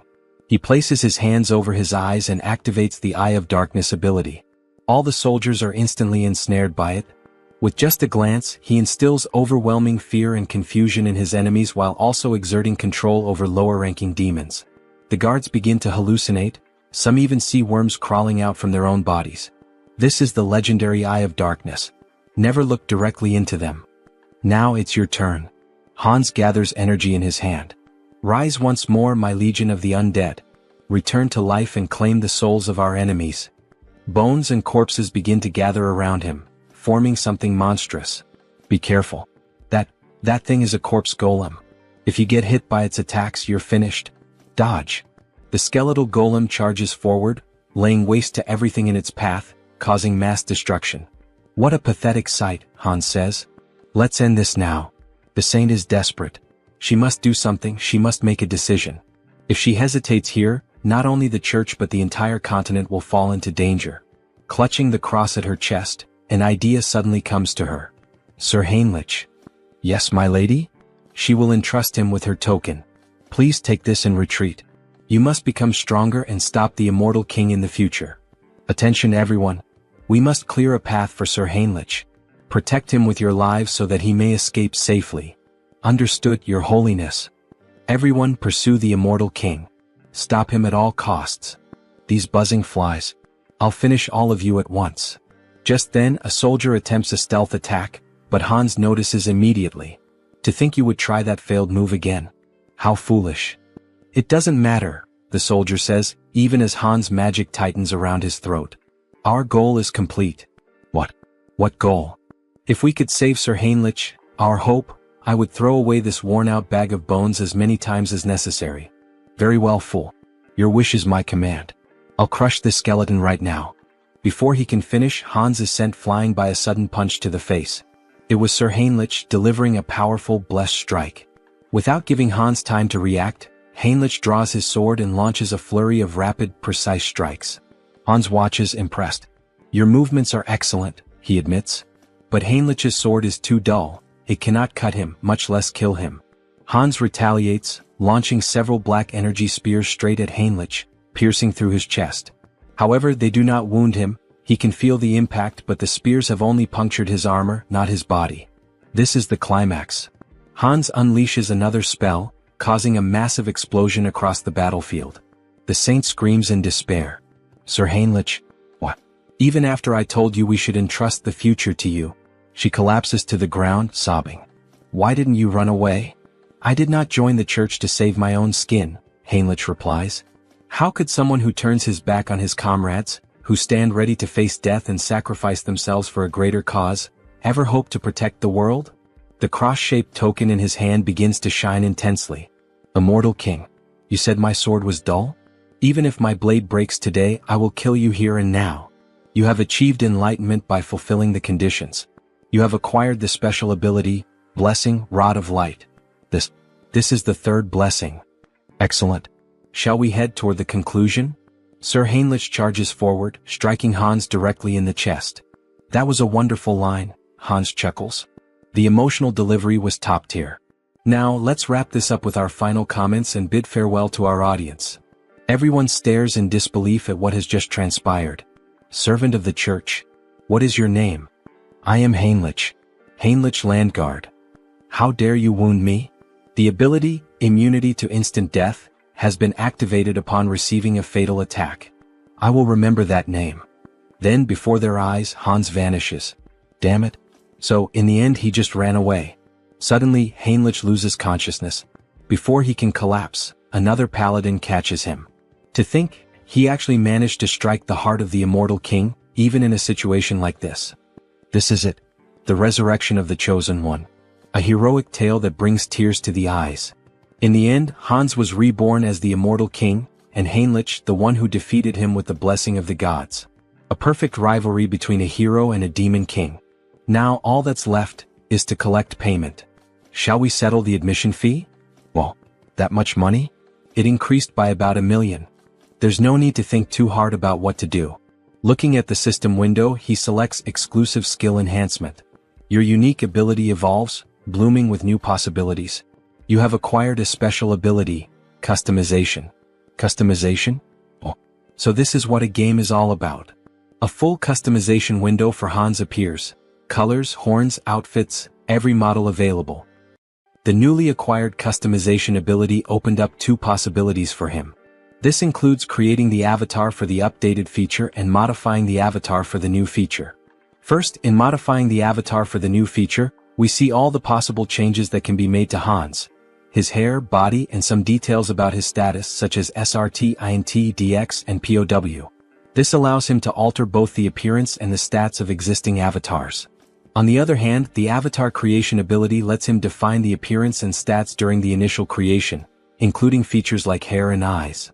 Above all, the biggest difference in this category is the gender selection option, which allows him to choose between being a man or a woman. Feeling excited, he reassures himself that he isn't thinking anything inappropriate or strange. He's just pressing the button out of curiosity. After all, he needs to find out what the difference is. So he presses the button to become a woman. However, it is not possible.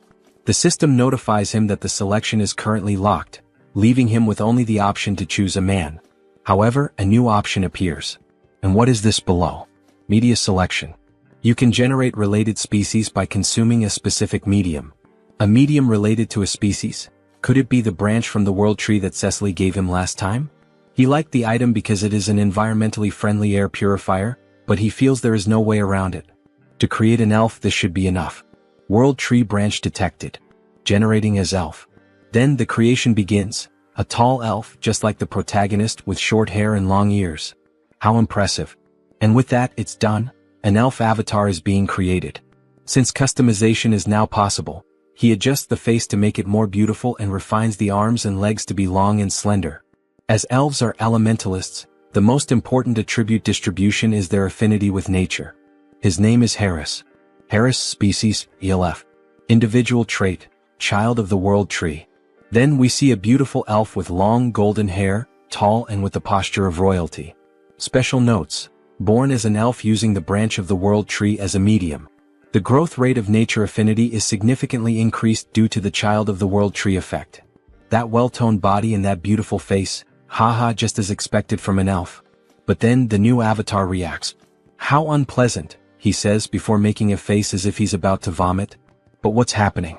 Hansa's dark magic makes him feel as if Harris is being completely destroyed, as though the dark magic is killing a delicate young plant.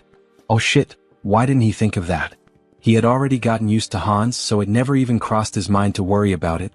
Hans, cancel your summoning. Since the mental center isn't functioning, could it be due to the elf's affinity with nature? He nearly lost the new avatar without even realizing it. For now, he decides to save Harris for later. Then he walks over to the shelf and picks up a book titled Conan the Baba. Maybe it was time for him to start writing the story of the mercenary king this time. Meanwhile, back to Harley, we see him looking quite excited. He really enjoyed that ear-floating feature. The young woman laughs, saying that it's a relief and that it suits him well. Thanks for your support. Hubert had found just the right item for him. Turok truly is the city of artisans. On the streets, we see a few people going about their day, making it feel like an ordinary town. Speaking of which, he had heard that some guys had been causing trouble at Hubert's shop. Maybe he should head over there and teach them a little lesson. Then, a group of 3 people starts making comments. What's with those tattered clothes and tattoos? No wonder the South is mocked as a den of savages, it's the Southerners' fault. Harley tries to ignore the spiteful remarks, but he just can't. Hey, what the hell are you guys even talking about? Which bastards just insulted the Southerners? Was it you? Or maybe you? You bastards better watch yourselves. I'll knock some sense into you. But when one of them swings at Harley, the wooden club shatters the moment it makes contact with his arm. That idiot, he just broke his own weapon against nothing but Harley's body in bare hands? Harley starts thinking. He would say that's pretty rare for this avatar. Ha. All these guys must be true Southern warriors. Tattoos, strong bodies, fierce gazes. That just means he needs to live among them and start building relationships. The great hero of the South and his closest companions who support him. In other words, he might actually become a true Southern warrior. Anyway, hurry up and dress properly. That kind of outfit should only be worn during traditional festivals. People don't wear things like that nowadays, do they? Harley asks. The other man becomes extremely irritated. That bastard, he can't stand hearing another word from him. He then challenges Harley to a traditional Southern duel, striking a culturally significant stance. Oh, a duel in the Southern style. Their tradition is to fight with bare hands, right? Sounds good, but there's one condition. All 3 of you come at me at once. They don't seem to believe what they just heard. You want all 3 of us to attack you? Are you insulting our honor? Fine, then 2 of you can come at me. The third should help the 2 who'll end up on the ground. As he makes this threat, his eyes take on a psychotic gleam, as if he's about to beat the 2 of them half to death. Alright, come at me now, you cowards. Try to take me down. Then, the sounds of impact echo through the city, leaving a trail of destruction. 2 of them are lying unconscious on the ground, while the last one, still standing, mutters, "That bastard is insane, unbelievably strong. He's not a Southerner. With that level of skill, how is it possible that you don't have a single warrior's mark?" Alright, those marks were a thing among Southern warriors, weren't they? How should he make this up? Brothers, I am a Southern warrior. But there's a story behind why I have no marks. What do you mean? It all started 20 years ago. A duel was held to determine the next chief of their tribe. The scene shifts to an arena, where 2 warriors battle while the rest watch from the sidelines. Harley's father, the strongest warrior in the tribe, won the championship, earning the admiration and praise of every member present. "Congratulations," said the king. "As per tribal tradition, you will be granted one wish. Speak, what is your desire?" His wish had already been decided from the very beginning of the tournament. I will not marry the chief's daughter. What? Everyone was stunned. Outrageous. How dare you make such an absurd request? Explain yourself. Well, he had a good reason for making that request. The reason was, she and he were bound by blood as siblings. What? She is left speechless. Father, are you really going to let someone who speaks such nonsense go unpunished? My deepest apologies, my dear daughter. However, everything he said is true. You are not my biological daughter. I adopted you a long time ago. Guards, kill this insolent fraud. Dear, he will buy us time, so run away quickly. At that time, his mother was pregnant with him, which is why she couldn't help his father fight. His father bravely fought alone to protect his wife and unborn child. But he fell heroically, holding back the tribe's warriors. His mother managed to escape her pursuers and hide in a secluded cave, where she raised him. However, even his mother passed away recently due to illness, and that is why he has no warrior's marks. All three men begin to weep. How could such a tragic past exist? They apologize for misunderstanding him. He is a true Southern warrior. He never expected such a sorrowful backstory. Of course, it was obvious that everything Harley had just said was a complete lie, but his performance was insane. Alright then, to our new brother, cheers. Everyone raises a large mug of beer in celebration. By the way, Hyungnim, this place is pretty far from the south, isn't it? What brought you all the way here? Ah, well, there's a story behind that too. After his mother passed away from illness, he was left all alone in this cruel world. It was just him and his own body. He was completely lost, unsure of what to do, how to survive, or what path to take. And then, the only person who didn't just walk past him but actually stopped and spoke to him said, "Excuse me, do you need help?" That person was a young merchant named Hubert, who ended up becoming very close to him. Today they are best friends. Hubert was the only one who truly made an effort, who worked hard to help him get settled. A benefactor and a true friend. But later, he found out that Hubert was in serious trouble. Apparently, he was being threatened by some bandits. There's no way he could ignore the struggles of someone who once saved him. That's why he came all the way here, to help. One of them slams the table. That's awful. An enemy of our brother is an enemy to all of us. We'll do everything we can to help our brother's brother as well, everyone. Thank you all so much for your help. Harley embraces them all. Alright then, as soon as I use these bastards to silence the fools threatening Hubert, it'll be time to kickstart my real creative economy project. He plans to import a ton of pimenta de terra since it's a rare and valuable spice in this world. In exchange, he'll distribute magical tools, which are common here but scarce on Earth. A win-win trade where everyone benefits. And in the process, he'll also secure a hefty profit, using that income to pave the way for even more explosive growth. Very well, Hyungnam. Let's first head to your friend's shop. We'll make sure the place is well protected. You can count on us. Alright, then I'm counting on you all, guys. Having reliable subordinates really makes life much easier. Now that Hubert's problem is being taken care of by them, it's time for him to move forward and begin his debut as an elf. Then, in front of a castle, we see someone standing. Good morning. This is the Great Temple of Rosalia, correct? I am Harris, a skilled mercenary and close friend of Harley, who in turn is a close friend of the Holy Knights Order. I've come here after hearing that the elf envoys are present at the moment. Would you be willing to grant me an audience? Of course, he also brought a proper letter of introduction. Then we see a piece of paper with a message written on it. This elf is definitely my friend. He would appreciate it if you allowed him to enter. That ridiculously sloppy, no freely expressive, handwriting, and even the scribble on it, leaves no doubt that this is a handwritten letter of introduction from Sir Harley. Please come in. They will guide the elf to the accommodations for the elf envoys. Here we are. We've already informed Lord Rayfury, so just wait for him to arrive. Alright, thank you. Excuse me, it's a pleasure to meet you.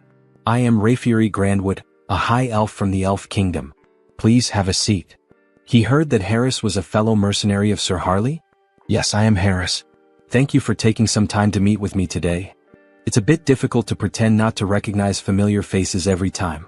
But more than that, it's honestly fascinating. Seeing him through the eyes of a high elf, his eyes truly seem to shine even more.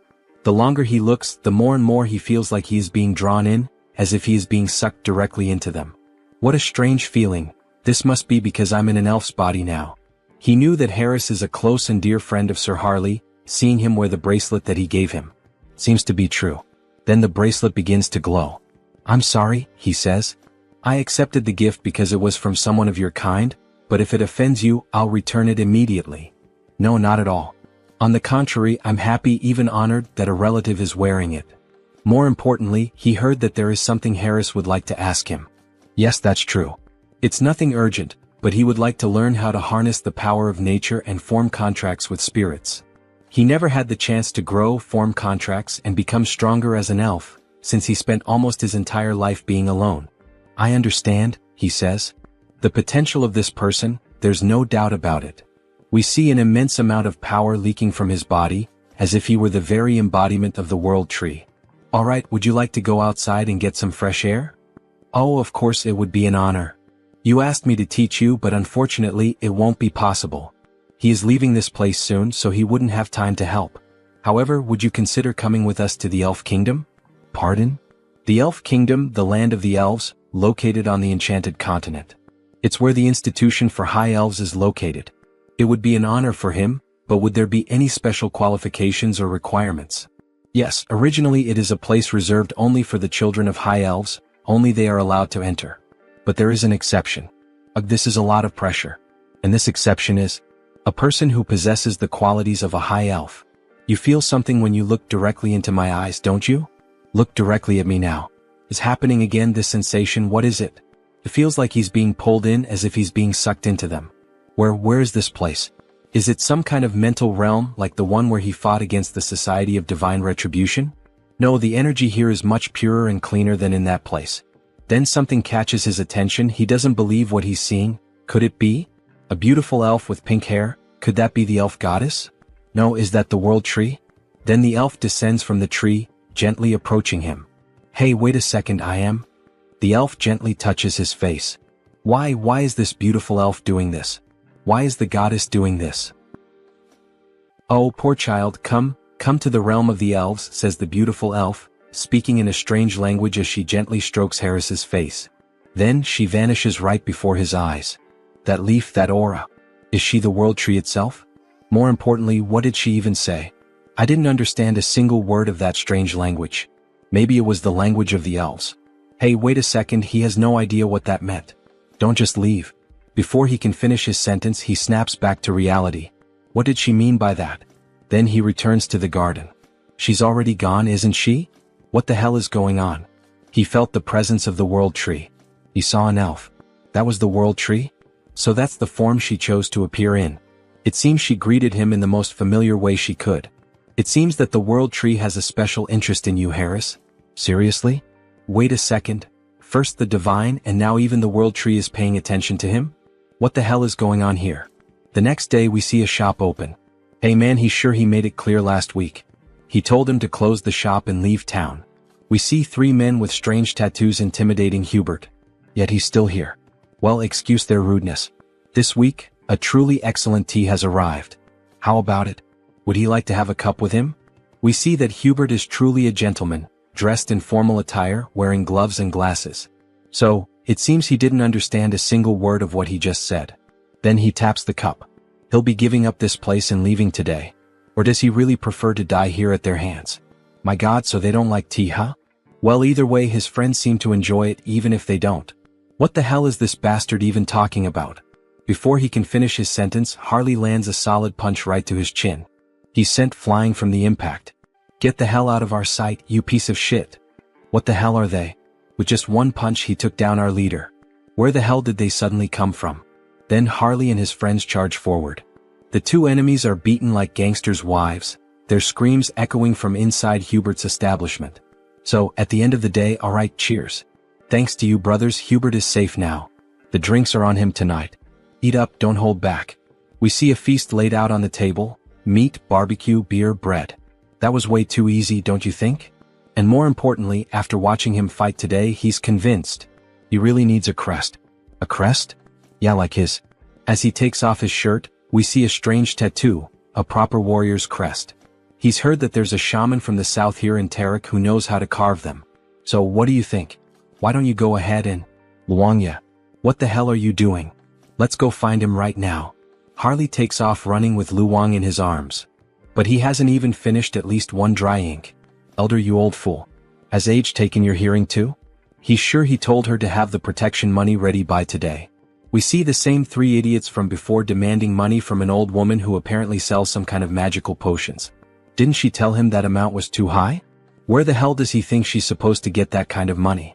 She really doesn't understand the situation she's gotten herself into, this old woman. As he grabs her by the blouse, does she see this face? He's already had enough problems today, really a rough day. And now what? She doesn't have the money? Then go find a way to get his damn money. He doesn't care how this useless old hag does it. Just get him his damn money. Otherwise he swears to God that. But something catches his attention. Hey, what the hell is that coming this way? It's that son of a bitch again. What the hell is he doing here? Then Harley charges toward them, nearly trampling them with his overwhelming force. Greetings, madam. He's here to have a crest carved. Meanwhile, Luong is feeling sick from Harley's sheer speed. What is she going to do about those thugs? Well, they'll wake up and crawl back on their own. It doesn't matter. What a damn mess this is. Anyway, come inside for now. So, he said he came looking for her to get a warrior's crest? Yes. Can she do it right away? She hopes he knows that while a crest grants great power, it also drains a significant amount of one's life force. Of course he knows. That guy already explained all of that to him. It's been a long time since she's seen someone with such monstrous life force. With his endurance, he might even be capable of handling the supreme crest, the warlord's mark. Warlord? Hell yeah, carve it into his skin right now. Harley shouts, startling the poor old woman. That's impossible. She doesn't know how to do it. It's a technique no one has been able to carve in hundreds of years. And at this rate, her ears are going to fall off from all this yelling. Ah, come on, don't kill the mood like that. Well, if that's not possible, then he guesses she could carve the great warrior crest that Luong mentioned. That's a problem too. What the hell? She's low on materials, it's been ages since she last carved a crest and, more importantly, she simply can't do it. To receive a crest, you need the most crucial thing, a warrior's achievement. In other words, a feat like slaying a dragon or saving a kingdom. If he wants the great warrior crest, then at the very least, yes, beyond the Iron Fortress in the northern mountains, he would have to defeat the ogre that rules over that place alone, killing it with his own hands. An ogre? Does she even have any idea what kind of monster that is? No one would dare face that thing. Is she trying to get his brother killed right now? Just the head of that beast is as big as his brother's entire body. How the hell is he supposed to deal with that alone? However, while they were talking, Harley started rummaging through something at the portal. Did she mean this? Then a massive skull appears. That's the ogre's skull? Don't tell her he hunted this thing by himself. Aha, of course he did. An ogre is nothing to him. Alright, she can see that he's an impressive warrior, but even so, come back in a few days. Lately, she's been low on energy and her body isn't in the best condition. She needs strength to carve a crest, but she hasn't even been eating properly. Food. Leave that to him. Restoring vitality is his specialty. What does he mean by that? Then, before she even realizes it, he's already vanished from in front of her. He really just left. So, she just hopes he doesn't cause any trouble. You little shit, it's him again? We sure are running into each other a lot today, huh? You again? Then he throws another punch at the thug, making him groan in pain. What the hell is he? Who sent him? Why is he doing this to them? You messed with the wrong people. You're the ones who laid hands on our shaman. Huh? Shaman? That old witch is the southern shaman. Sorry, we didn't know. We thought she was just some random village healer or something. Harley raises his fist, threatening another punch, but this time he slams it into the ground instead. Alright. We won't do it again. Please stop. Yeah, you better not. Keep that promise. Hyungnim, I've wrapped things up on my end too. So now what? He knew that a bandit hideout like this would have stuff like this lying around. Luong, get over here and help carry these crates. We're having a barbecue feast tonight with that old lady. As they return home, we see the old woman sweeping the street. Grandma, they're back. She is surprised by their sudden return. My God, what the hell is all that in their hands? What did she mean by all that? It's all meat and alcoholic drinks, to eat and drink together. So what did she think? Isn't that enough for Grandma to eat, recharge and stay healthy? Then we see a flashback as if Harley were another young man. What a shame. If her son were alive, he would be the same age Harley is now. At her age, meat? Seriously? She can barely chew. What? So you're not going to eat it?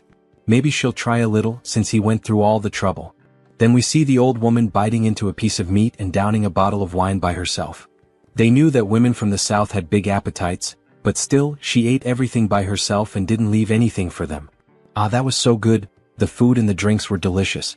Alright then, now that our stomachs are full, shall we begin the engraving on Harley's skin? The engraving process is painful, you know. So she lays Harley down on the bed and starts getting ready with the needle to pierce his body. Is Harley mentally prepared? Aha, of course he is. Don't worry, old lady, he was used to going through procedures like this on a bed, a reference to when Hans used to perform experiments on his body. However, before he could finish that thought, the old woman put a stuffed bear in his mouth. Her son bit down on that toy when he had the engraving done on his own skin. So she knows it's going to hurt, so keep it in his mouth because she's about to start. Alright, here we go. When she presses the needle against his body, the needle snaps. Damn it, his skin is so tough that the needle broke and she can't pierce through it. Wow, I can't believe it. Isn't there another way to do the engraving on his skin? He knew that Hyungnam was exceptionally tough, but this is insane. There's no way we're going to use another technique. Don't worry about that. She shifts the angle of the needle, and the markings on her arms start to grow stronger. She's going to make sure that all that meat and alcohol she ate and drank will be paid for, in full. Activating all the markings on her body, she begins to pierce and carve the engraving into his flesh. It's time to show what a first-rate tribal shaman chief from the past is capable of. Then we see the mark that was made, a fiery sun, resembling the symbol of the Sun Pirates from One Piece. Captain Fisher Tiger. System notifications. The entity has fulfilled the conditions and attained enlightenment. He has acquired the skill, Chaco-style combat symbol. Current symbol, Great Warrior. We see a large marking on the right side of his chest. This is truly impressive. It's far more efficient than enhancement through bio-aura. At this level, even without using the body mutation ability, he could defeat an ogre in a bare-handed fistfight to the death. This is perfect. We see the old woman, completely exhausted and worn out. Harley is even concerned about her condition. What's the matter? Is she alright? Is she feeling anything? Don't worry about her. It's just that it's been a long time since she used that kind of strength and those engraving techniques. She's just out of shape. She'll be fine after resting a bit. Lock it in, brother. We've just found more work to do. And what would that be, Brother Harley? Meat. He shakes the old woman, shouting in desperation. We need to find more meat. She can't be in pain if we're going to finish the other crests. We need to keep her alive and well. That damn stubborn bastard. Let her rest a bit before continuing. In the next scene we see Heinrich lying in bed, his body completely wrapped in bandages. Meanwhile, someone is standing in front of his body, praying and speaking divine words. A paladin approaches from behind and asks if she's still praying for him. Cardinal Pion, if she continues praying and using divine power without resting, it will certainly have serious consequences on her body. So please go easy. Yes, she knows the consequences. But her heart won't let her rest. She can't forget what happened, the last vision she had of him. In that moment he stood firm against the immortal king, refusing to back down until the very end. Yes, it was like witnessing the birth of a new hero. Wait, Sir Heinrich, a new hero?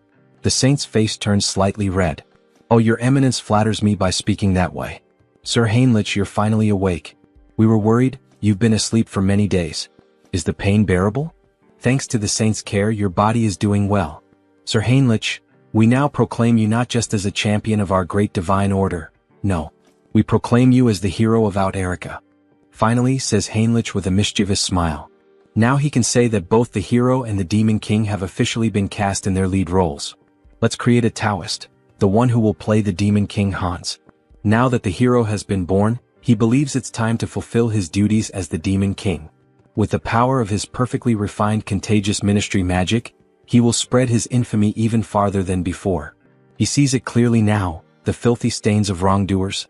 He prepares to begin the night hunt. He will drag every one of them into hell. Quick, move and keep going. This patient came first, get out of the way. Damn it, what the hell is going on this time? Looks like that bastard with the Haho mask showed up again. Well, any idea what's happening? One thing is certain, they got involved with someone extremely dangerous. On Xiangjin, a dark mage sent by the skill management department. They ended up messing with the wrong person, got on the wrong path and ended up dead like this. That freak with the Haho mask or whatever it is a completely insane monster. This level of pure dark magic is beyond human comprehension. That person's body is basically just an empty shell now. He'd bet their soul has already been enslaved. If he were caught by a monster like that, if it were him, he would choose that option without a second thought. As if that would help. says the so-called best dark mage in Korea. He's nowhere near that level. Having a dark mage of that caliber as an enemy, well, that's what it really means. No way. He said the culprit was the Haho mask, right? In that case, let me take a closer look at the curse. He then uses dark magic on the dead man's head. However, he suddenly feels a devastating force as if something is watching him. That feeling, he collapses to the ground in shock. Hey, what the hell just happened? What's wrong? Did he find something? Team leader, he feels like he's about to die right now. What the hell are you talking about? That bastard. The Haho mask. He saw him. The Haho mask noticed him. He tampered with the spell on his own, so if he gets caught, he's screwed, no doubt about it. At this point, there's only one option left. Is he going to fight against the masked Haho? If he just dies now by jumping off this building, he could peacefully cross over to the other side. Hey, stop doing something stupid, you lunatic. The masked Haho only hunts and kills villains. You'll be fine since you're innocent. So calm down and breathe. Alright. Hearing those words like that made him feel a little better. Thank you very much. After all, he is innocent. Is this bastard stupid or something? And somehow he starts to feel his body slowly relax, until he passes out and collapses to the ground. Hey Seongjin, what the hell just happened? Nurse. Please help us, he passed out. Meanwhile, Hans watches the entire situation from afar. Interesting, that man seems to have the ability to use dark magic even if only in a light form. He doesn't sense any evil aura from him, so there shouldn't be any problem with meeting that guy again in the future. The next day we see a blog filled with various posts and information about the masked Haho. Hans's popularity has grown so wildly that it's now out of control. What could Haho's abilities be? A vigilante of justice, the dark hero. Some people are even calling him the shadow hero. But it's not like he's actually happy with all this attention surrounding Hans. This could end up becoming a real problem down the line. Oh, what a headache. How the hell is he supposed to start operating from now on? However, someone interrupts his thoughts by knocking on his door. Who could it be? Your fried chicken delivery has arrived. Wait, what? Kang Tae-san. It's been so long since he last saw him.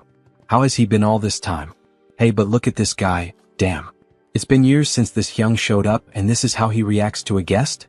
Ah, what do you mean by the way he reacted? Well, even though he's my friend right now, he's the last person I'd want to see or talk to tonight. Skill Management Bureau. Criminal Investigation Division. Kang Tae-san. Still, Tae-san is the only friend he made during his childhood.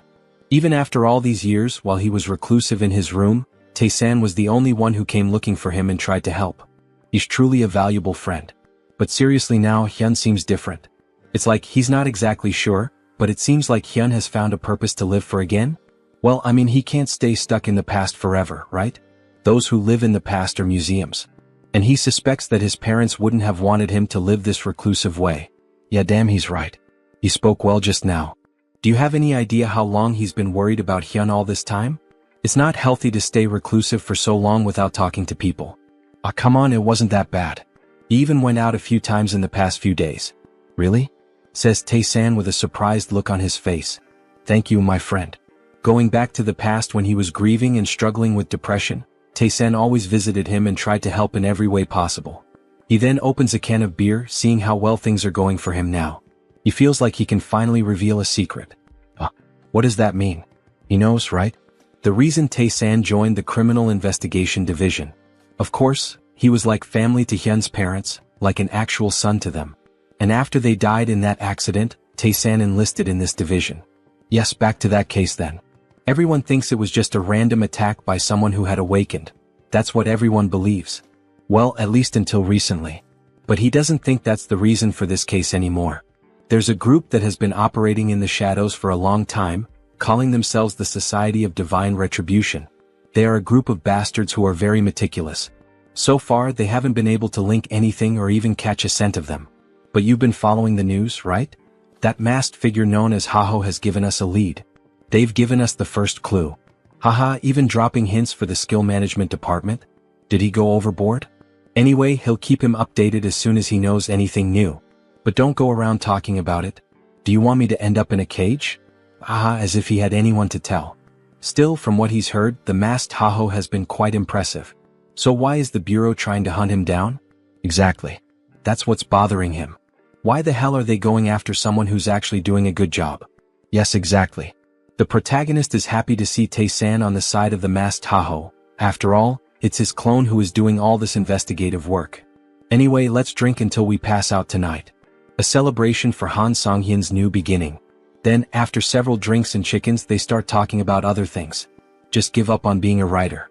What's wrong with that? A hero and a demon king? Well, that's so cliché. And giving the demon king the name of Hans? Tae-san laughs a lot. That's so boring. It doesn't even sound like a name you made up over coffee or something. What does that mean? This is a classic. There's nothing wrong with the description of this story. This isn't a classic, this is what we call cringe. If it's something that's been done to death, how about pretending it's an abbreviation? Hans, short for something like Hannibal Strauss. Oh, that was actually a good suggestion. Right? If he becomes a writer, remember he can always ask for help from his hyung here. So, while they were talking, Tae-san's phone started ringing. Oh, look at the time. He needs to leave. Seriously? It's still so early. The leader of the Dawn team said he has to show up today. He's leaving. Alright then, Tae-san. We'll talk later. I forgot to ask something before. Your grandmother is doing alright, right? Tae-san pauses for a moment at the door as if feeling uncomfortable. To be honest, her condition has worsened quite a bit recently, and there are no signs of improvement. Maybe it's already time to start preparing emotionally in case the worst happens. Wait, is Grandma that bad? Is there anything he can help with? Anything at all? Hey dear writer, just focus on writing your material. Don't worry, he'll take care of things somehow. The protagonist really felt the weight of those words, and we see a flashback of someone holding his hand. Is this okay? If you feel like eating something more, tell your grandma, alright? Tae-san's friend is no different from his real grandson. He knows, yes, grandma. Tae-san's grandmother. When he used to go out with Tae-san, she always took care of him, looking after the little things. These are some of the few warm memories he has. And now, knowing that she is seriously ill, he feels very sad. A friend who has always been by his side is going through something so hard, and yet, he is completely helpless. Hey, wait a second, how could he be so stupid? He had a brilliant idea, something he can do. Kang Tae-san, you owe me an apology for mocking my sense of sampling. Because these characters who sound like they're shrinking are the ones who will help you. Then we see the protagonist invoking Heinrich, a paladin who would be perfect for this situation. Then we see a system window showing the paladin Heinrich. To heal someone, a healer is needed, like a priest. But he has one who fits that description perfectly, doesn't he? A familiar with faith recognized by the archbishops and overwhelming divine power. We see that Heinrich truly became someone special in the other world, being regarded as one of the greatest figures of faith. Heinrich really can heal Tae-san's grandmother. But wait, how is he going to make Heinrich disappear for a while? If he vanishes right after officially becoming the hero, it will lead to misunderstandings. Even the saint is focused on him now. Well, with night falling and the day about to turn, it's better to wait. For now, it's best to hold off until the right time to disappear from the original world so he can heal the grandmother. Then in the next scene we see a child singing while carrying apples, dressed in very formal clothing. A lively city with many people walking through the commercial district. The girl asks the boy if he's alright if the bag full of apples isn't too heavy. Yes, sister. It's fine, it's not heavy. However, in a moment of distraction, one of the apples ends up falling out of the bag. Stop rolling. Wait, don't run through the city like that, Aaron. Then the apple ends up landing at the feet of a stranger. Oh dear. You need to hold this more carefully, says the man, holding the apple in his hand while the children stare at him, startled. But then the girl finally begins to smile with joy, so it was him all along. Mr. Hines. Hello everyone, how are you doing? All good. The boy looks impressed. Is he really Mr. Hines? He looks completely different from when he helped him escape from the vampires. Yes, it's him. His face has changed a bit over time, hasn't it? Uncle, why on earth are you only showing up now? It's been so long. Haha, right, it's been almost 7 months since he last visited them. Apologies. He had been very busy lately. Alright, but the fact that he came all the way here like this must mean he has some business to take care of here as well, right? Haha, she seems to know everything about him. Hines looks surprised. How does she already know? No, he came here just to see them. It's alright, Mr. Hines. They're comfortable with it, just be quick about saying what you need to say. But you really should visit us more often, says the boy. Alright, honestly he can't defeat both of them, so he decides to be direct. He searches through his clothing and then makes a proposal. Diana, can he be her employer again? He wants to borrow her information gathering skills and offers her 2 gold coins. Yes, of course I'll help Uncle Hines, says Diana with a smile. A moment later, Near the end of the afternoon, we see a house and its garden, someone shouting out Soren's name. Also look for places that sell these magical tools. We see various luxurious items, jewelry and magical tools spread out on a table. Wow Lord, where did he manage to get all these high-quality items? Haha, there's always a way to get certain things. Thanks to Diana, he not only obtained high-quality magical tools from the shop in Talia, but also got information from Brokaslak, who had been silent for a while. The pepper he requested is stacked up in the storage room. Great, her friend is going to sell it. And the purge is over. The purge? What does that mean? The people who pretended to surrender or tried to hide. He identified every one of them and executed them, he says with a sinister laugh while throwing cards with his dead targets onto the table. Finally, now our clan will be normalized and secure. Alright. From now on, they just need to exchange magical tools and pepper periodically. So, he's counting on her to take care of the administration of Heteros from now on. Soren is confused by the information she's just received. What the hell did he just say? She's never done anything like this before, she's not sure if it's a good idea. Can she really manage the clan well on her own? Jean Soren, she's a capable person he trusts. If it's her, he's certain she will do just fine. Oh, the master trusts her. She blushes at his trust and promises to live up to his expectations. How easy it is to deceive this girl and gain her trust. He's using dramatic lines everywhere. If he thinks about it, we're not much different from a small or medium-sized company now that trade between the two worlds has been established. Let's get to the point. Shall we start the conquest of the clan in earnest? Then back to the original world. It's already nighttime and the city seems quite lively. There are lots of people walking around, enjoying the moonlight, listening to music and chatting with one another. Based on the information he and Diana managed to gather, he personally investigated and was able to find it. This is the source of his blood, and he's convinced that this is the base of the Brokaslak clan, where those two soldiers are standing guard. Then he throws something near the guards to draw their attention and quickly slips in through the back door like a shadow. Why did this one fall on its own? Was it the wind or something? Then we see a beautiful lady holding a glass, drinking it all in one go. This is so good, such refreshing blood. The young vampire lady seems quite satisfied with her drink. But how much longer will she have to keep living like this? Drinking alone is so lonely. Looks like it's still the same as always, a drunk Rosilica. Who's there? There are a lot of familiar faces showing up today. Conceal skill release. Forgive me, but who the hell are you again? He's Heinz, a vampire she met some time ago. She's sorry, her memory is a bit poor. Who are you again? Then she starts pouring more blood into her glass. Still, now that a guest has arrived, she must show her hospitality. However, while pouring blood into the glass, she cuts her fingers slightly to infuse the drink with her own blood. Here, freshly squeezed blood. Please have a sip. No, it's fine. Upon having her offer refused, she becomes uneasy and slightly furious. This is high-level blood magic. How dare he invade the sanctuary of Brokaslak? Then, throwing the blood-filled glass, she begins to manipulate the blood to launch an attack at Heinz. She doesn't know who the hell he is, but she won't let him get away with this. So she goes all in, attacking him with everything she has. However, Heinz only laughs at the situation. Then he counterattacks by controlling her own blood. How is her blood being turned against her? To freely manipulate another person's blood. That's at least in the realm of true blood. He then forms a rope out of blood and leaves her immobilized. This is Brokaslak territory. The intrusion of an outsider is a violation of the treaty. This girl really doesn't seem to recognize him, does she? Well, instead of clearing things up, should he take advantage of that? What violation of the treaty?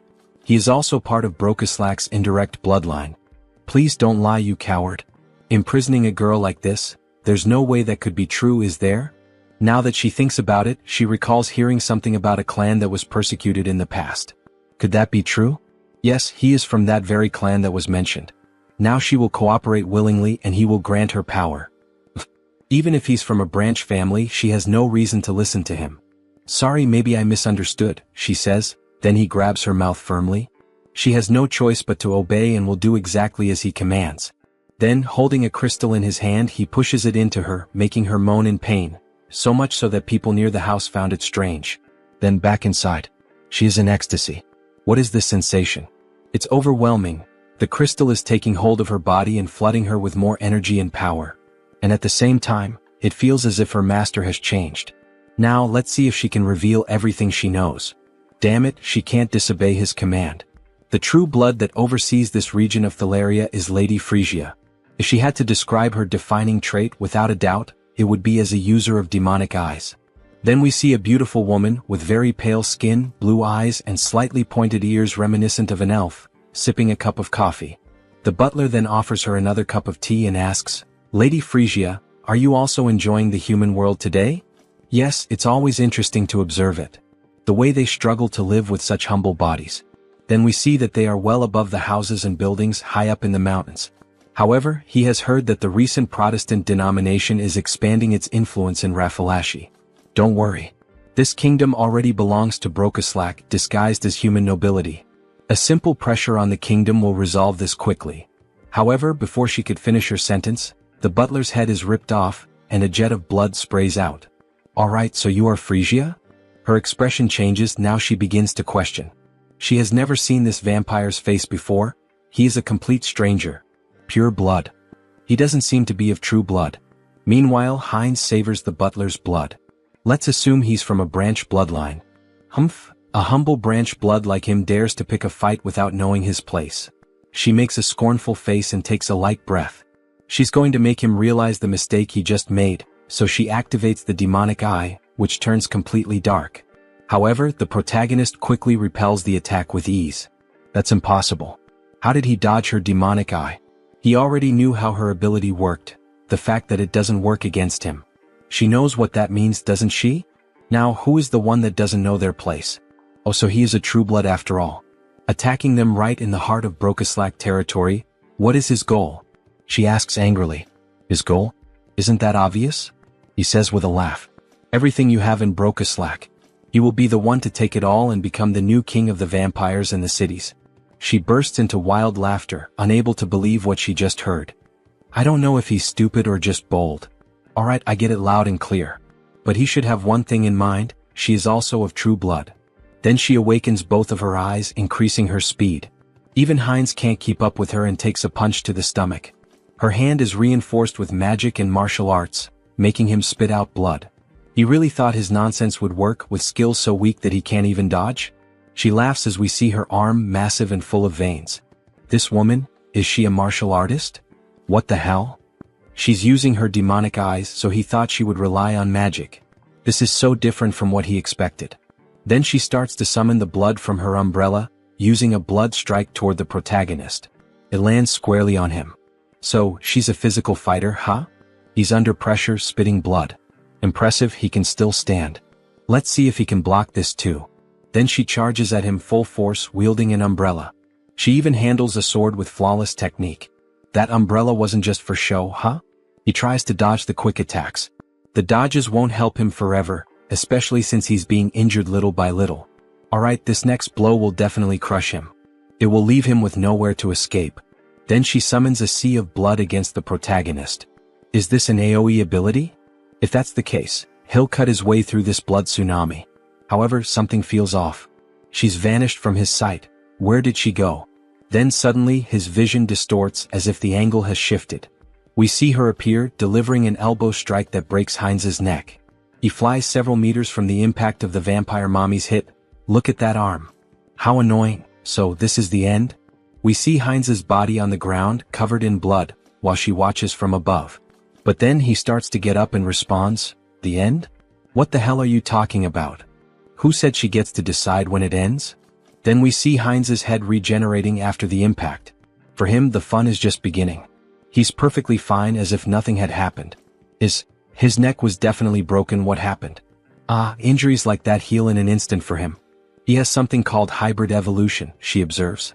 This is insane. Aside from the master, she can count on one hand the number of people who have faced her attack head-on and survived. She's astonished. He admits it, she has some good talents and tricks. Of course, she still has some flaws, but with those beautiful eyes.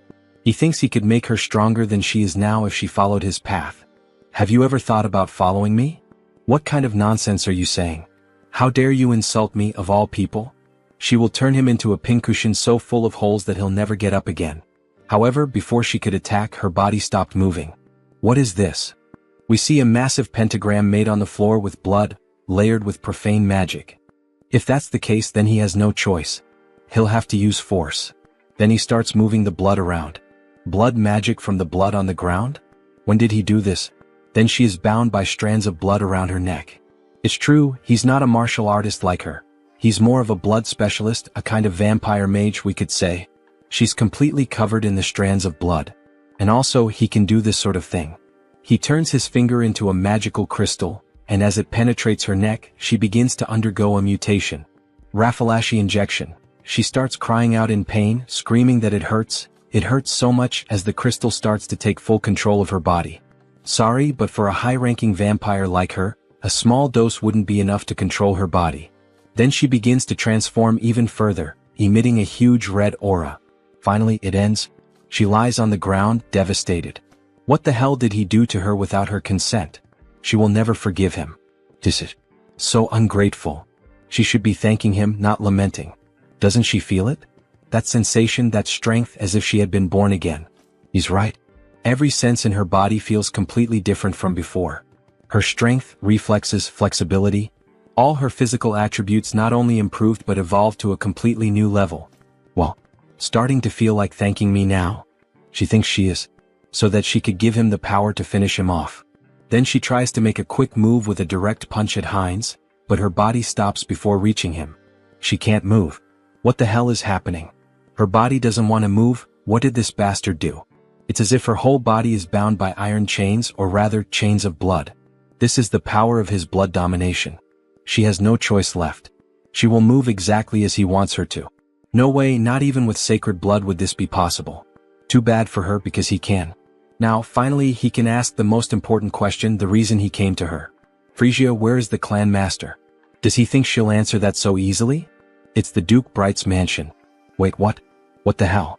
Her mouth moved on its own. Good. A little servant so obedient. Our protagonist has gotten himself a nice slave, haha. You bastard, take your hand off me. The gold of the Duke Bright's mansion, huh? It's impossible for a clan lord not to notice that a true blood is being captured. I think it's time to end this quickly and cleanly. Time to begin the massacre. Then at night they arrive at the Duke's house. Master, it's Frisia. She has something urgent to report, may she enter? Yes, please come in. Really now, sir? Couldn't he have at least lit a candle or a lamp or something? Isn't it a little dark in here? He's not human. He simply doesn't need such things. He can see perfectly well in the dark. More importantly, she said she had something to tell him? Yes, well, forget it. She thinks she already understands. It's because of that uninvited guest who's after you, isn't it? So he's already noticed. As expected of a clan master, excellent perception. Well, yes. It would be a shame if the head of a clan couldn't at least notice that. Deactivate concealment ability. What a disappointment, he laments as he closes the book he was reading. Frisia, oh beautiful woman, why did you do this? Then she became a traitor. He releases a murderous aura. He's ready to kill both of them. He is deeply disappointed in her, Frisia. To think that she would dare betray him and serve another master. Mullo is boiling with rage, almost fully transformed. Frisia tries to calm him down while Heinz watches the situation unfold. Lord Mullo, this is a misunderstanding. Please calm your anger. A misunderstanding? You both come to his house at this hour of the night and try to attack him, not to mention the different scent I smell on her. Frisia, you treacherous woman. He spent 100 years with her. Did she really think he wouldn't notice that her blood scent had changed? That something had been altered? That rotten stench of betrayal is contaminating his study. How could he possibly remain calm like this? Then he lunges at Frisia. Die, you traitor. However, before he can finish Frisia, Heinz blocks the attack. That's not going to happen. She's my subordinate now. Mullo is caught by surprise. After all, this was shameful. With just one hand, Heinz had been able to block his punch. He had been planning to resolve this situation in the most peaceful way possible, but it seems that will no longer be an option. Violence will have to speak for itself. But who the hell is this arrogant vampire? Peacefully?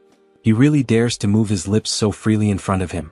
As Mullo speaks, he summons a ball of blood in his left hand, as if it were absorbing everything around it. He will cut off that snake tongue of his, along with the traitor. Then, a massive circle of blood appears above them both. He is like Heinz, a magical vampire. Come to me, children of Brokaslak. Several vampires begin to emerge from the magic circle, summoned by his spell. Go and feast on the blood and flesh of these traitors. Kill them for him. Offer the blood of the traitors to Lord Mullo. How dare they? This is no place for people like them. They're nothing but a bunch of puppets who think they're vampires. Then she begins killing them one by one using the umbrella. Something's not right. There are only about a dozen people summoned here.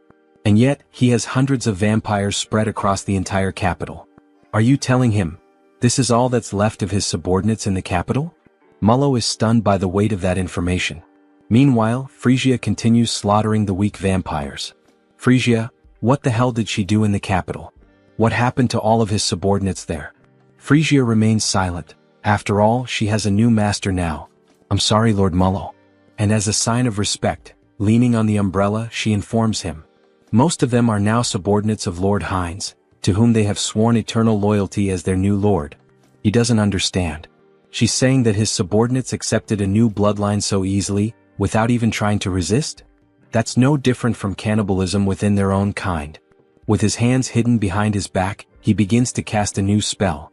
With both hands brought together, a black sphere made of blood starts to form. This will drive him insane if it continues like this. Is she really sure she wants to follow a man like that, one who will soon lose his mind? Well, all of this is only possible because Lord Hines is from a collateral bloodline of Brokeslack. He's from a collateral bloodline of Brokeslack?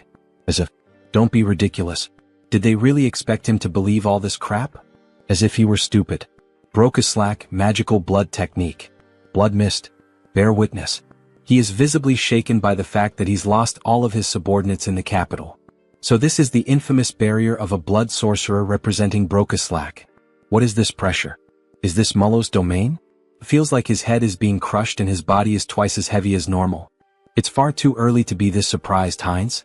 No matter when or where, they will always answer the call of their master. Then, by sacrificing a bit of blood into the magical seal on the ground, a vampire wielding a scythe begins to emerge from beneath it. Serve your master, Obeyer. Ah, what a headache being woken up so suddenly. Then we see that it's actually just a vampire child holding a massive scythe in their hands. Why did you summon him so suddenly to this place, Lord? Even though he can see a lot of blood scattered across the floor along with some vampire corpses, what the hell is going on here? Why was a child summoned alone this time? Damn it, Obeyer is already realizing this is a complete mess. No time for chit-chat. Obeyer, kill those two bastards right now. Leave no trace of them behind, wipe out their very existence. Alright. Understood, just give him a moment. He's still waking up from the deep sleep he was in, but he quickly comes to and suddenly appears behind Frisia and Hines, both of whom are caught off guard by his sheer speed. So this is Obeyer, right? Hines had noticed how fast he was, so he must be some kind of pure-blood vampire assassin. Obeyer tries to strike Frisia first, but she dodges the sudden attack. However, he can't afford to be held up here, so he activates his ability, acceleration. Now it's Hines who appears behind Obeyer, who is taken aback by his speed. Hines grabs him using a blood claw. What is this? A binding spell? How are you using blood magic inside the Lord's domain? Meanwhile, Hines charges toward Mullo, who is also caught off guard by his acceleration ability. However, Obeyer manages to break free from the claw and shouts, asking where the hell he thinks he's going. Their fight isn't over yet. He then quickly attempts to strike Hines again, but Hines narrowly manages to dodge the furious swing of the scythe. Holy shit, he was right in front of him. He could have killed Mullo if it weren't for that damn kid. Looks like he has no choice now, he'll have to deal with that bastard first. So he uses the acceleration ability again, and the two begin fighting all around the area. All that can be seen are flashes of light moving rapidly. Not even Mullo can clearly follow what's happening. Unbelievable.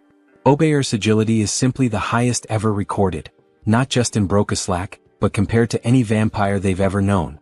And even so, that other vampire is keeping up with his speed? Seriously, who the hell is that guy? In the heat of the moment, while the two were locked in combat, Frisia took the opportunity and attempted a surprise attack on Obeyer, which ends up being successful, allowing her to completely overpower Obeyer. That damn child, she never liked his irreverent attitude, not even back then. Now is a perfect moment to settle this. He shouldn't overstep his limits.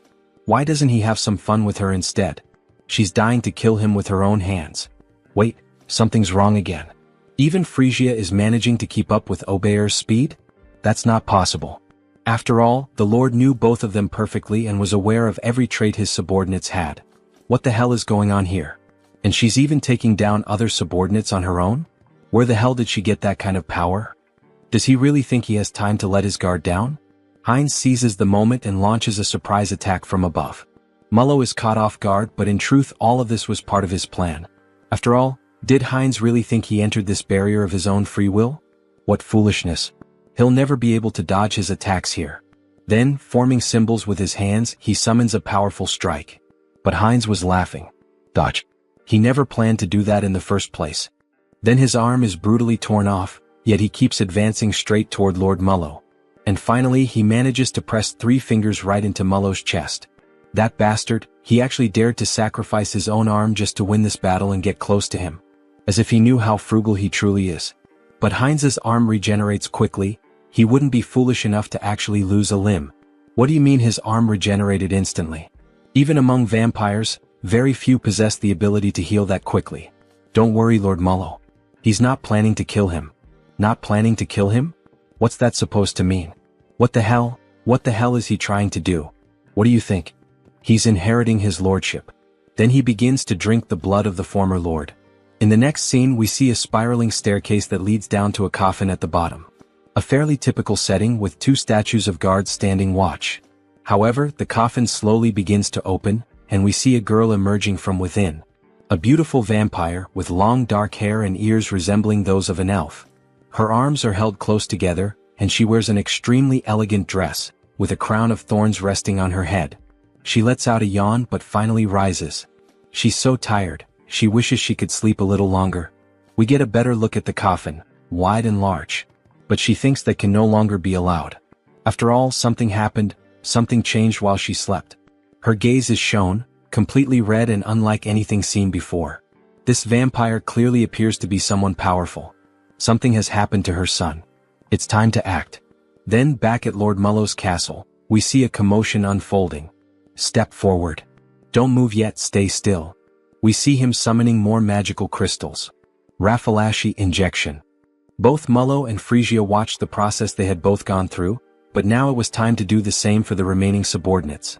Those who have finished, step back, there's still much work to be done. Next. Finally it's over. He took an eternity to finish marking all the remaining subordinates. So this means all the subordinates in the capital have been accounted for? That's right. The rest can be summoned in order, it will be more efficient that way.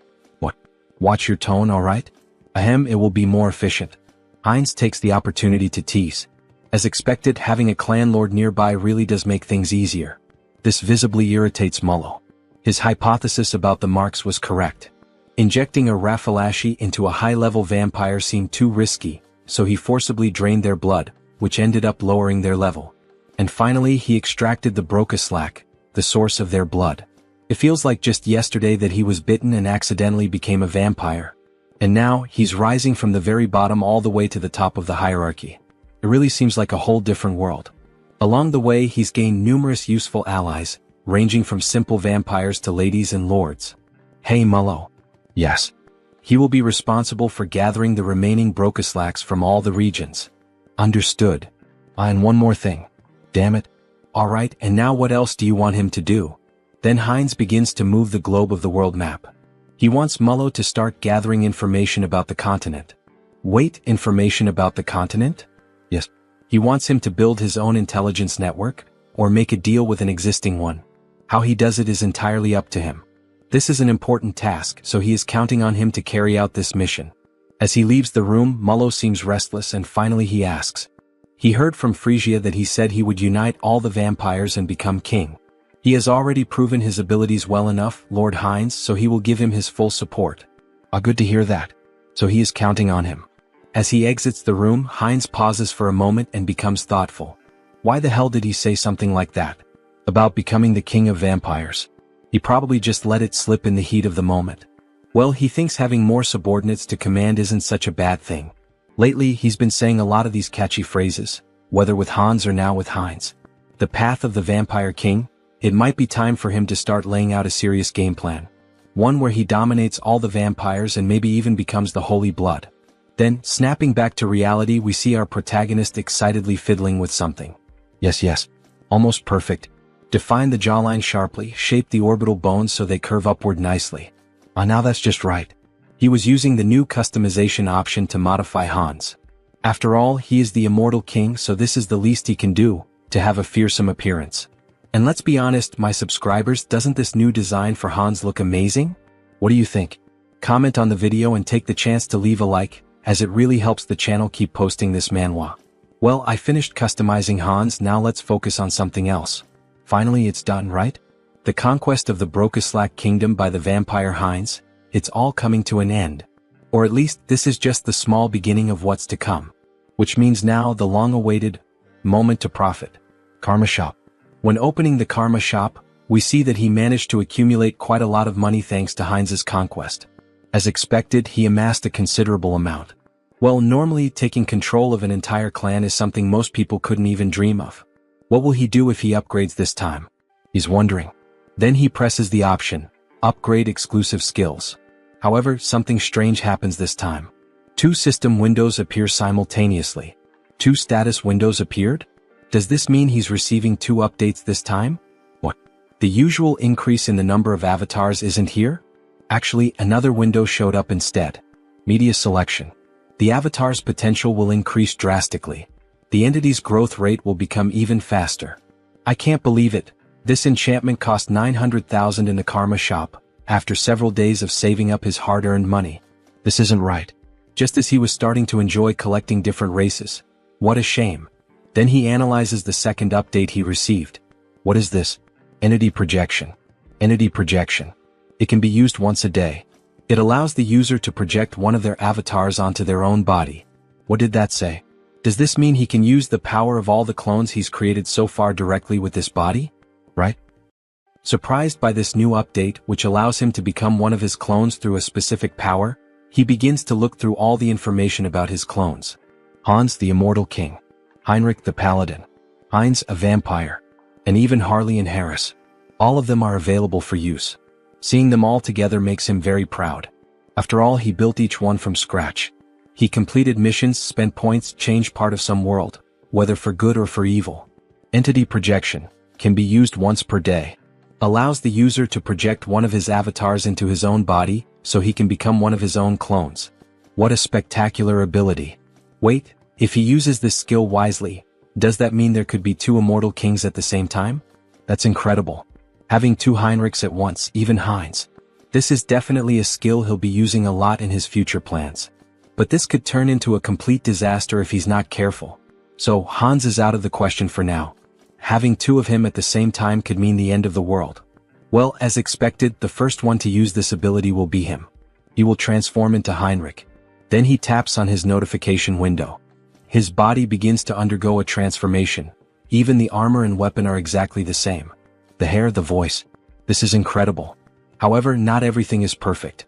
The divine power is about half of what it was in Out Erica. Is this what it feels like when an awakened one returns to Earth? Then a notification appears on the screen. Duration time, 9 minutes.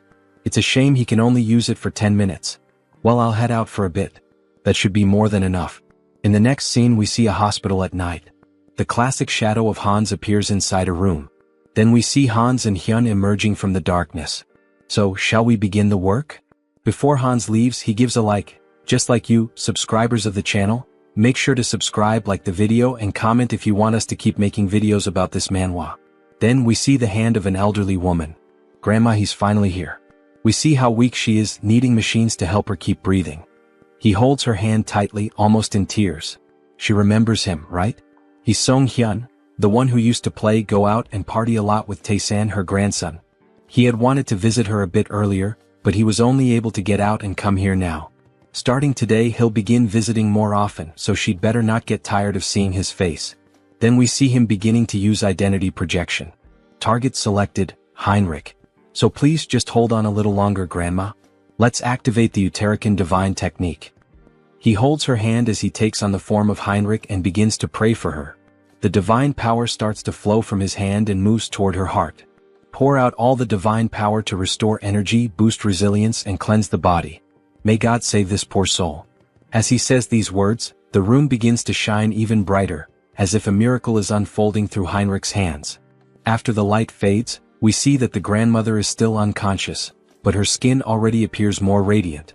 It looks like the 10-minute time limit has ended, and he begins to lose the transformation. Even with divine power, there is still a limit to how much can be done to treat age-related illnesses. He seems exhausted. After all, taking on one of his powerful clones with just his ordinary body can't be easy. But this should help improve her condition. Now, he can only rely on his grandmother's willpower. Grandma, she needs to stay strong.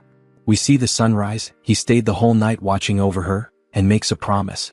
He will come with Taysan next time. Then, back in the world of Out Erica, we see images of a forest. We see the elves within the forest. So, is Harris one of Harley's friends? Yes, that's right. We see Cecily quite curious about the relationship between the two. Meanwhile, the other elves continue walking. It was a brief meeting, but we got along so well that we became like family. She begins to sniff him. Is that why? She senses a familiar scent coming from Harris. Harris is caught off guard. She's saying the same thing Diana says to Hines. They're not going to figure out we're the same person, right? It's a scent similar to what she smelled on the branch of the world tree. She knows that scent well since she spent the whole day with it. Ah, I see. Phew, at least it's not because of being the same person. It's just because the body is made from the same material. After all, it was created from the world tree. In any case, we'll get along well. He's a friend of Harley, so she's going to take good care of him. Yes, thank you very much. Granwood watches all the commotion from a distance, and he lets out a soft smile, as if he were watching two children playing and interacting. Alright, let's take a break and rest here. He said he still hasn't formed a contract with a spirit, right? Shall we practice some spiritual techniques? Miss Cecily is clearly very excited to have a new friend. So they move a bit farther away to begin training. Cecily starts trying to summon a spirit with great effort, and eventually it works. She manages to summon a water spirit. Cecily is overjoyed, as it's one of the first times she's been able to perform the technique on her own. Harris, look at this water spirit, look how cute it is. But he doesn't respond. He has a depressed expression. What happened? What's wrong, Harris? Why doesn't it work for him? We only see wind and a leaf moving around him. Even after reaching the maximum value of his affinity stat, it still didn't work. Is something wrong? Is it because he's a false elf? Spirit mages and spirits are companions who grow together. Rayfury, he's going to help us. Before summoning them, it's important to form a bond with them first. Reveal the power of nature that exists within you and show it to the spirit. He had tried to form a bond after summoning the spirit, but it seems he got the order wrong. He's glad he followed the elves after all. First, focus entirely on affinity and release the overflowing power of nature.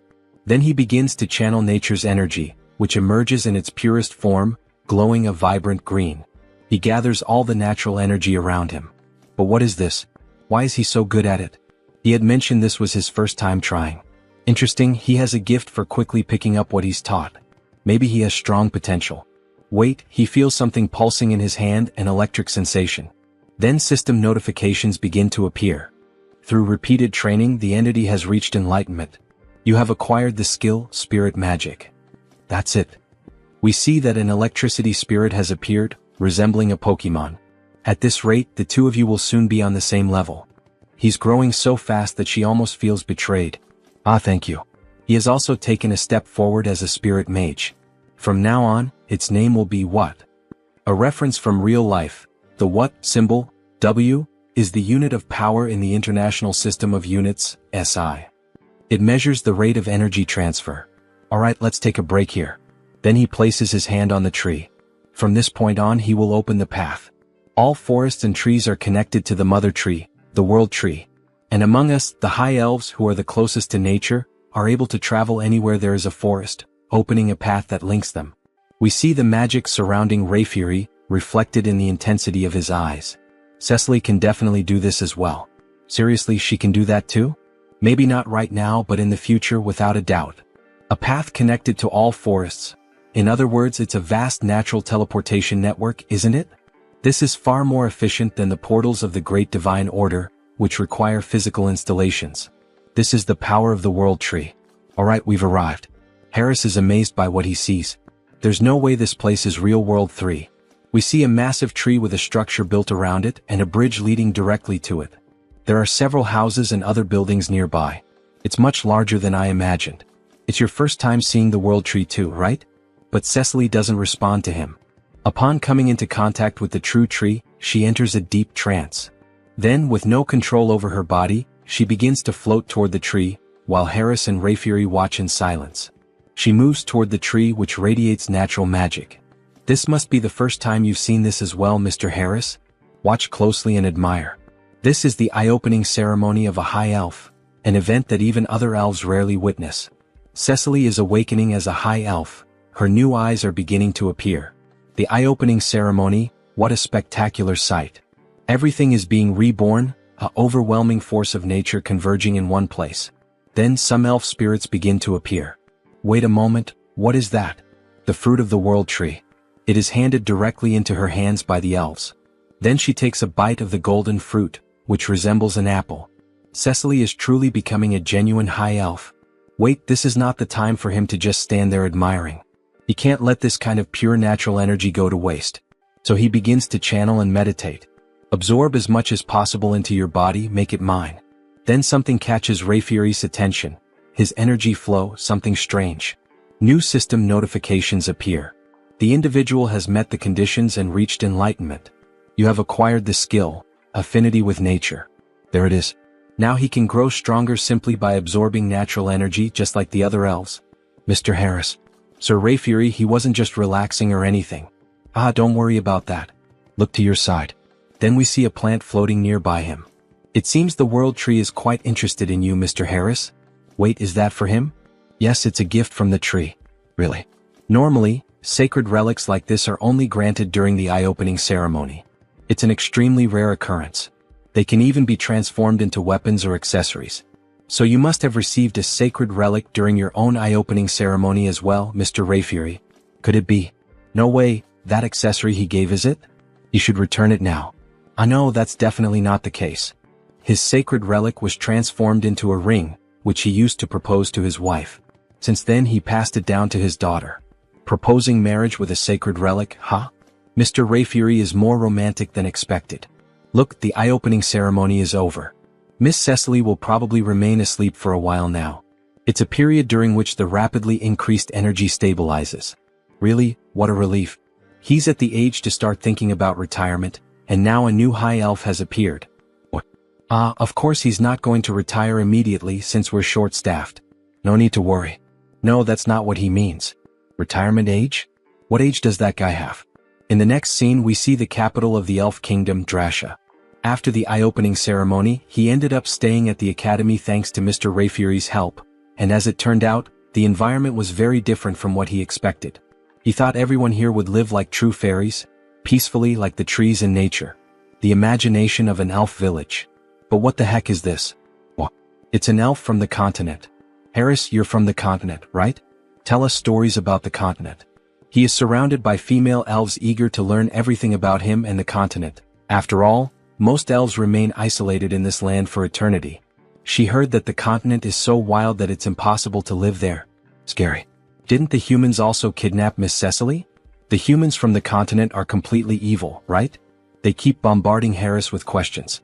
If he answers wrong, he'll be hated from day one, won't he? Well, yes, it could be dangerous. But he had good companions with him, so... Companions? He was traveling? Yes, during his time as a mercenary he met quite a few people. It's too noisy, she can't concentrate. Hey, could you guys keep it down?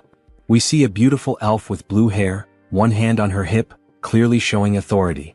Sorry, Lady Shapiron. We were making a lot of noise, weren't we? Sorry about that.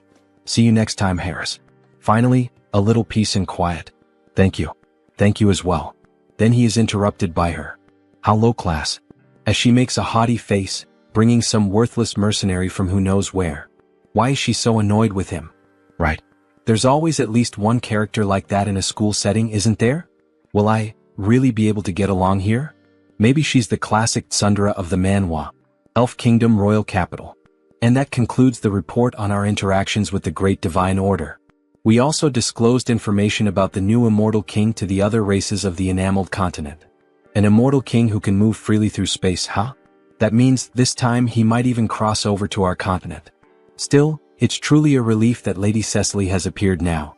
For me and for His Majesty as well, isn't it about time to start thinking about retirement? Indeed. Thanks to her, one of our greatest concerns has been eliminated. Then we see the Majesty of the Elves, a beautiful elf with yellow hair and golden eyes. Her skin is pure white, adorned with flowers in her hair. On second thought, she heard that the person who came with Lady Cecily is also quite remarkable. It's true. He has already caught the attention of the World Tree. His talent is exceptional and his growth rate is incredibly fast. If we provide him with proper education here in the Elf Kingdom, he will undoubtedly achieve great things. Sir Rayfury, you seem exceptionally enthusiastic. Ah, do I really? He is also scheduled to complete his basic training at the Academy for now. Oh my god, the Academy? That means Sir Rayfury's Academy. Let's pray everything is going well with Harris. If he's that kind-hearted guy, I'm sure Mr. Harris will be a great help to you. Then back at the school near the great tree we see Harris feeling sleepy. What a beautiful day, maybe it's thanks to the blessing of the World Tree. The weather is perfect, the air is fresh, and the elves sing beautifully. It's pure healing. Maybe he should just give up on everything and keep living as Harris. Hey you. Books suddenly fall from the sky toward Harris, hitting him hard on the head. You really don't have the luxury to just lie around intoxicated by the World Tree, you know? Intoxicated by what? As a former mercenary, she thinks he probably doesn't even know this kind of basic common sense. This place is the closest to the World Tree itself, which is nature itself. Elves with high natural sensitivity are especially prone to becoming intoxicated by this comfort and harmony with nature. They become lazy. So all of this is because Harris has a great affinity with nature. He starts to feel his vision growing heavy again. Are you listening? Yes, he is listening. He possibly still doesn't know much about being an elf or these interactions with the World Tree, so because of that, she will lend him her book. She made sure to organize everything so that even an elf without roots like him could easily understand. Listen carefully.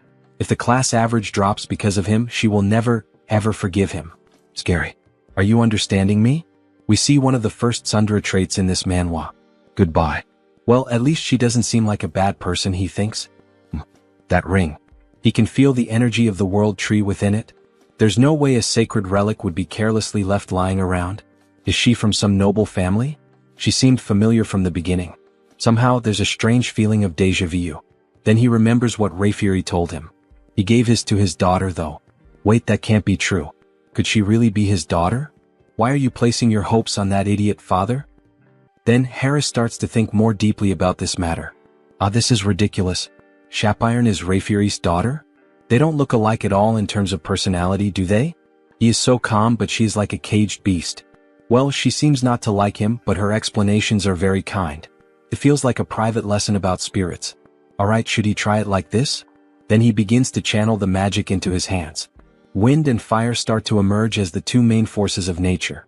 The fire spirit is called Kali, the lowest grade fire spirit. The wind spirit is called Pascal, the lowest grade wind spirit. Now that he knows the trick, this is not so hard. Even the one he summoned last time, has already been promoted to a lower rank. Low-grade lightning spirit, what? To think they could grow this fast. Coming to the elven realm was definitely the right choice. Alright, he just has to keep his head down and adjust properly without causing any trouble. Well, as long as he doesn't get involved with Shapiron, there shouldn't be any problem. Or at least that's what he thought, until he ended up having to sit right next to her like they were two stubborn kids.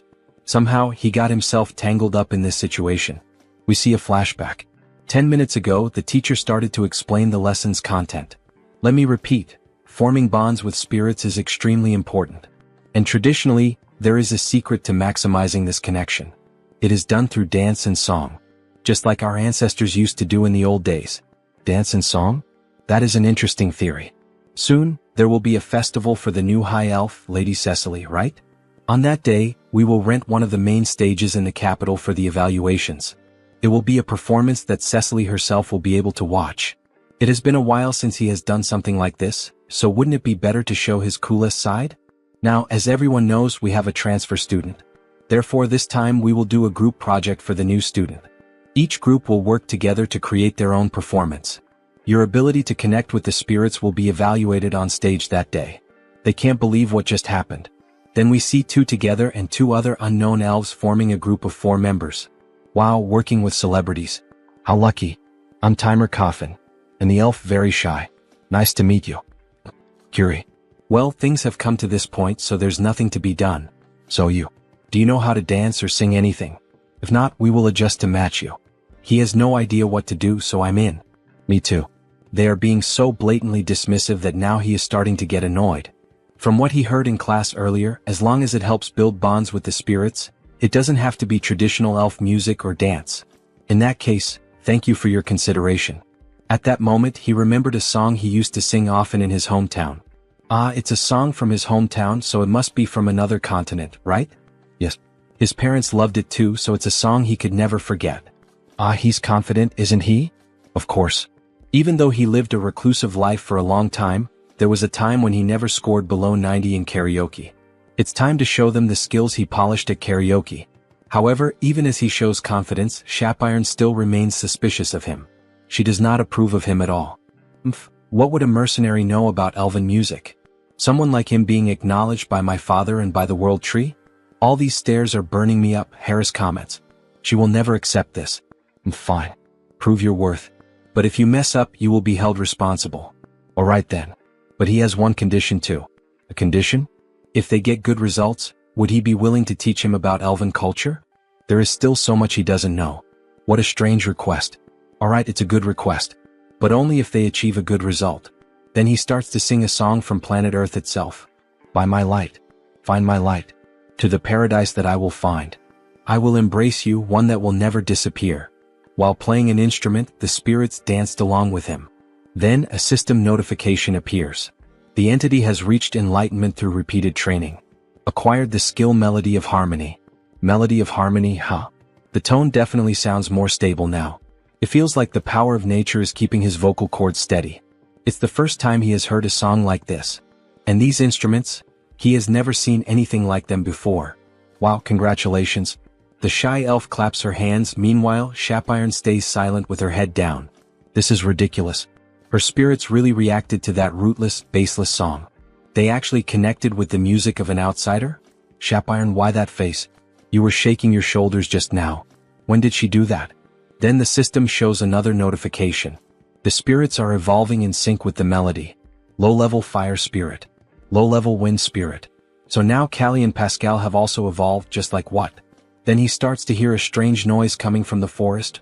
What the hell is that? It feels like he's being called. Wait, could that be a sound spirit? He begins to channel magic into the palm of his hand to feel the call. Suddenly, a magic portal opens right in front of him. A spirit manifested in the physical realm. This is something you almost never get to see. They resonated so deeply that even a sound spirit responded? Alright. Its name is Decibel. Sound spirit Decibel. This spirit looks like a small ghost-type Pokemon, like a tiny Jengar. What an incredible gain. Shapiron said that spirits from the phenomenal realm can perform a wide range of tasks. To think there is a song that moves the hearts of the spirits like this. Let's do this one. It will definitely be a huge success. She thinks so too. Sound spirits are only attracted by beautiful sounds. So what did you think, Miss Shapiron? Alright, I admit that the sound was very beautiful. Great. Then shall we start planning the rehearsal schedule and the stage production until the day of the performance? Yes. Well, could he teach her how to play the instrument he used earlier? It seems interesting. Haha, with a mischievous look he says, of course I can help, miss. What is that expression? That is not appropriate for elves, so stop that right now. So, shall we split the parts first? Then the day of the main event finally arrived. You said your daughter is in the same group as Mr. Harris, right, Mr. Rayfury? That's right. You must be very nervous. Not at all. Why would he be nervous about a simple performance? Ah, he is very nervous, it seems. So, shall we listen to the song that Mr. Harris prepared? We see the 4 members up on the stage. Harris is holding a guitar, Timer Coffin is playing the drums. Then the show begins. Harris starts playing the guitar, creating a beautiful sound that even makes the spirits around them start to dance. Timer Coffin and Curie follow along with the rhythm. And of course, our dear elf, Shapiron, is playing the acoustic guitar in a very shy way. Harris notices this and starts playing more strongly to draw everyone's attention. Among the green bushes. If we run together, the spirits will guide us. As Shapiron and Harris keep singing, everyone becomes moved and amazed by the quality. Even Rayfury is enchanted. The beautiful singer is showing all her talent for culture.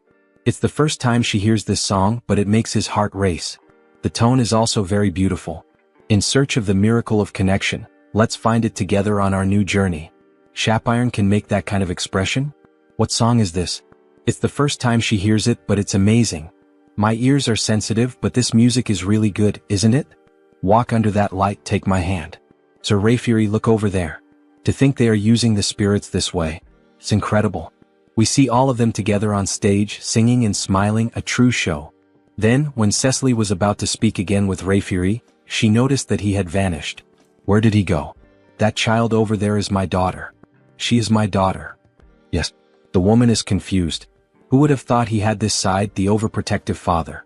Let's go together toward a new light. I'm not afraid.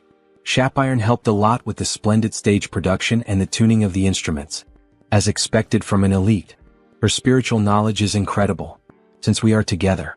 After being so irritable, she is the one enjoying it the most, isn't she? They keep singing, everyone happily putting on a big show for everyone in the elven realm. At the end of the show, everyone gives a round of applause. Sing another song again. Her breathing was more stable than usual, and the music flowed smoothly. Who would have thought she would become so immersed? System notification. Melody of Harmony Skin is in action. Target, Shapiron Sylvest. Looks like it works well on other people too. He used the new skill to support Shapiron. So even her father was there watching her. Shapiron is moved. Shapiron, what do you mean? This is... Sir Harris, she has misunderstood you all this time. Sorry for being so rude to you. She lost the bet. Just hearing that already calms his mind. It's amazing that music alone can have such a big impact on so many people. You will definitely have a great impact on the elven realm, Sir Harris. Then back in the Holy City. We see the Saintess sitting and reading some documents in her office. Lady Saintess, it's Heinrich. So he has already arrived, ask him to come in please. Come in, make yourself comfortable. Welcome, Sir Heinrich. However, what really catches his attention is the book on the floor. The Hero and the Saintess's Adventure. Let's pretend he didn't see that. Please have a seat. She called him here today to talk about something important. Something important? Maybe you have already heard about the Sacred Sword? Sacred Sword? The most powerful exclusive weapon that the hero protagonist in fantasy stories uses. Well, he doesn't know much about it, but he knows it is a traditional weapon for the hero. There is a decree that was unanimously approved by all members of the church. What do you mean? What kind of...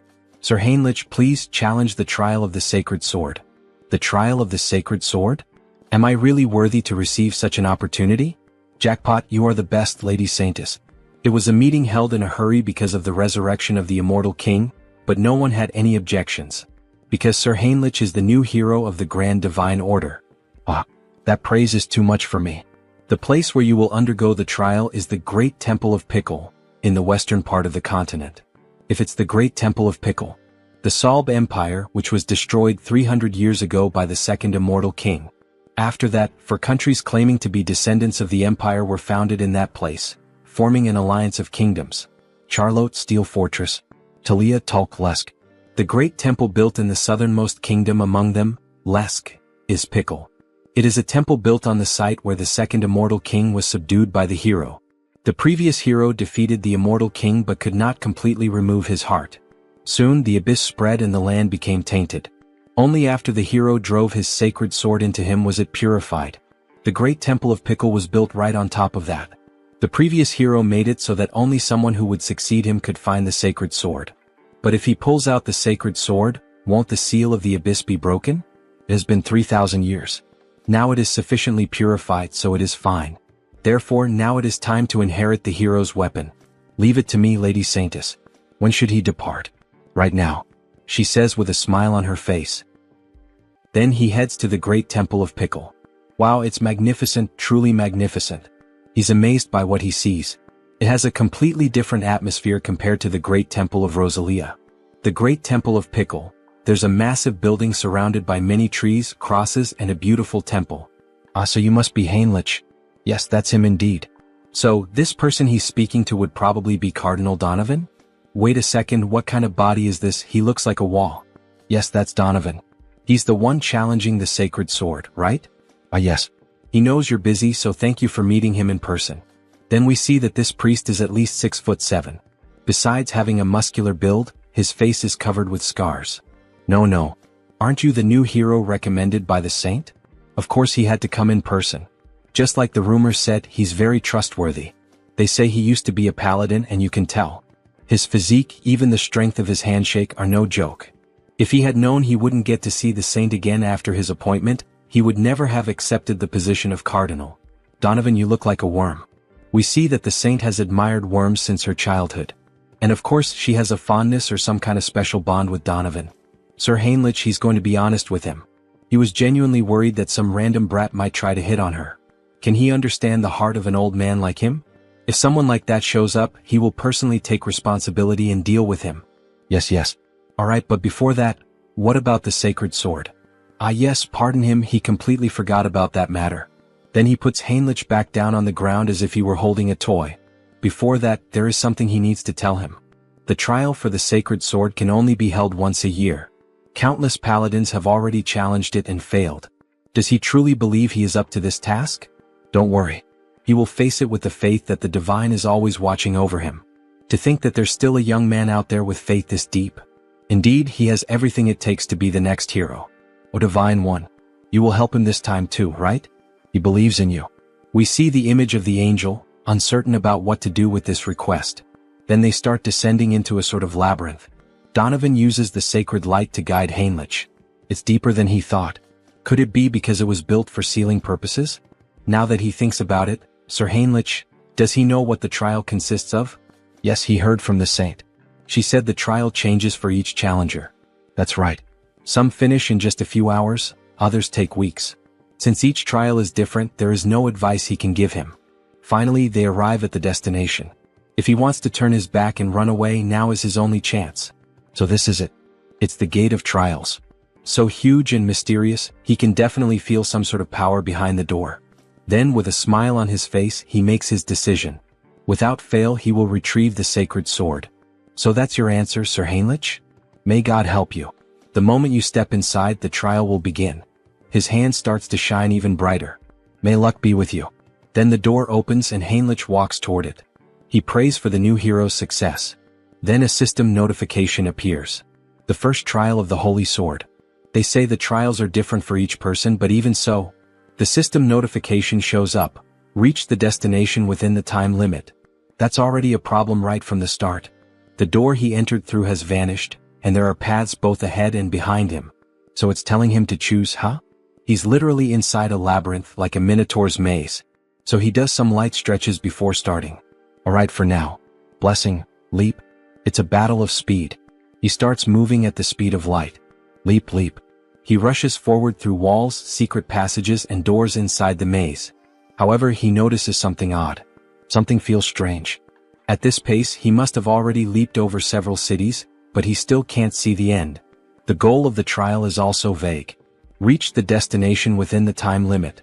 But exactly where is he supposed to reach? Could there be another solution for this? Then he has a flashback of the saint. They say the trial of the Holy Sword is different for everyone. She believes this truly reflects the will of the divine. Really? It's written in the scriptures, you know? The divine is always watching over us and gives us trials that we are capable of overcoming on our own. Trials that we can overcome on our own.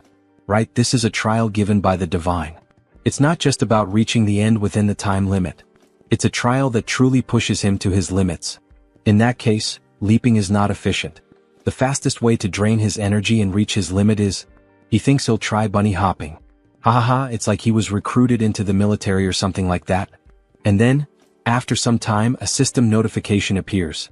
Having cleared the first trial, proceed to the next. Even so, even after that, Heinrich took exactly 40 days to finally find the door. That's insane. Heinrich is lying on the ground as if he were dead. He pushed himself beyond the limit of his own limits. 40 days? Don't you think that's a bit too much? He realized it about halfway through, but there's a time dilation here compared to the outside world. In Out Erica, it's 10 to 1, and on Earth, it's 100 to 1. He only knew this because his avatars let him track the difference, but he's going to abandon the trial. For the paladins who had no way to sense the flow of time, this must have been one of the hardest ordeals. From the halfway point on, it also started testing his mental strength. Various phrases began to pop up in his mind. Give up, you won't make it, weak. Just quit, you're not worthy. If it weren't for Mind Hub, even he might have lost his sanity. Alright then, he thinks he'll move on to the next stage. So the moment he touches the doorknob, a golden light begins to emerge from his hand. Everything has been restored. He's perfectly recovered from everything. Maybe it's because he pushed himself past his limit and then recovered, but he can feel it, he's tougher than before. Wait a second, if there's a 10 times time difference from the outside world, that means it's basically a training bonus event with 10 times more time, isn't it? Hell yeah. It's basically the Dragon Ball Z training room. He's going to do 10 more days of bunny hops before moving on. Then the scene cuts and we see blood and someone screaming. Hey, is that ready? Almost finished. We see two men of unknown identities talking while they kill a man over a circle of black magic. Very soon, this continent will be swallowed by darkness and will walk its own path toward ruin. Now that the immortal king has been resurrected, just a little push is enough. The rest he will handle on his own. The abyss. If the abyss opens again on this land, we can finally bring this world to its knees. All of this is for the oath that defies the heavens. We see the two of them casting a spell together, and a hand made of shadows emerges. Back to Heinrich. He moves forward toward the location of the second trial. Entering the site of the second test, he begins to look around and is taken aback. Is this a chapel? If the trial is taking place inside a chapel, then the second trial of the Holy Sword, pray to the deity. Pray? Well, if that's what the system says, he just has to follow it. So he begins to kneel down in a prayer position. This trial is based on questions from previous exams taken by veterans. It's a test of faith and divine power directed toward the deity. Well, with his divine power being somewhere between that of a bishop and an archbishop, this is basically a free pass, isn't it? He'll pass as long as he perfectly fills the divine symbol with divine power. How about this? Even while praying, he wasn't able to meet the requirements. Unbelievable, even using all his faith wasn't enough. So he begins to pray again, but this time using the skills, Mind Hub and Persona. With those, he merges all of his personas and alter egos into a single mind to enhance the focus of his prayer. Use all mental strength and convert it into faith. Still not enough. Then, as the final step, he's going to add the power of his main body. His body begins to glow as if it were turning into gold. His faith level rises significantly. Then a system notification appears. You have fulfilled the conditions and attained enlightenment. You have acquired the special ability, blessing, amplification. The divine power that had been overflowing has now settled. The maximum amount of divine power he can withstand has increased. With this, he could almost rival an archbishop, huh? You have passed the second trial. Proceeding to the next stage.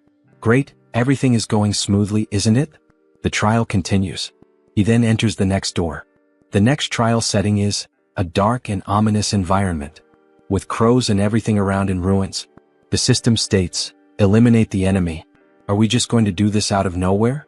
He then notices something strange in the sky, a mysterious cloaked figure. This feels familiar. Where has he seen that figure before? Then it descends to the ground. A subordinate of the former immortal king. An archlich. A hunter from the church, huh? How did you make it this far? He looks like Hans before his awakening. It's best not to underestimate him. After all, even a paladin would hesitate to face an archlich in one-on-one combat. If he doesn't intend to answer, then he strikes his staff against the ground. Die, dog of the church. He summons several skeletal soldiers, some of them with human-like appearances. Just the archlich alone is already troublesome enough, and now he also has to deal with this army of undead? He was probably expecting exactly this kind of reaction. But unfortunately, dear trial creator, why is he muttering to himself? Like someone about to die, your resistance ends here. Go forth, my subordinates. However, Heinrich begins to easily cut down the soldiers, dodging their strikes and countering with simple blows, yet enough to destroy them. How is he managing to dodge all of them? Damn it, just crush him already. Then they all charge at him. That archlich shouldn't assume that all he knows how to do is dodge. So he draws his sword, embedded with holy power, and begins slicing all the enemies in two. That divine power? Are you an archbishop? To think an undead would know what it means to feel fear. How ridiculous. He's just glad to finally be able to show his full power. So this is where it all ends. The archlich begins to channel a powerful spell. Let's see if you can block this too. He summons a few ghostly skulls and tries to strike the protagonist. However, he keeps defending and striking back with only a single attack. You stopped everything with just one blow? Impossible. He says with a look of shock. You predicted all of his tactics? Asks the defeated archlich lying on the ground, almost begging for his life. It's a shame, but he doesn't have any kind of cheat ability like that. On the other hand, he does have a very talented tutor, the strongest direct impact instructor among the undead. And we see that the instructor is Hans. Some kind of personal tutor or whatever. All you ever do is talk nonsense. He's curious to see how much longer that talkative mouth of yours will keep running. Let's see if you can dodge this.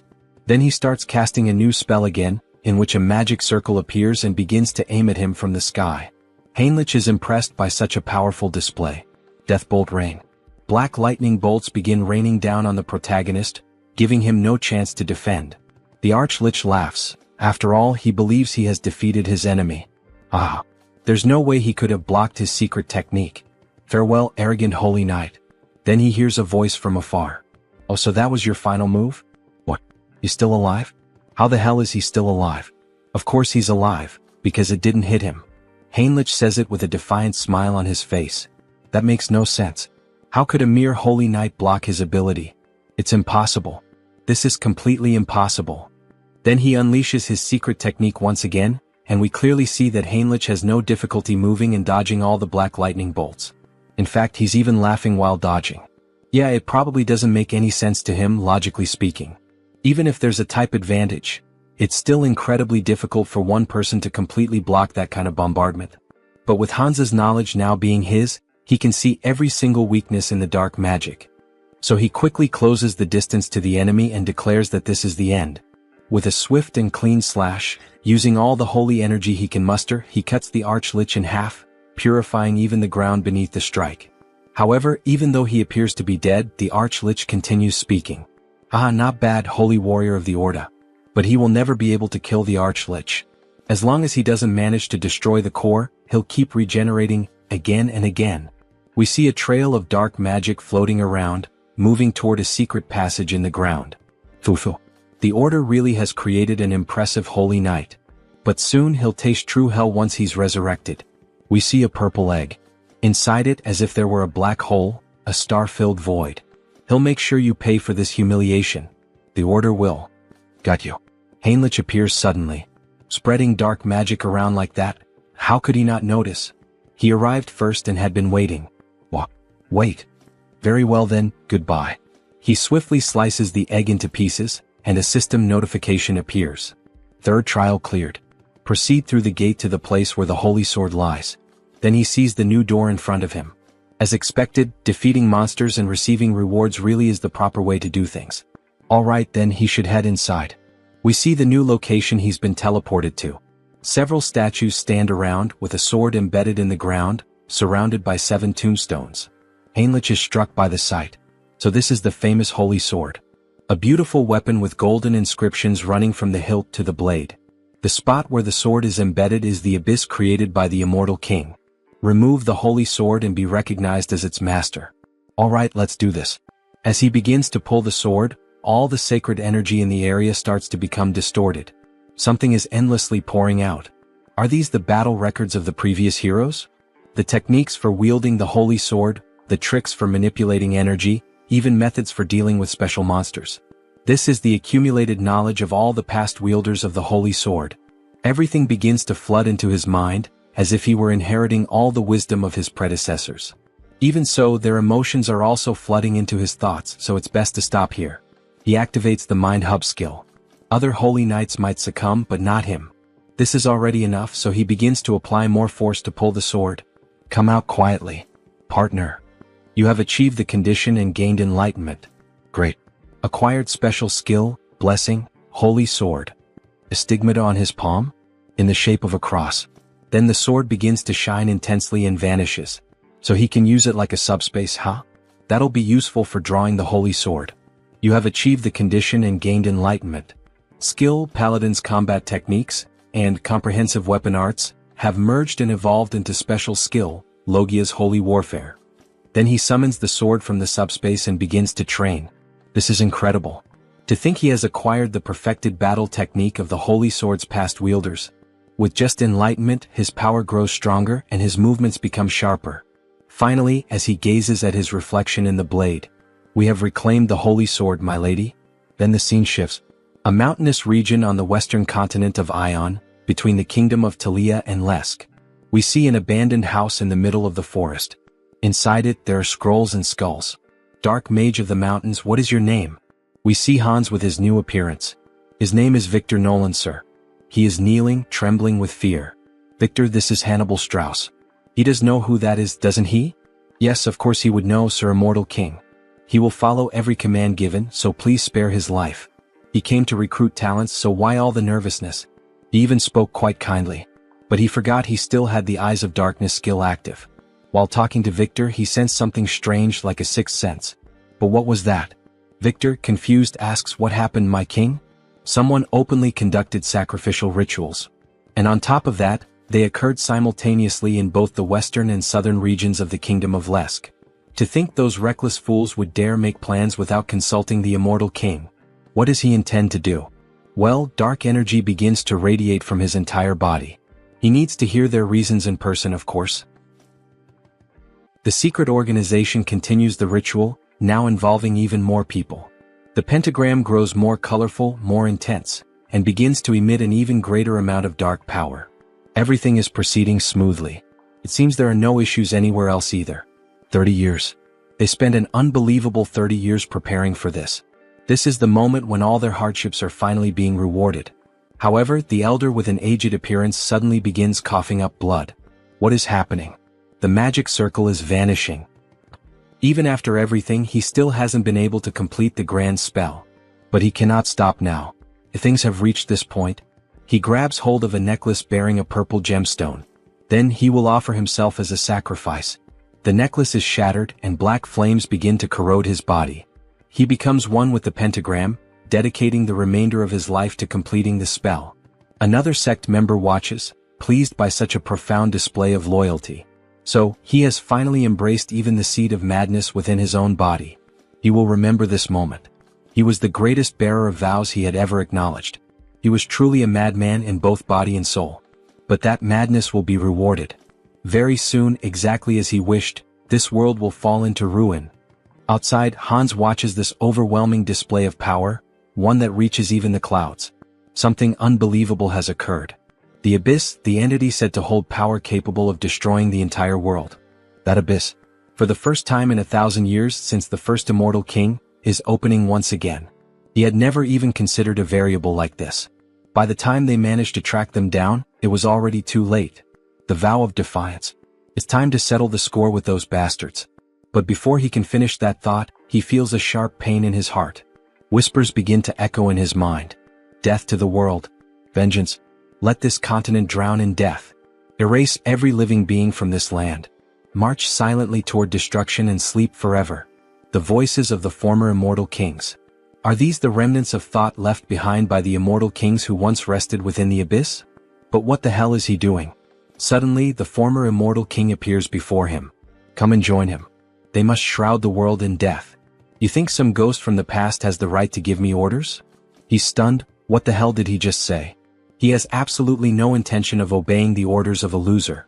He begins to laugh like a demon. Ha ha ha. So, you broke free from the will of death, didn't you? Even after becoming an immortal king, you managed to keep your consciousness intact. This junior of yours truly turned out to be a prodigy. That makes their blood boil with rage and envy. We are still chained by death. Chain, he says. Now he thinks he understands.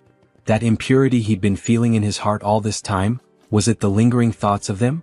We are bound by resentment, forever unable to break free. We too seek liberation, O new immortal king. Liberation. Liberation from these emotions. These guys are getting way too noisy. Wait a second, emotions? So, in the end, he's still shackled by the emotion of death. Why don't you all just shut up already? He'll grant their wish. And erase every last one of them. If he truly grants them an eternal death, then he will give them a gift. Something they should have had but never could. Something he should have had, but never obtained? What the hell is he talking about? Well, in any case, he'll find out for himself soon enough. Activating skill, persona. Persona allows one to control specific emotions, targeting the lingering thoughts embedded in the heart, and expelling them from the body. He's coming apart. He's being erased. At last, eternal death is approaching. Farewell, you pathetic old fools. He finally manages to erase every trace of the former immortal kings. And because of that, black words begin to fly toward him. He starts absorbing those words through his hand, gaining even more knowledge. He admits it, this really could be considered a gift. Who would have thought he had left traces of the immortal king's legacy scattered everywhere? The first immortal king laid waste to half a continent, and the second brought down an entire empire. That's a feat that, no matter how powerful one might be, could never be achieved alone. Naturally, there were followers who served him. An undying army that marched at the forefront, carrying out the will of the immortal king. Most were wiped out by the order, but many managed to escape thanks to the discretion of their commanders. And the method many of them chose was to seal themselves at the edge of the abyss. And now, it seems the first of those legacies has begun to crawl back out. Back to Heinrich. He had just obtained the holy sword, and the moment he was leaving, he felt a strange energy. The ground began to crack. The abyss was opening once again. Royal Guard of the Immortal King. Dwell McCain, Archlich, the very same enemy he had just faced, emerged from the abyss.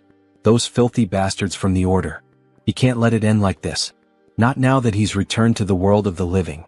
And when he looks up, he sees the same knight who had recently defeated him. We've met before, haven't we? That stinks. Sorry, it's just, he only just returned to the world of the living. Talk about bad luck, coming back to life at a time like this. So he kills the Archlich again, who ends up dropping the same stone that had appeared in the other world. So the source was trapped between the holy sword and the abyss, huh? Normally, he'd be destroying that source right about now, but he'll be merciful and hand it over to Hans. Make sure to serve him well as your new master. After all, he's a very good boy. If you enjoyed this video, don't forget to give it a thumbs up, it really helps. And for more content like this, make sure to subscribe and hit the notification bell so you don't miss any updates. Let me know in the comments if you'd like to see another part. I'd love to hear your thoughts. See you next time. Bye-bye.